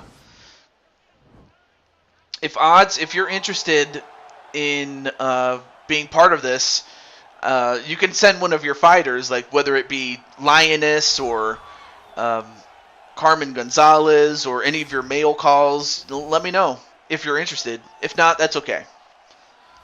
But I just wanted to give that invitation out. And speaking of invitation, I do have your invitation to Blue Toad Mania, as well as the fact that I recently did sign someone of your stable. Of course, if you know who it is, if you know, you know, and if you don't, you don't. But you'll find out pretty soon.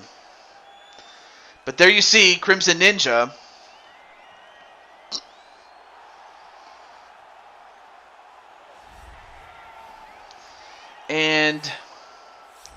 And now the end is near. And now he faced the final curtain. My friend, I'll say it clear. Of this much, of which I'm certain.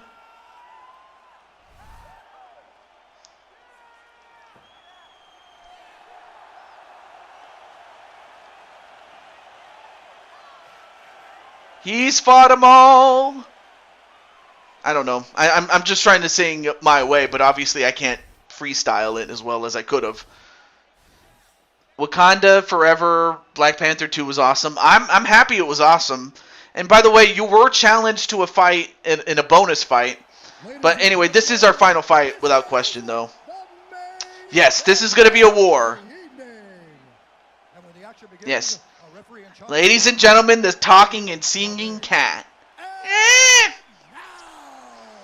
This is the moment UFC fans around the world have been waiting for. Live from the sold-out. I'm happy you liked it because I know that the first movie is a bona fide classic with the late Chad. I forgot his last name, but I just know that the original actor for Black Panther. It just was so sad that we lost him, and I thought I did not think that they were ever going to find a guy that could replace him, and yet somehow they did, and then and the fact that the movie Black Panther 2 was a great movie in its own right. But I'm happy that you enjoyed it because I'll get back to you on that call to UFC question, TJ. Not a problem. Not a problem. And by the way, if you guys enjoy a well-booked wrestling show, you could do no worse than to check out Creation Pro Wrestling. That is done by my good friend Against All Odds 20. You cannot go wrong. UFC belt on the line. Protect yourself at all time. Obey my command at all time. If you want to touch love, do it now. Go back to your command. And Crimson, of course, being, and of course, Crimson doing ninja things is not going to fist bump, and that might be a bad omen. Or maybe not, I don't know. But here it is.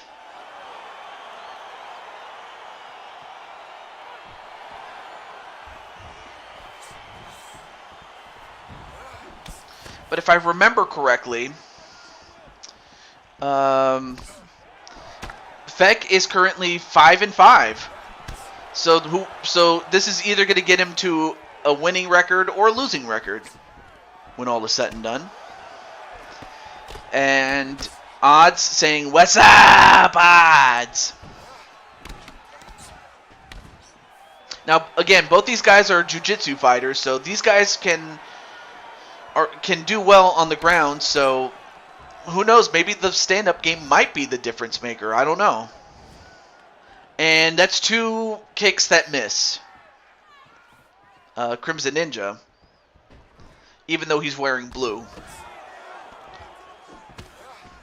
But it has been stated that Crimson Ninja isn't called Crimson Ninja because he likes the color red. It's because he likes to make people bleed. Not to say he's afraid to bleed himself. So that's where the name comes from.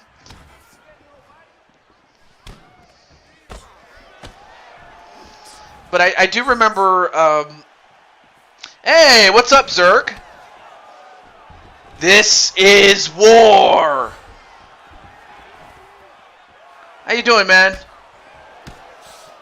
I know we've, like, in character and sometimes out of character, we've had our differences, but I'm happy to see you, man. You know? Oh, nice kick there, but... Oh, and a kick right to Crimson Ninja, but great to see you, man. Surviving. Well, hey, I'm hoping it's nothing too serious. Like, you know, like, I don't want to mention it or make light of it, but hey, I mean, if you're just surviving, I wish nothing but the best. And you know, I know that I like to have fun and all that, but you know, there's a time for fun, and then there's a time to be serious. And I can get serious really quick though, but hey, I'm hoping that it's nothing as serious as I'm thinking it would be when you say you're surviving, dude.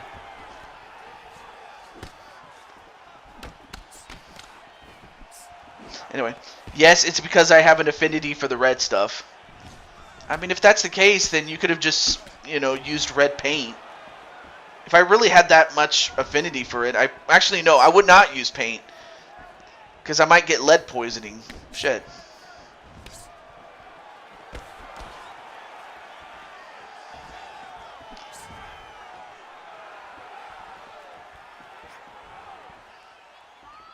Red boxers? Oh.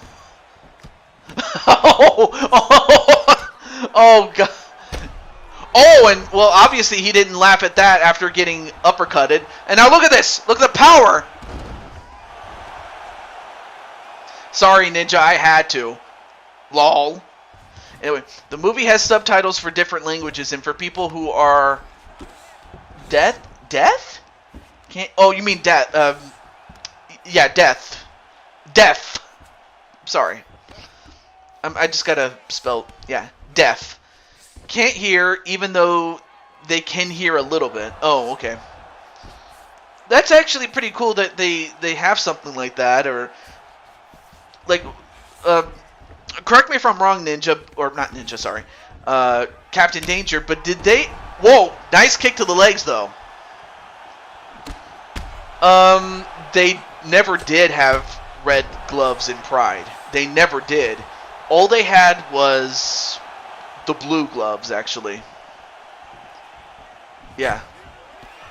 No, it's okay, Captain Danger. I knew what you meant to say. But tell me the truth. Was this one of those theaters where you could set the subtitles or turn them on or turn them off, or was it just something that they did automatically? Because I know that there are some movie theaters that let you do that. My friend doesn't like the subtitles because it bothers him. Oh, okay. But yeah, Pride in its entire history never had red gloves. Though it would have been cool if they did. Although, Feck just laying the smackdown on Crimson.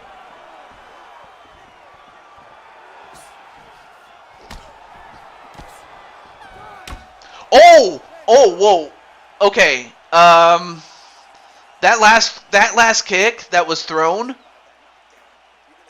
that was kind of after the buzzer, so if it should go to the decision, which I don't think it will, but if it does, I'm going to have to deduct a point for Feck on that thrown shot that should not have been thrown.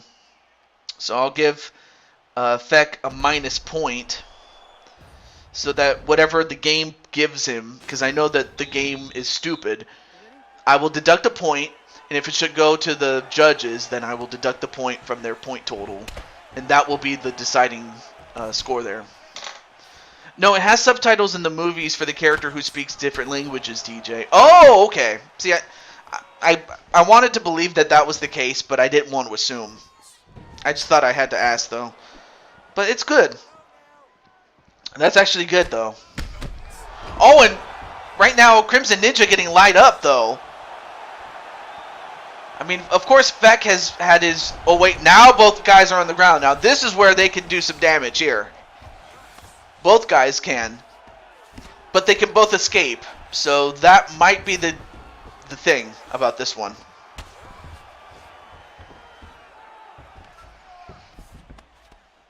Alright, so now in the full guard of Feck.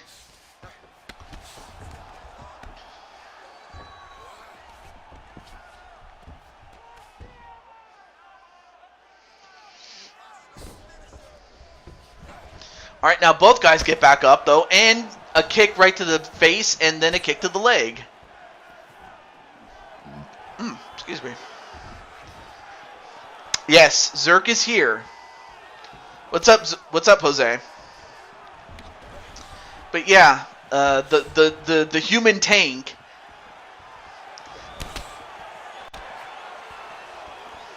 is here. Yes, that Zerk is here. And now Crimson trying to... Oh, been on for 4 hours. Yeah, I have. Yeah. Of course, well, hey. The extra fights definitely added to it. I wasn't expecting that. But hey, I wanted to make it a very fan-friendly show for not just Feck, but also those who really wanted to fight. Oh, and a huge left hand. And that dropped him, but again, both guys are on the ground now. But Feck is just lining him up. Now in a half guard. Nope, back to the full guard. And now he's got him in the guillotine again. And I have to think he learned that from his brother, Atticus, who uses a guillotine for his finisher in WWE. And then, yeah, I kind of expected he was going to get out of that one. Now he reverses the pressure onto Crimson Ninja, and now can Crimson Ninja get out of this one? Uh-oh. This is going to be close, though. Oh, wow! I mean, you talk about down the wire. Feck has successfully defended 2 championships. The welterweight title and the light heavyweight title. He became Feck 4 belts, and by the end of the night, he is Feck 4 belts. But now, he is officially a Hall of Famer. And as a result, Feck finishes it up. And in fact, you can write this down if you want. He finishes with an astounding 51 wins and 16 losses. Ladies and gentlemen, referee Eve Levine has called a stop to this contest at 3 minutes, 1 second of the second. To finish up his career, 51 wins, 16 losses. It's going to be some time before anybody can reach 51 wins.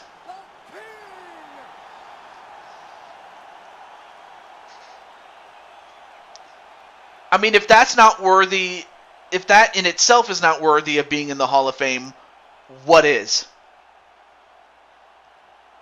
If the fact that him being the longest reigning UFC champion as the heavyweight champion for 3 years and a month is not worthy of being in the Hall of Fame, what is? And as for Captain Danger, yeah, he has 20 wins, but he still would need another 31 just to match it in terms of wins.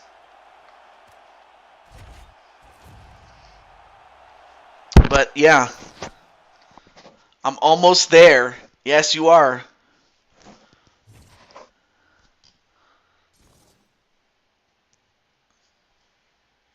"51 wins, man." Well, now comes the time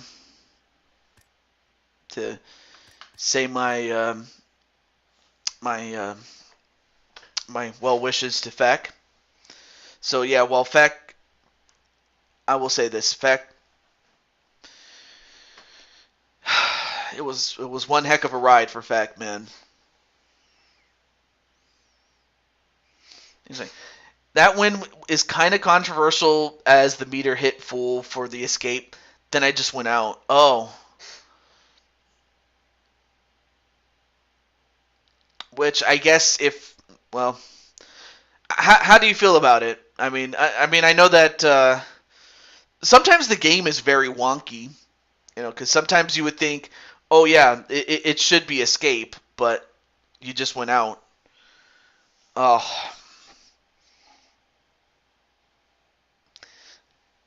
Because, I mean, unless Feck wants to do it again,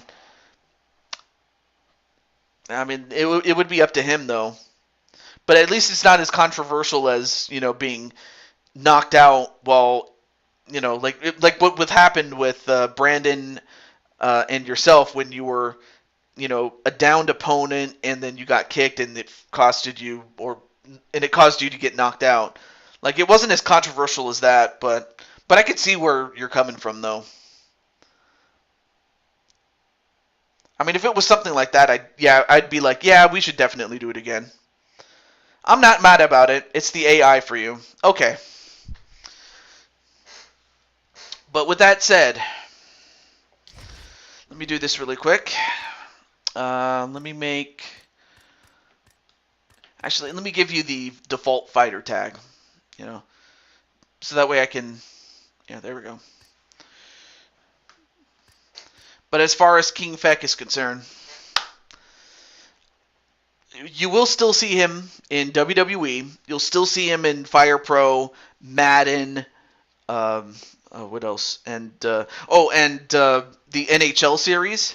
So you'll still see him there in those series. But for UFC, until UFC 5 comes along, King Feck is just that. A king in the Hall of Fame. And as the promoter and also as a friend, I want to say thank you, Feck, for setting the records.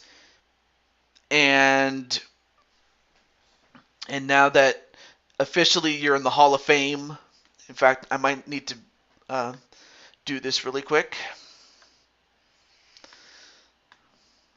I was promising Mess I wouldn't do this, but I'll do it. So let me format a table.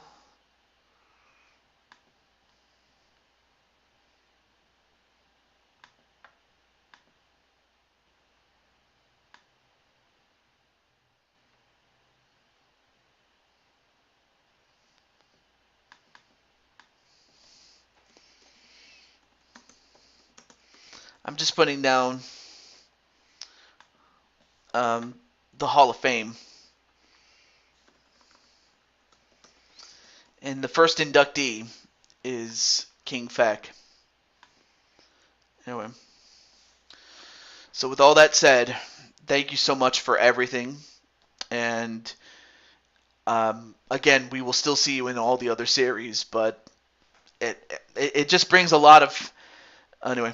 As you stated, the titles are being vacated in 24 hours. I think the way the fight ended because of the stupid AI, that my name should be in the light heavyweight title conversation. I say yes, that's true. There's a lot of other guys that will say that, but yes. You are definitely considered, without question. So, and in fact, I probably would make you one of the top contenders.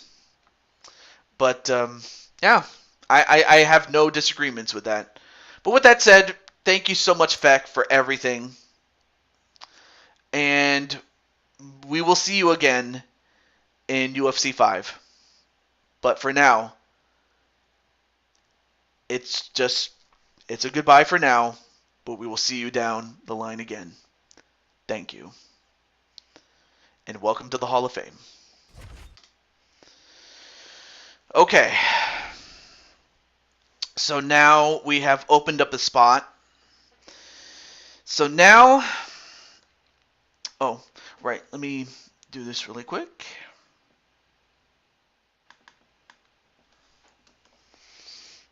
I almost forgot to put down final record. Like, what was the record that they had?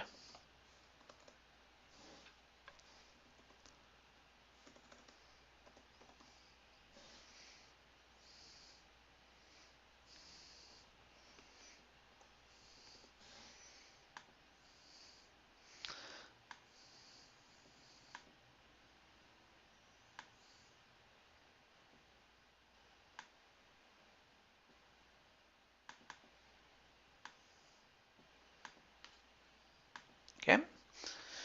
Okay. I just wanted to save his final record on record. And with that, we now have an open spot now. Okay. So, let's see. How many people are in the chat right now? We have 7 people, or 5 people now. Okay. So I'm going to go down the list, and if anyone who's here that is on the wait list is here and they accept it, then they're in. So let's go through the list. Yeah, I know that you're still here, Crimson, but you already have a spot in the roster. I'm talking about a new guy or girl. So let's go through it. Okay, so I'm going to start with JT Price. Obviously, he's not here. I'm just going to go through who wasn't here quickly, and then anyone who was here to give them a chance to respond. JT Price wasn't here. Justin Cruz wasn't here. Shauna Gears isn't here. Josh Brooks or AAWF is not here. Logan Hinton's not here. Tan Man, Rockhawk64, Twitch.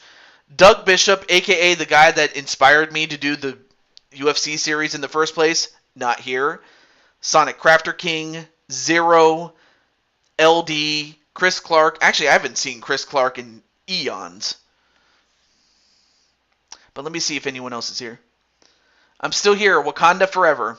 I mean, we could add Melina if possible, if the chance comes up. Well, the only problem with that is I've limited it to one person per owner. So unless you wish to give up your spot for Melina, then yeah, we're just keeping you. But it's just, again, and it's out of fairness, just because there's only 22 spots. Just so you know. But yeah. Alright, Chris Clark, not here. Nick Silva, not here. Sabri Arid, also known as _, not here. Lashana Brooks, not here. Mopman, Munchie, Adrian Chambly, Darius, B Super, John, all not here. Mr. P's not here. Drum Monkey, Goddess of Pain, LP Grotus, Raven, Ariane Jones, Kyle Young, Remnant Elementor, Vernon Quinn, all not here. Shifty the Clown. We go through a whole bunch of people only to get to Shifty the Clown. And in fact, I'm going to give him the best part of a minute and 40 seconds to claim his spot. Because, again, Shifty was here earlier. And if I get to the bottom of the list and no one shows up, then I'll just save it for next show. It's not a problem. Anyway, so if Shifty is here, he can claim it. Otherwise, I'll move down the list. Now, if I go down the list and all of a sudden Shifty comes in, then and I haven't gotten to the next person that was also here, then Shifty can still get it. But he's got to be quick, though. So he has a minute starting now. So if Shifty can get, if Shifty is here and he claims it, it's his.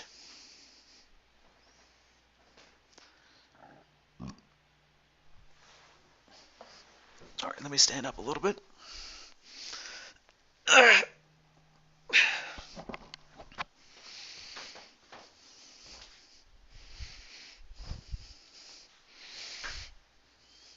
Okay, that's fine. Oh, not a problem, man. But, yeah, we will see Crimson Ninja again as far as top contenders. Definitely.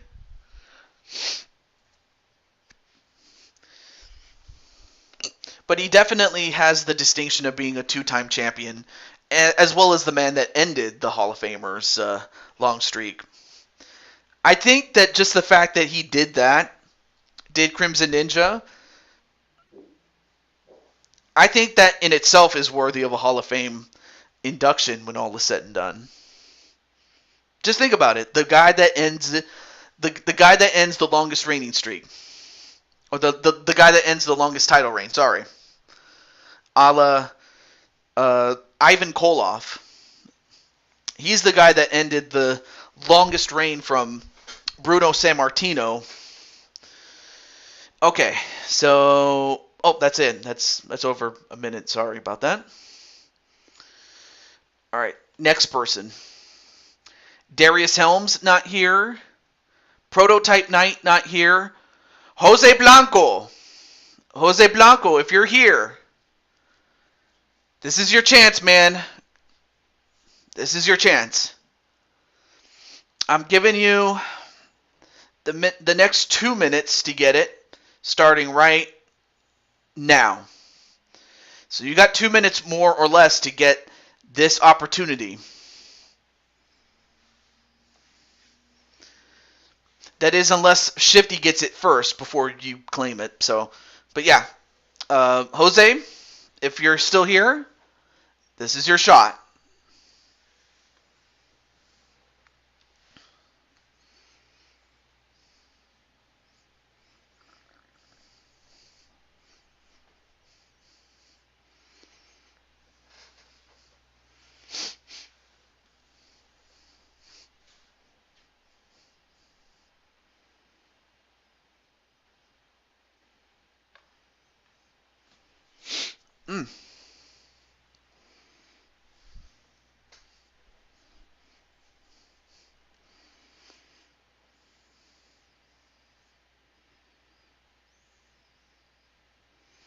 All right, so he's got a minute left. Does Jose Blanco?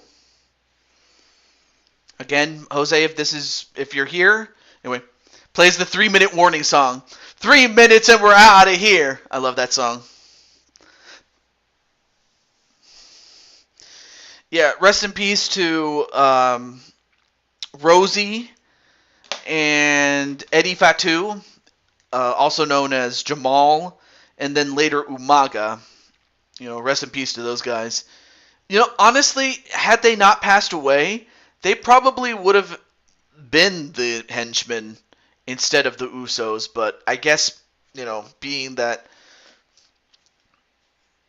you know, they probably either would have been the henchmen or, heck, they probably would have been the masters before, you know, Roman. I guess, if anything, they probably would have been the co-leaders, and then Roman would have joined them, and then Eventually, Roman would have taken over, and then everything else would have been more or less the same as with the bloodline. But again, we could only speculate.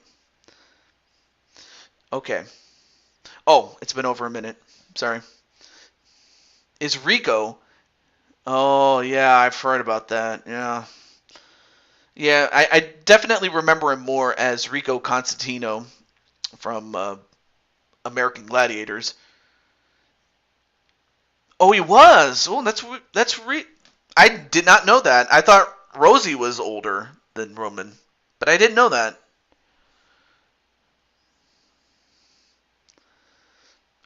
It just goes to show.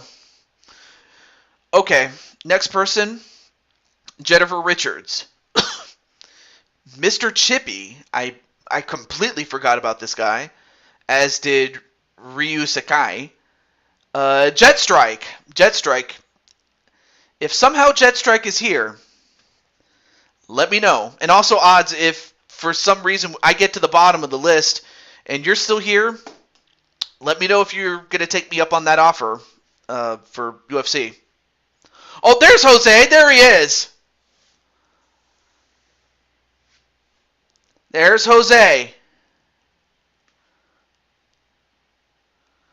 Well, it's a good thing you got it before Jet Strike did, because had he gotten it before you did, Jet Strike would have gotten it, but instead you did. Okay, so I'm going to make it official. Do you want to be made? All you have to do is say yes, and you're in. Okay, well, thanks to Captain for calling me. Okay, cool. Yeah, so just let me know, and I will put you... Alright. So that means what I'll do is take your name off the wait list and put it up to... So that means that everybody that was below him moves up. Alright, well, crisis averted, though. Alright, well, Jose is up. Alright, so let's do it. So I will say, though, that I don't know if you remember, but the championship that you did win back when you were an active competitor was the featherweight championship, which, of course, Feck won, but, of course, will retire after 24 hours. So that's a championship you could go after, but in the end, it depends on what you want. So let me get back to...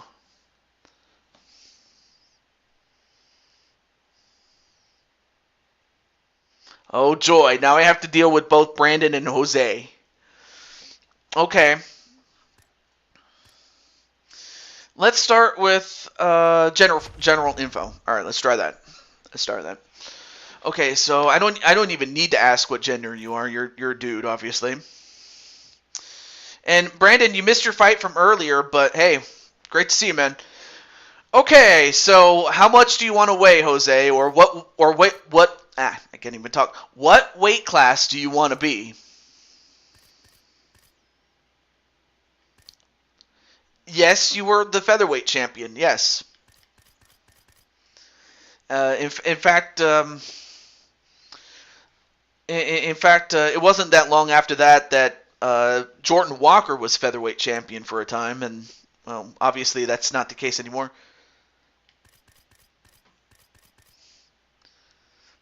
So, do you want to be a featherweight, sir? Featherweight, of course, maximum weight for featherweight is 145 to as little as 136. Okay, so between 136 and 145, how much do you want to weigh? And of course, the height is affected by the weight. So the higher the weight you are, the higher the height you can be. 140. Okay, 140. And then the max height is 5'11", and the minimum height is 5'4". And then Crimson's like, Brandon, you're spared another fight with me as I drop down the light heavyweight. Yeah. And Brandon, you're still, well, actually, yeah, you're still a heavyweight. I know that. 5'10". So I think that makes you about the same size as your brother. Correct me if I'm wrong. Okay. And then Jose. Okay, cool. And then, of course, we're going to name you Jose Blanco. Of course.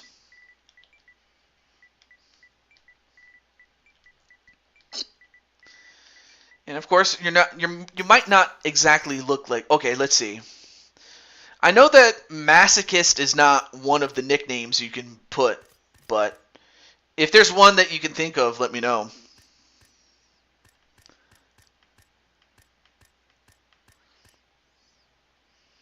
In real life, me and Brandon are almost the same height. Really? Because I know that in years past you were smaller, but that's just because you were young. But yeah, if you see any... I think before you used to be called El Toro in your younger days. But if you see a name, let me know.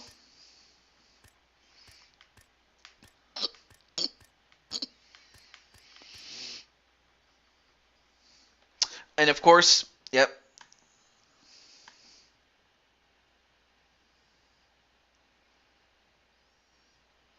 How is Brandon a heavyweight? His weight is listed.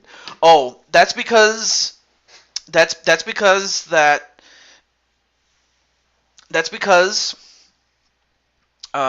of the open weight fight structure.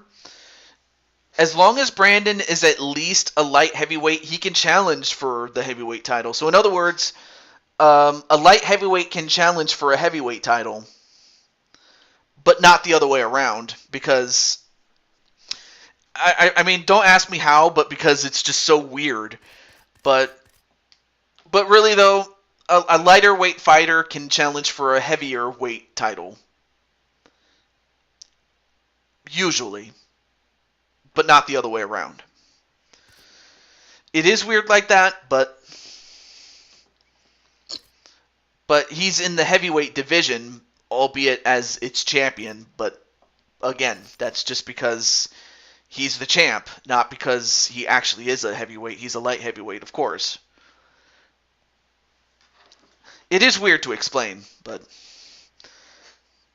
I can see how one would get confused. So you're not alone. So no, it's all cool, Crimson. Okay, let's see. What do I call you? I'm going to call you...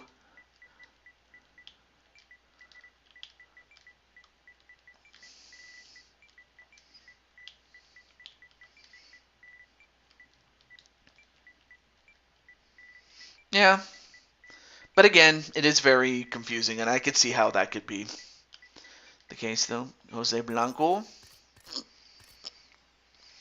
And correct me if I'm wrong, but I know that you live in New Jersey. Is it Hoboken, or is it some other place in New Jersey?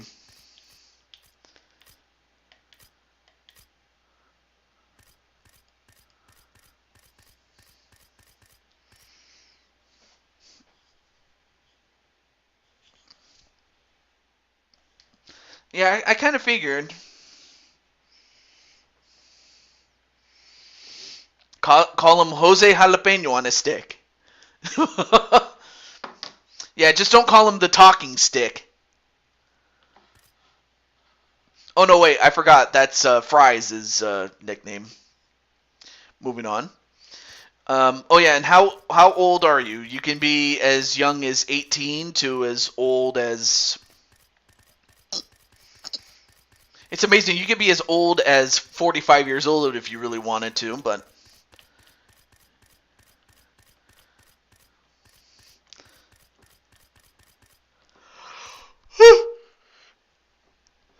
Excuse me. So yeah, what's the age, man? 18. And then I was at bridging 200 pounds.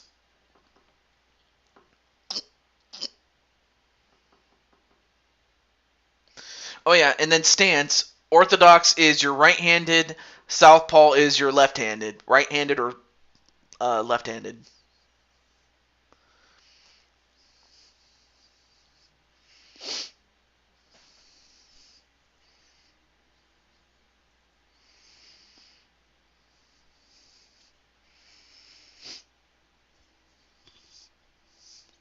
Okay, Orthodox is fine. Posture. And the posture is just like in its predecessor. It's based on the real life fighters of the UFC, or at least the ones that were there when this game first came out. Um, so who's your favorite fighter, and we can just go with that. Let's see.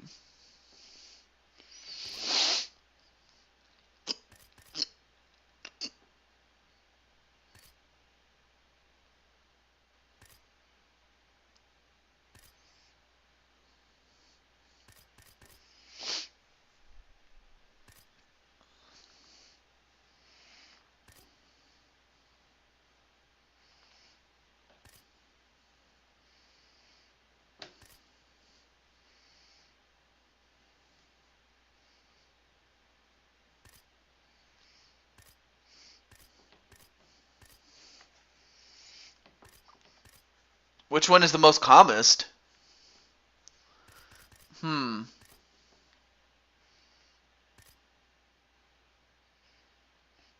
It would probably be someone like Max Holloway, actually. Because he calls himself blessed. And then walkout music, I'm not going to worry about that because, we don't even hear the music. All right, now it's time for fighter type. So, it's a little different than UFC 3. Kickboxer, boxer, balanced, wrestler, or jiu-jitsu. And each one of them has, and each, of course, has a subtype within one of them. So which is the fighter type that you would like? Yeah.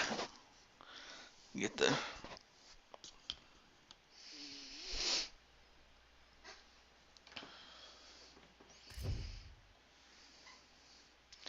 I'll go through these slowly. Which is the technical game? Well, I mean, they're all These are all technique. These are all technical, really. If you're into wrestling, obviously you try to use your wrestling acumen. Whereas if you're a jiu-jitsu guy, you're trying to, use your technique to stretch people to a point where they can't stretch anymore or choke them out. Kickboxing, your technique is trying to knock people out. Boxer, knock people out, but with your hands more often than your feet. And then balance is you can do a lot of both things, really. You can do a little bit of everything and still beat people up that way. So that would really apply to all of these things, really. It just comes down to what type of technique are you looking for.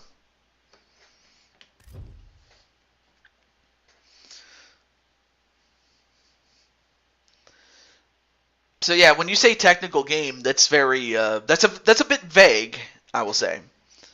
So if you can come up with something more specific, I can definitely help you with that. But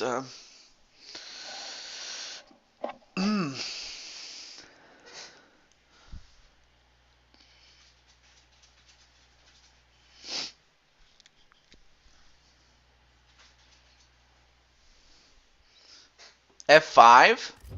What?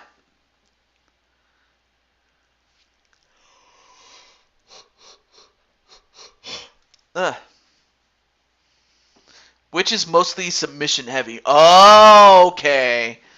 Submission heavy would be jiu-jitsu. It is mostly submission heavy. You have a shark. And then you have the vanguard.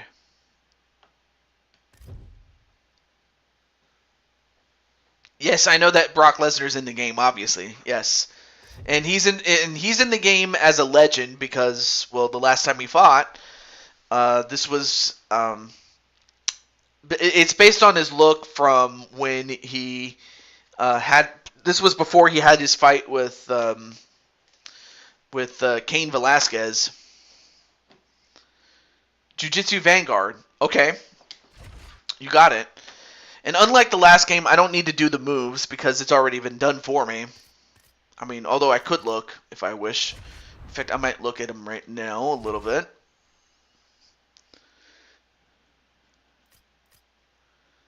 But yeah, unlike the last game, I don't need to do the moves behind the scenes. Thank God for that.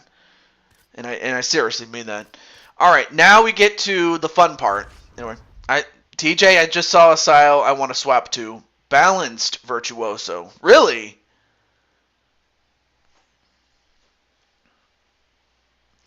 Okay.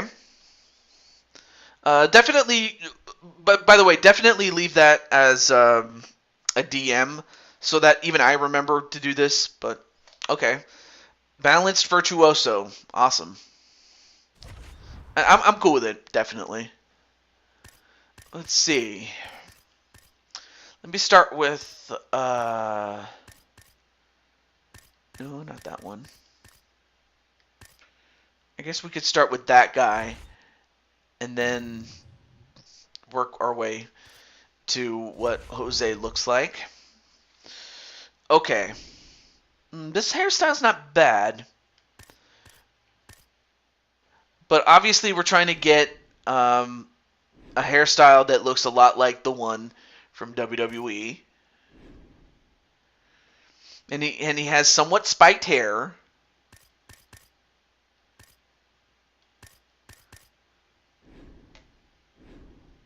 Okay. By the way, I'm trying to base it off of his WWE look.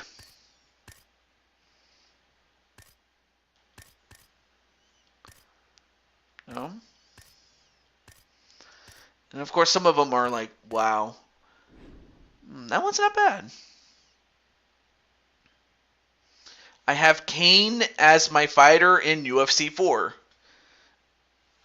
That one's not bad.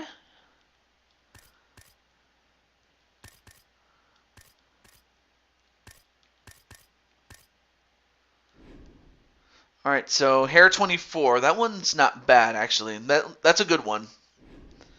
Hair 24.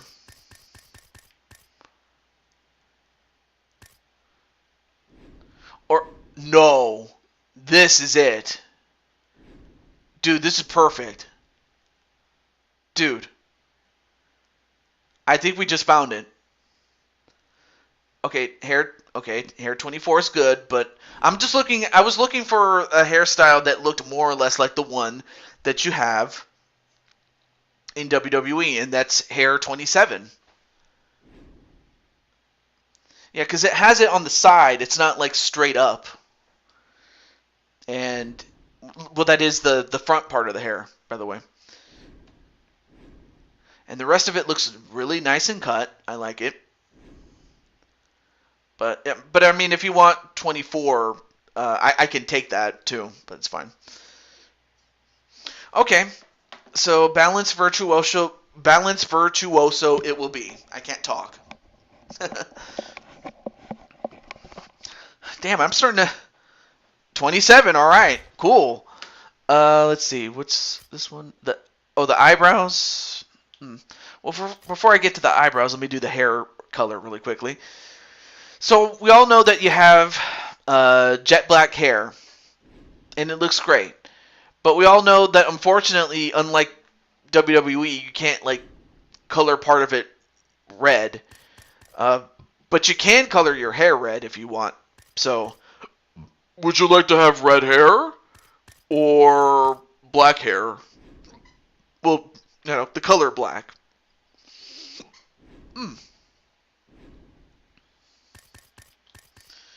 Because I remember you used to have slightly longer hair, but it wasn't as cut and precise like that. Stick to jet black, okay. But yeah, like I said, you can't like do crazy hair color styles. I wish you could, but you can't. Which I kind of find weird, but yeah, it is what it is. Let's see, eyebrows. Okay, we'll go with that one. And we'll match the eyebrows to your hair, obviously. Okay, now we know that you have an epic mustache, and as well as soul patch. So obviously you can have no facial hair at all. Then there's the Don Fry mustache. Then there's the Silver Dollar mustache with the soul patch. Then there's the Chuck Liddell look. Second row, third box. This one? Of course, it's not just the mustache, but also you have some 5 o'clock shadow.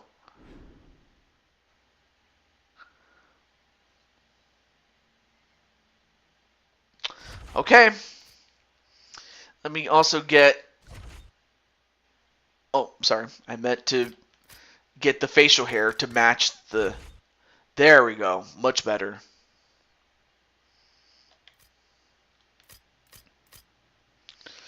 And then finally, so in addition to having the Three Musketeers mustache along with the chin or the soul patch and the chin patch, do you want any body hair? So you can have as little as none to a whole lot. No body hair. Okay. All right. So no need to color anything. The head. Okay. So as it is, this is what you look like with the face. Now, I don't know if... I mean, this is not a bad face, but I could think of much better. So let's see. All for one and one for all. Get your pants before they fall.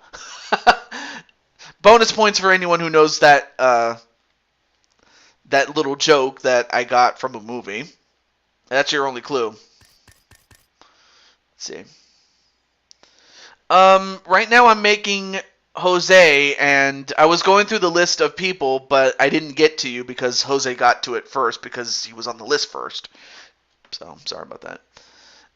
But oh, by the way, actually I'll ask you this, RS, off camera, in a DM. So no problem with that. You got it, baby. You got it. In fact, you know, I'm gonna do this just because you're here.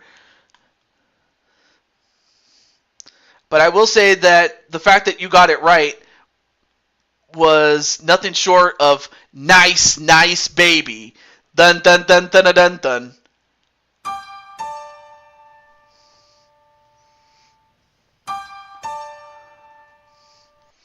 Yeah, I had to do it. That was nice, nice baby, though.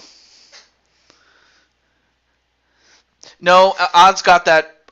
It was from the Casper movie, though. Let me see. Which one is this one? No. Yeah, Casper like a ghost, yeah. And then that one, well, that one looks a little... No. Anyway, the person being created is... that one does not look like him. Oh, no, that was the one I started with, and then... that one looks okay. Anyway. Oh, wait, let me see. Diamond Light. Is Diamond Light on the list? Diamond Light... Oh, you know what? I did not put him on the list. So, Diamond Light, if you're interested, I will put you on the wait list, my friend. But yeah, it was from the Casper movie, though. And then this one... No, that makes him look too big. And that one looks... Yeah. Okay, so... 15 and 16's okay. And then... Oh, too big. Yeah. Too thick. And then that one's okay. I thought I was on the list already, but yeah, okay. All right, so let me put Diamond Light.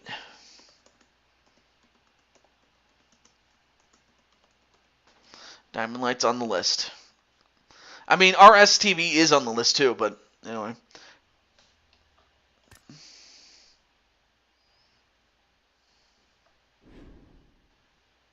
All right, I'll be sure to do that, but definitely after the show.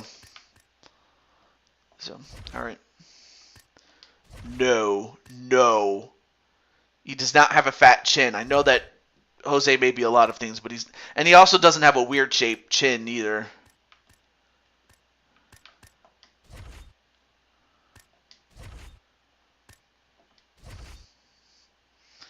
And he doesn't have a face that makes him look older than he actually is.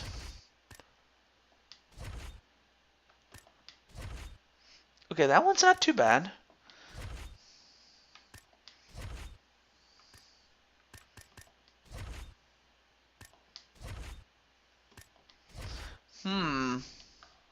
Actually, number 1 does not look bad, but it doesn't look like, the Jose Blanco that I know. So anyway, I'm just trying to find the face that looks more like Jose.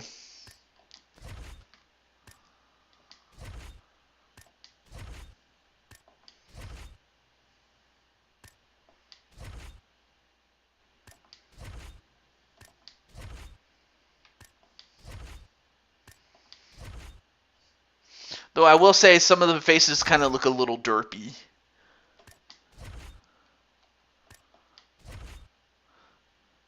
Okay, so I've narrowed it down to 15 and 16.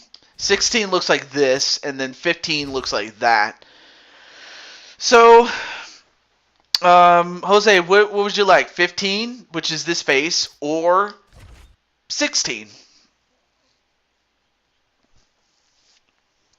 16. All right, cool. Again, not perfect, but could be worse. All right. Okay, now this one's far more simpler. What is your eye color? So you have different shades of blue. You have yellow. You have different shades of green, brown, hazel, dark hazel, and then a gray.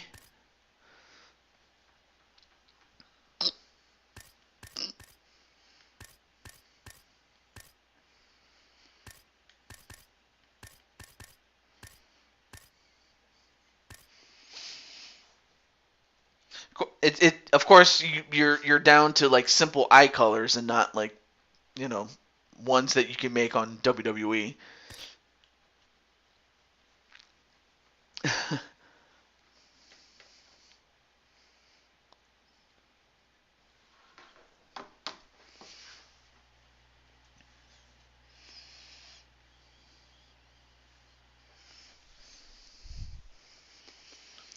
All right.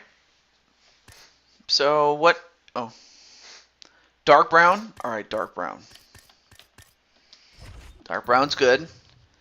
And then let's see.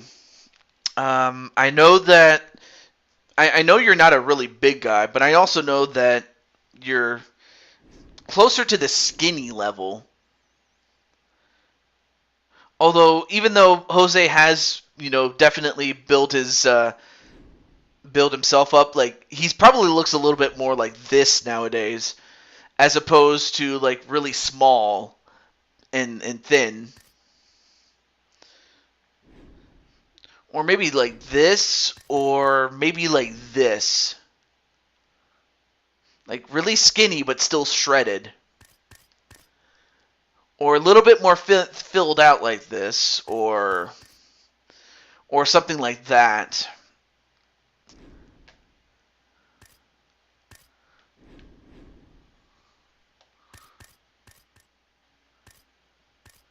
And then, oh, no, definitely you're not fat. I know that.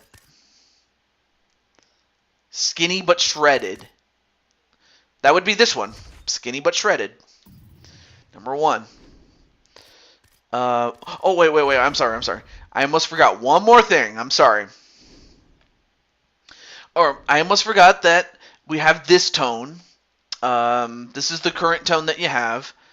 And you can go as light as 1 to as dark as 10, and everything in between. But currently you're at 4.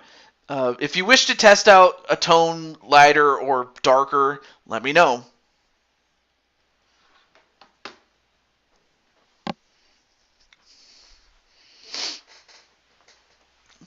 Okay.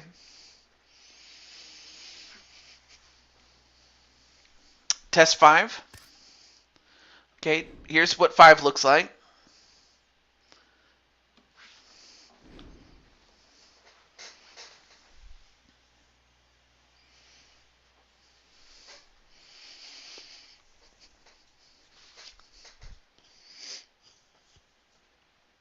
All right, he'll take 5. I got 5 on it. Okay, so another thing that was, well, it's still something that the other games had, and that's tattoos. Now, this model already has a octopus tattoo.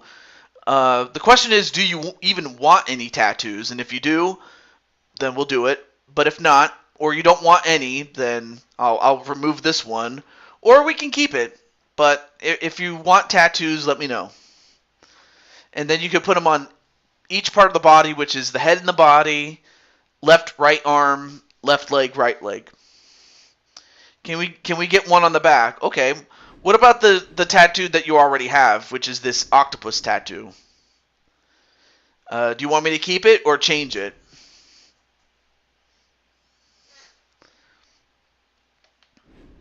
So for that octopus tattoo that you already got, do you want that? Keep it? Okay, we'll add a new one then. Okay, so the one on the back. Let me see. Wait, where's the tattoo? Oh, okay. Oh, right, you have to select it before you put it on. Okay.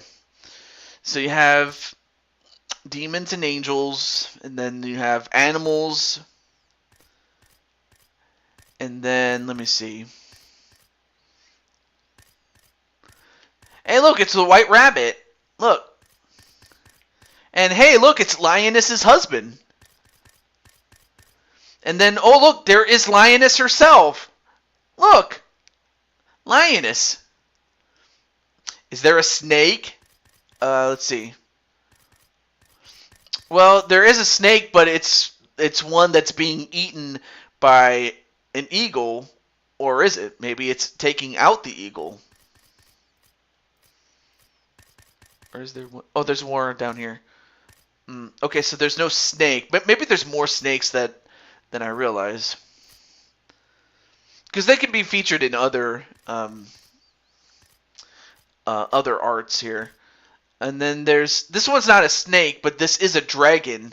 So if you wanted to be like, hey, let me get a dragon heart tattoo or something like that, then be like, hey, I'll definitely get dragon hearts tattoo or something. I don't know. I'm just playing.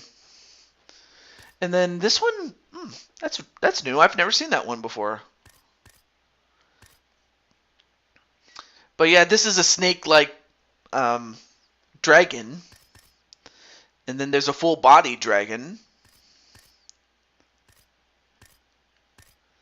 And you have wings and things like that. Let's see what else we have here. Fantasy 13? Okay. Wait, let me check one more time, because in miscellaneous they could put some different things. Like, okay. Let me see. No. All right. Fantasy 13. Oh, this thing. This is an angel. Or someone with wings. And I believe you wanted it on the back, so let's put it on the back. Alright, let me scale this. Regalia Genesis. What's that? I'm serious. Like, what is that? I've never heard of it. Let me... like, right about here. To get as much on the back as I can. If I put it too low, then it will get tangled up with the with the octopus. Regalia Genesis. I might have to look up the Regalia Genesis, or if that's actually a person, then look up Regalia. It's a Beyblade burst thing. See, I would not have known. And the sad thing is, I'm a little bit more familiar with, say, Yu-Gi-Oh! You know, for characters like Yugi himself and the Dark Magician Girl. But, I mean, I've heard good things about Beyblade. I might have to check that out more and more. But with that said, is this perfectly fine, like where I have the tattoo? You know, just making sure that the tattoo is visible and is in the right position, or do you want me to lower it, or make it a little bit big, make it a bit small, or if it's perfect as is, I can leave it at that. And it's kind of funny because I remember when I was making Nightmare Queen's character that she's like, she would always tell me, dude, you do such a great job with tattoos. You should be a tattoo artist. And I'm like, really? If it was really that easy, I'd do it, but I'm not. But I just thought I'd share that little story with you. So.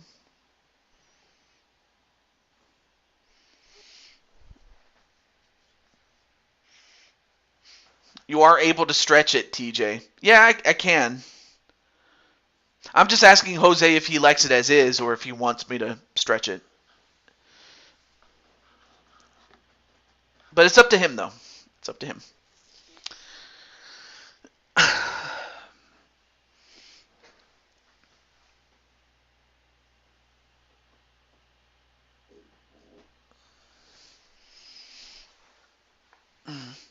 Okay, cool. I just thought I'd ask before I do anything else. Any more tattoos? So yeah, like I said, you already have an octopus and the Regalia Genesis.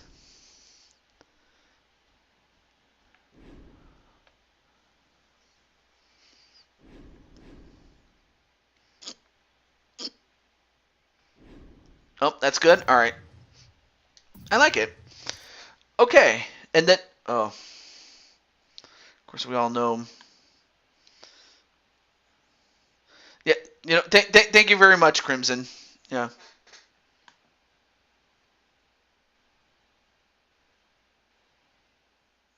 There we go.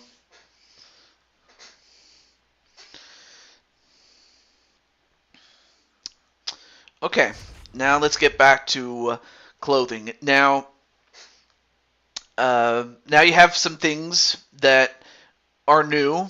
Yeah, thank you very much, Crimson. I appreciate you taking them out. So, you might remember this, you might not, but you can add accessories on your head. You can also wear a shirt, as well as your bottoms and your gloves and your mouth guards and things like that.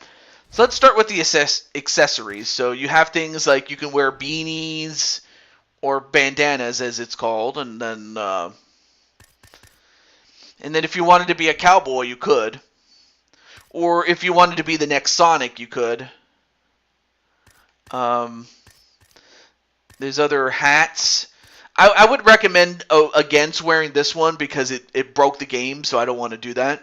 So I would recommend against this one. But then, of course, if you wanted to have 80s hair with the headgear like that, you could. Although I don't know why you would want that. Or you could be Jose the Red-Nosed Reindeer. No. All right, let's try that. Let's try it. Neck accessories. You also have like things like masks. Like if you wanted to be the next Zorro. Dude, you could be the next Zorro, dude. If you really wanted to. I used to watch the Zorro show. You know, the 50s, the one in the 50s with Guy Williams as Guy Williams as Zorro. He was awesome, dude. I'm not gonna lie. But then, of course, you have things like beads. You have the live action version, yeah. And it was produced by Disney, of course. Yes. You have a rope chain gold. You have a black one. Then you have a gold chain with a fist. Then you have some beads, and they come in different colors. I mean, I could go through all of these. Then you have a chain link, including a gold one. I mean, if you really wanted to look like the Junkyard Dog or something like that. And then they have the one with the fist, but it's colored black. Then there's a silver one. Bronze. Silver and gold. Silver and gold. Or you could be the next MJF. Why? Because Jose Blanco is better than you, and you know it. Oh, now that one is perhaps the most closest to MJF as you're going to get. Except the only problem is it costs a lot of money. Shit. Or you can have Olympic gold. Jimmy crack corn and I don't care. Jimmy crack corn and I don't care. Jimmy crack corn and I don't care. I got Olympic gold. I'm sorry, I had to reference Kurt Angle, man. I mean, how many medals can he win with a broken freaking neck? Because I know Jose never did. But he might just very well do so. I don't know. I'm just playing around, man. But yeah, these are all the neck accessories that you can have. But it's up to you on whether you even want it. But just know that these are accessories that you can wear while fighting. Yes, you can fight with the accessories on. It's not like WWE where you get to wear it and then you take it off before the fight. No, you actually wear it during the fight. This one. So you want this one. Just making sure. Because it's true. It's damn true. Anyway, what is this? Oh, cool.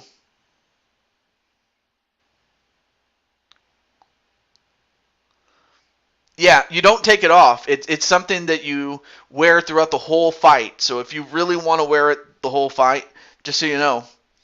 And it works the same way with the hats and the masks.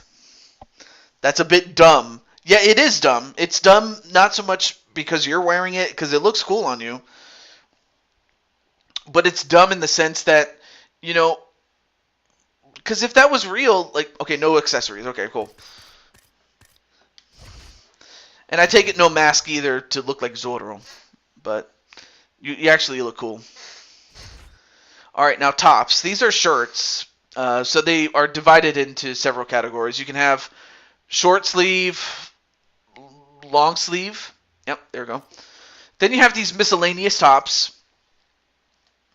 And finally, some UFC stuff, which is bare bones, if you really ask me. So, what kind of tops do you want? Do you want short sleeve, long sleeve, go through the miscellaneous tops, or the UFC stuff? Or nothing? Oh, what's the breaking news? And if it's a spoiler, you may as well just tell me, because I haven't watched AEW. You know, ever since the whole CM Punk thing, where he just, if anything, he ruined it for me. In fact, the last time I watched AEW on a more regular basis, you have to go back to Grand Slam, because I watched it up till then, because I wanted to see the Acclaim win the championships, and they did, and I'm happy. But that was really the last time I watched it on a more regular basis, so you may tell me what the breaking news is. Or, actually, no, don't, because what if other people want to know? I just realized that. Yeah, because I just realized, wait, what if someone else Well, actually, no. That's actually not a spoiler. I knew MJF was going to be the new champion right now. Is there a Pride top? Oh. Well, actually, that's not much of a spoiler, given that most people predicted that MJF was going to be the new champion.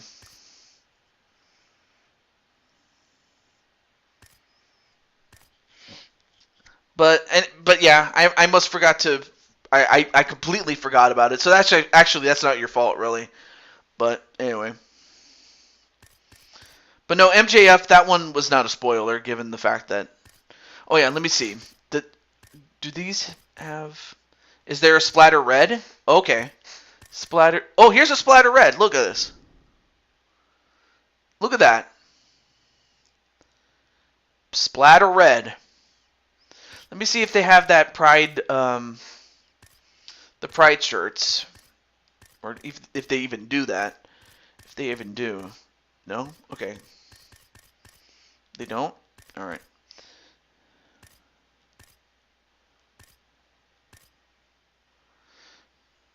The gold really pops out. Yeah, it does. So you want this, Will. Okay, I may as well tell you, RS. Unfortunately, there are no more open spots. Like, after Jose Blanco, we'll have a full roster. So I may as well just go over who is the next closest person to losing their spot. And that person is... Actually, I'm not even going to say who it is, but there is one person who is one no-show away from losing their spot. And once they lose their spot, that's it. That's about it, though. So yeah, one person is one no-show away from losing their spot, and you very well could take that... see. Sorry about that. All right, let me give Jose this really quickly. I'm going to showcase miscellaneous tops. So you have, well, this I unlocked, thankfully. You have the King is back. Or I'd like to apologize to absolutely nobody. Then, of course, I have these gis that I unlocked for Crimson Ninja-san. Look at these eyes. There's a shark.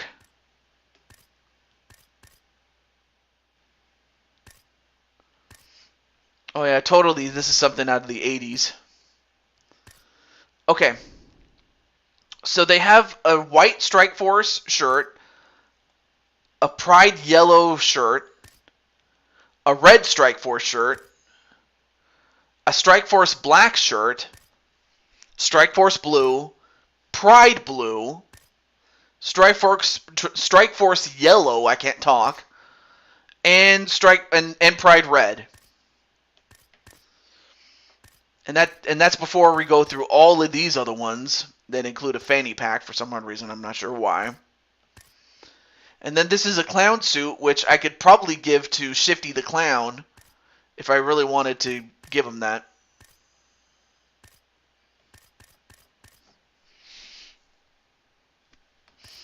Alright, so let me go back to the Pride top. So you have yellow,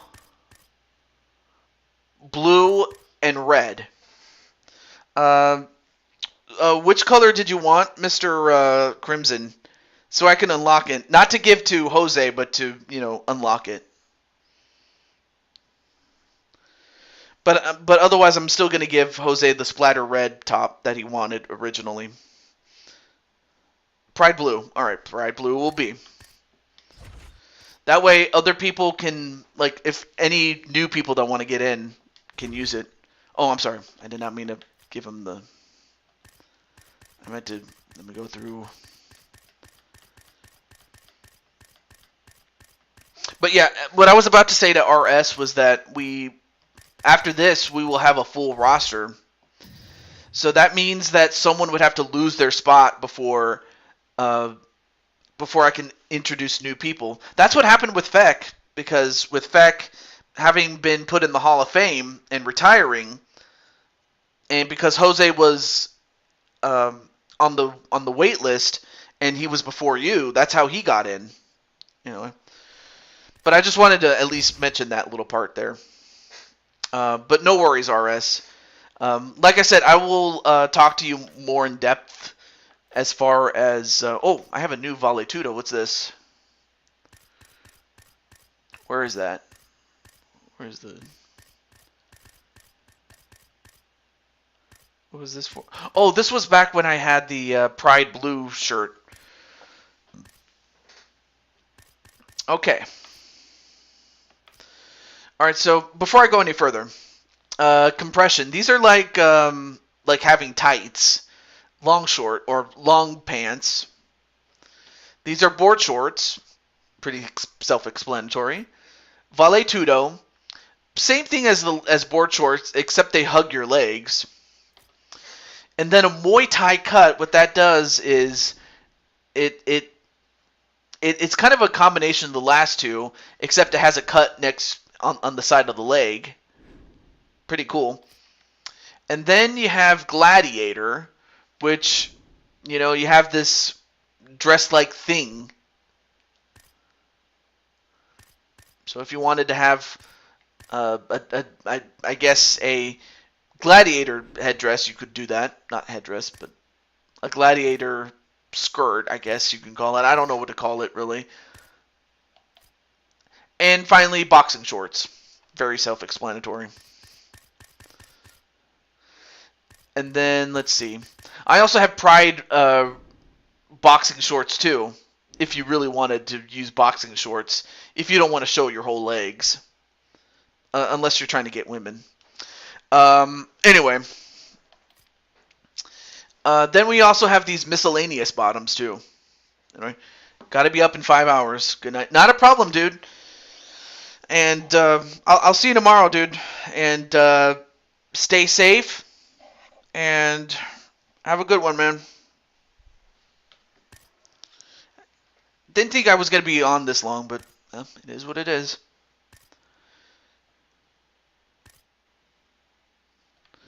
So yeah, you have these cargo shorts. Like, if you want to become the next John Cena, you could. Obviously, they don't match, but it is what it is. Some jean shorts. So again, you could be the next John Cena. Or you can have a lion cloth.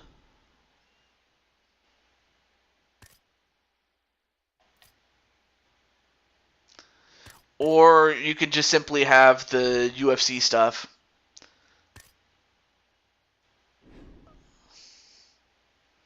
Compression, let's see the options. Okay.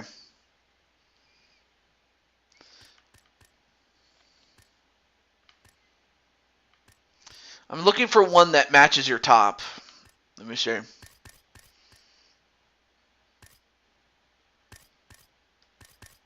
Which one is this one? That's not bad, but...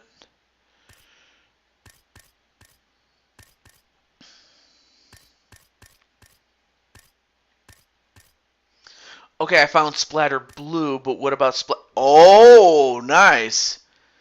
You have Splatter Red.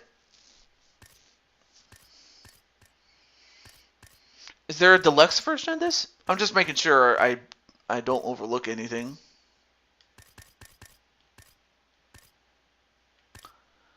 Ah, look at that. Look at that. I found the matching bottoms.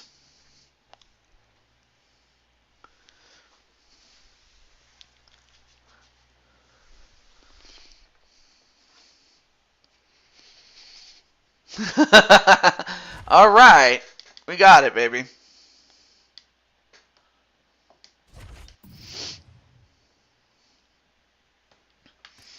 Okay. And believe it or not, I actually have the matching gloves. What do you think about that one?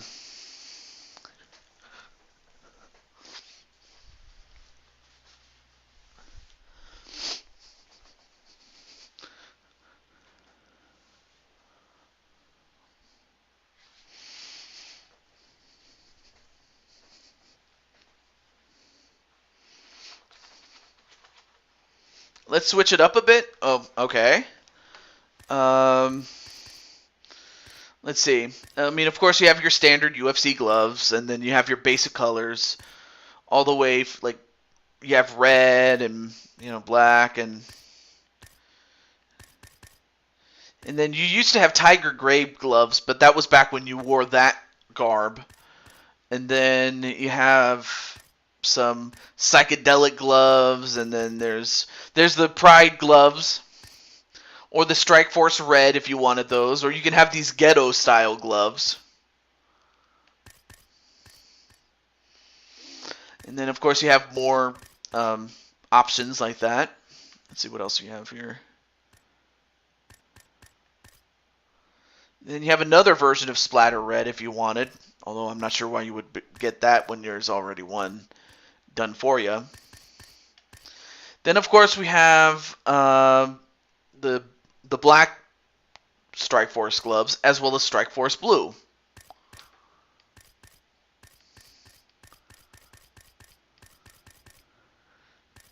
Okay, so you want to have the ghetto style gloves. It's kind of a weird, but if that's what you want, then so you want to go ghetto style. Ghetto superstar, that is what you are.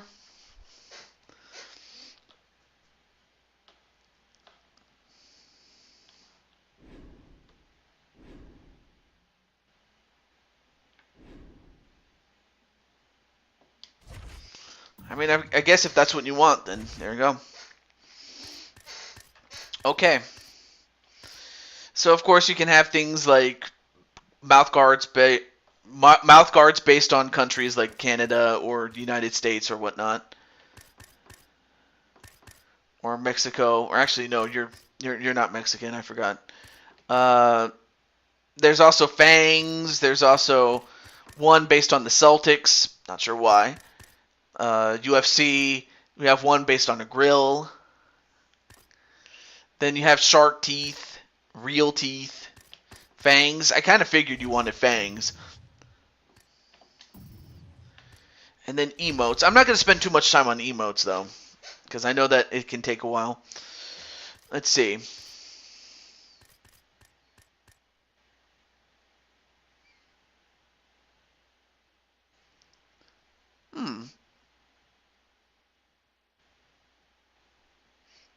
That's not bad.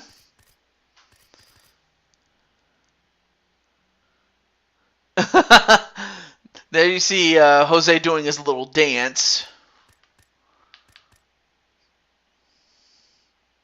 And this would have been good if, like, say, I was doing, Drum Monkey or somebody like that.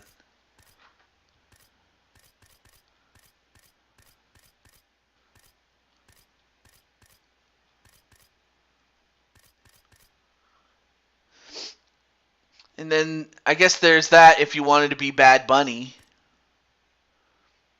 The chicken. The dance hands. And then there's Disco. For the socials, was that?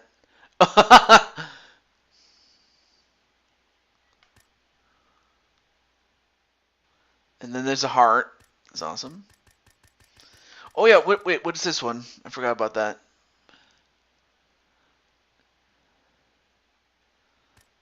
Provocative and hateful. Okay. Oh, I got one. Thumbs up, thumbs down. A la Batista. We'll go with that one. And then there's the unamused clap.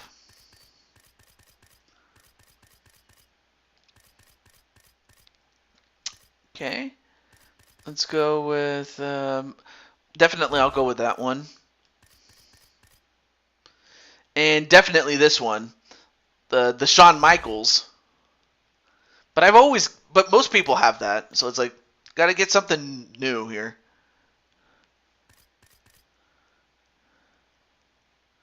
And there's arrogant. I can see that. Provocative and hateful. Is the bird there? Let me see. Just looking for him right now.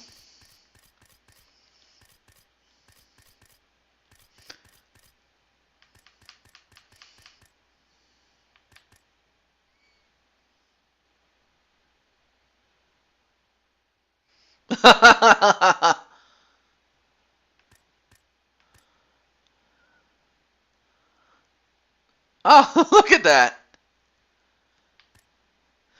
A handstand spin. Look at that. I've never seen that one. A happy dance? That probably. Oh, that totally should go to, Crushing Kelly to do the happy dance, because I know that she does a happy dance. Oh, another one.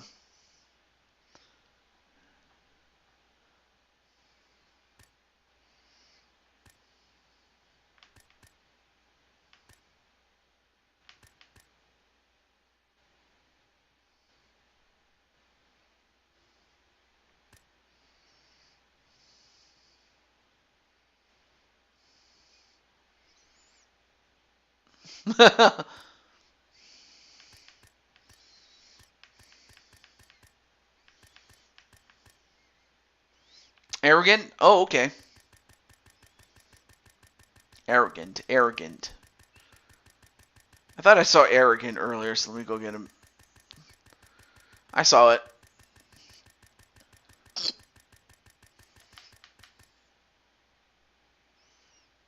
Yeah, it works perfectly cool with me. Is the bunny hop? I'll put that.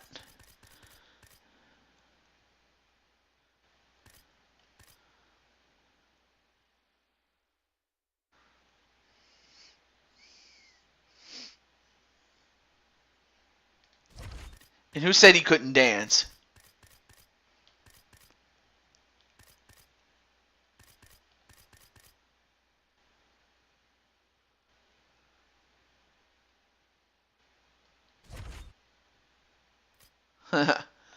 Alright, one last thing, and I'm only going to do this just because it's the most Jose Blanco thing to do. And that's to give him the bird. Look, there it is. There's a bird right there. Bird is the word. Alright. And with that, we are done, finally. After 1 billion years, we finally got it done. It's done, man. So Jose Blanco, after 1 billion years, is done. But anyway, what I was trying to get to RS was, or let RS know about that. In the Pride boxing shorts. Oh yeah, I almost forgot. I gotta change this to. It was virtuoso balanced. And then we go to the boxing shorts.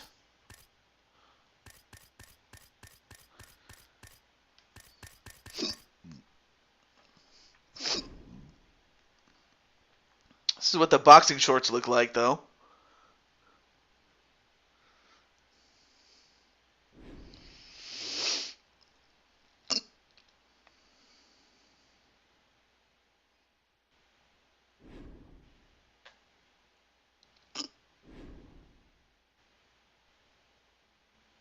All right. It's a good thing I saved up for this, so, yeah. And then, as for the shirts,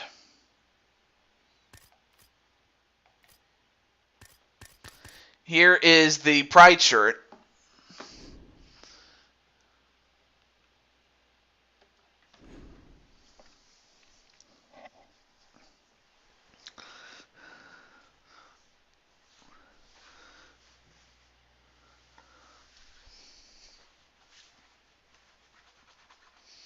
All right.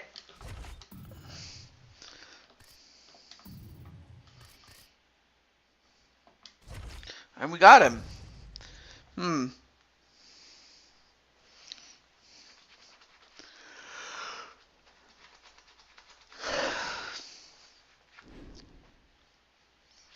that's it. Incredible. All right. Well, that's going to do it for today's show. This one went a little bit long, partly because of the fights, but also in the time that it took to create a fighter. But I want to thank Jose that he answered the call because someone else could have. But not that I didn't want him. I would have liked to have like Jet Strike, and if not Jet Strike, RS. But of course, Jose was on the list before them, so that's why he got the nod. But nonetheless, though, that's going to do it for our show, and I hope everyone is I hope everyone had a great time, and I'm hoping. Not a problem. Not a problem, Jose. But yeah, I hope everyone is having a good time, and I hope you guys are staying safe.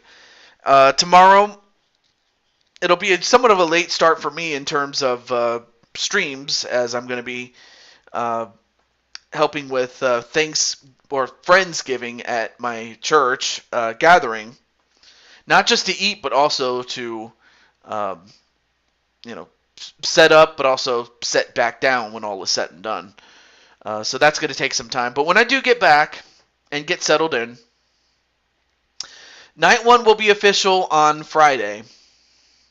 Now, as for the rest of the nights, the way that the rest of the nights will be booked are going to depend on what happens on Night 1, and that's right. Back when it looks like you're done streaming, such as like, yeah, it is, but not a problem, Zerk. I will be back I will be back tomorrow, and I will be doing the Madden series. And as a matter of fact, I may as well just mention the teams that are still left. You have the likes of Brandon Cuevas and Blaze McCoy with the Arizona Cardinals. You have the likes of Dragonheart, Gregory Blakely, and Clinton Flippin with the Dallas Cowboys. Oh, life. Blasted phone. Hate auto. No comment. Oh, okay. Then you have RSTV and the Tampa Bay Buccaneers. And, of course, you also have Shifty, the Drunken Dragon Clown, as well as Brooklyn Joker and Drum Monkey, along with the Green Bay Packers. So those are the teams that are still left for the Madden series. But until then, this is the Blue Toad,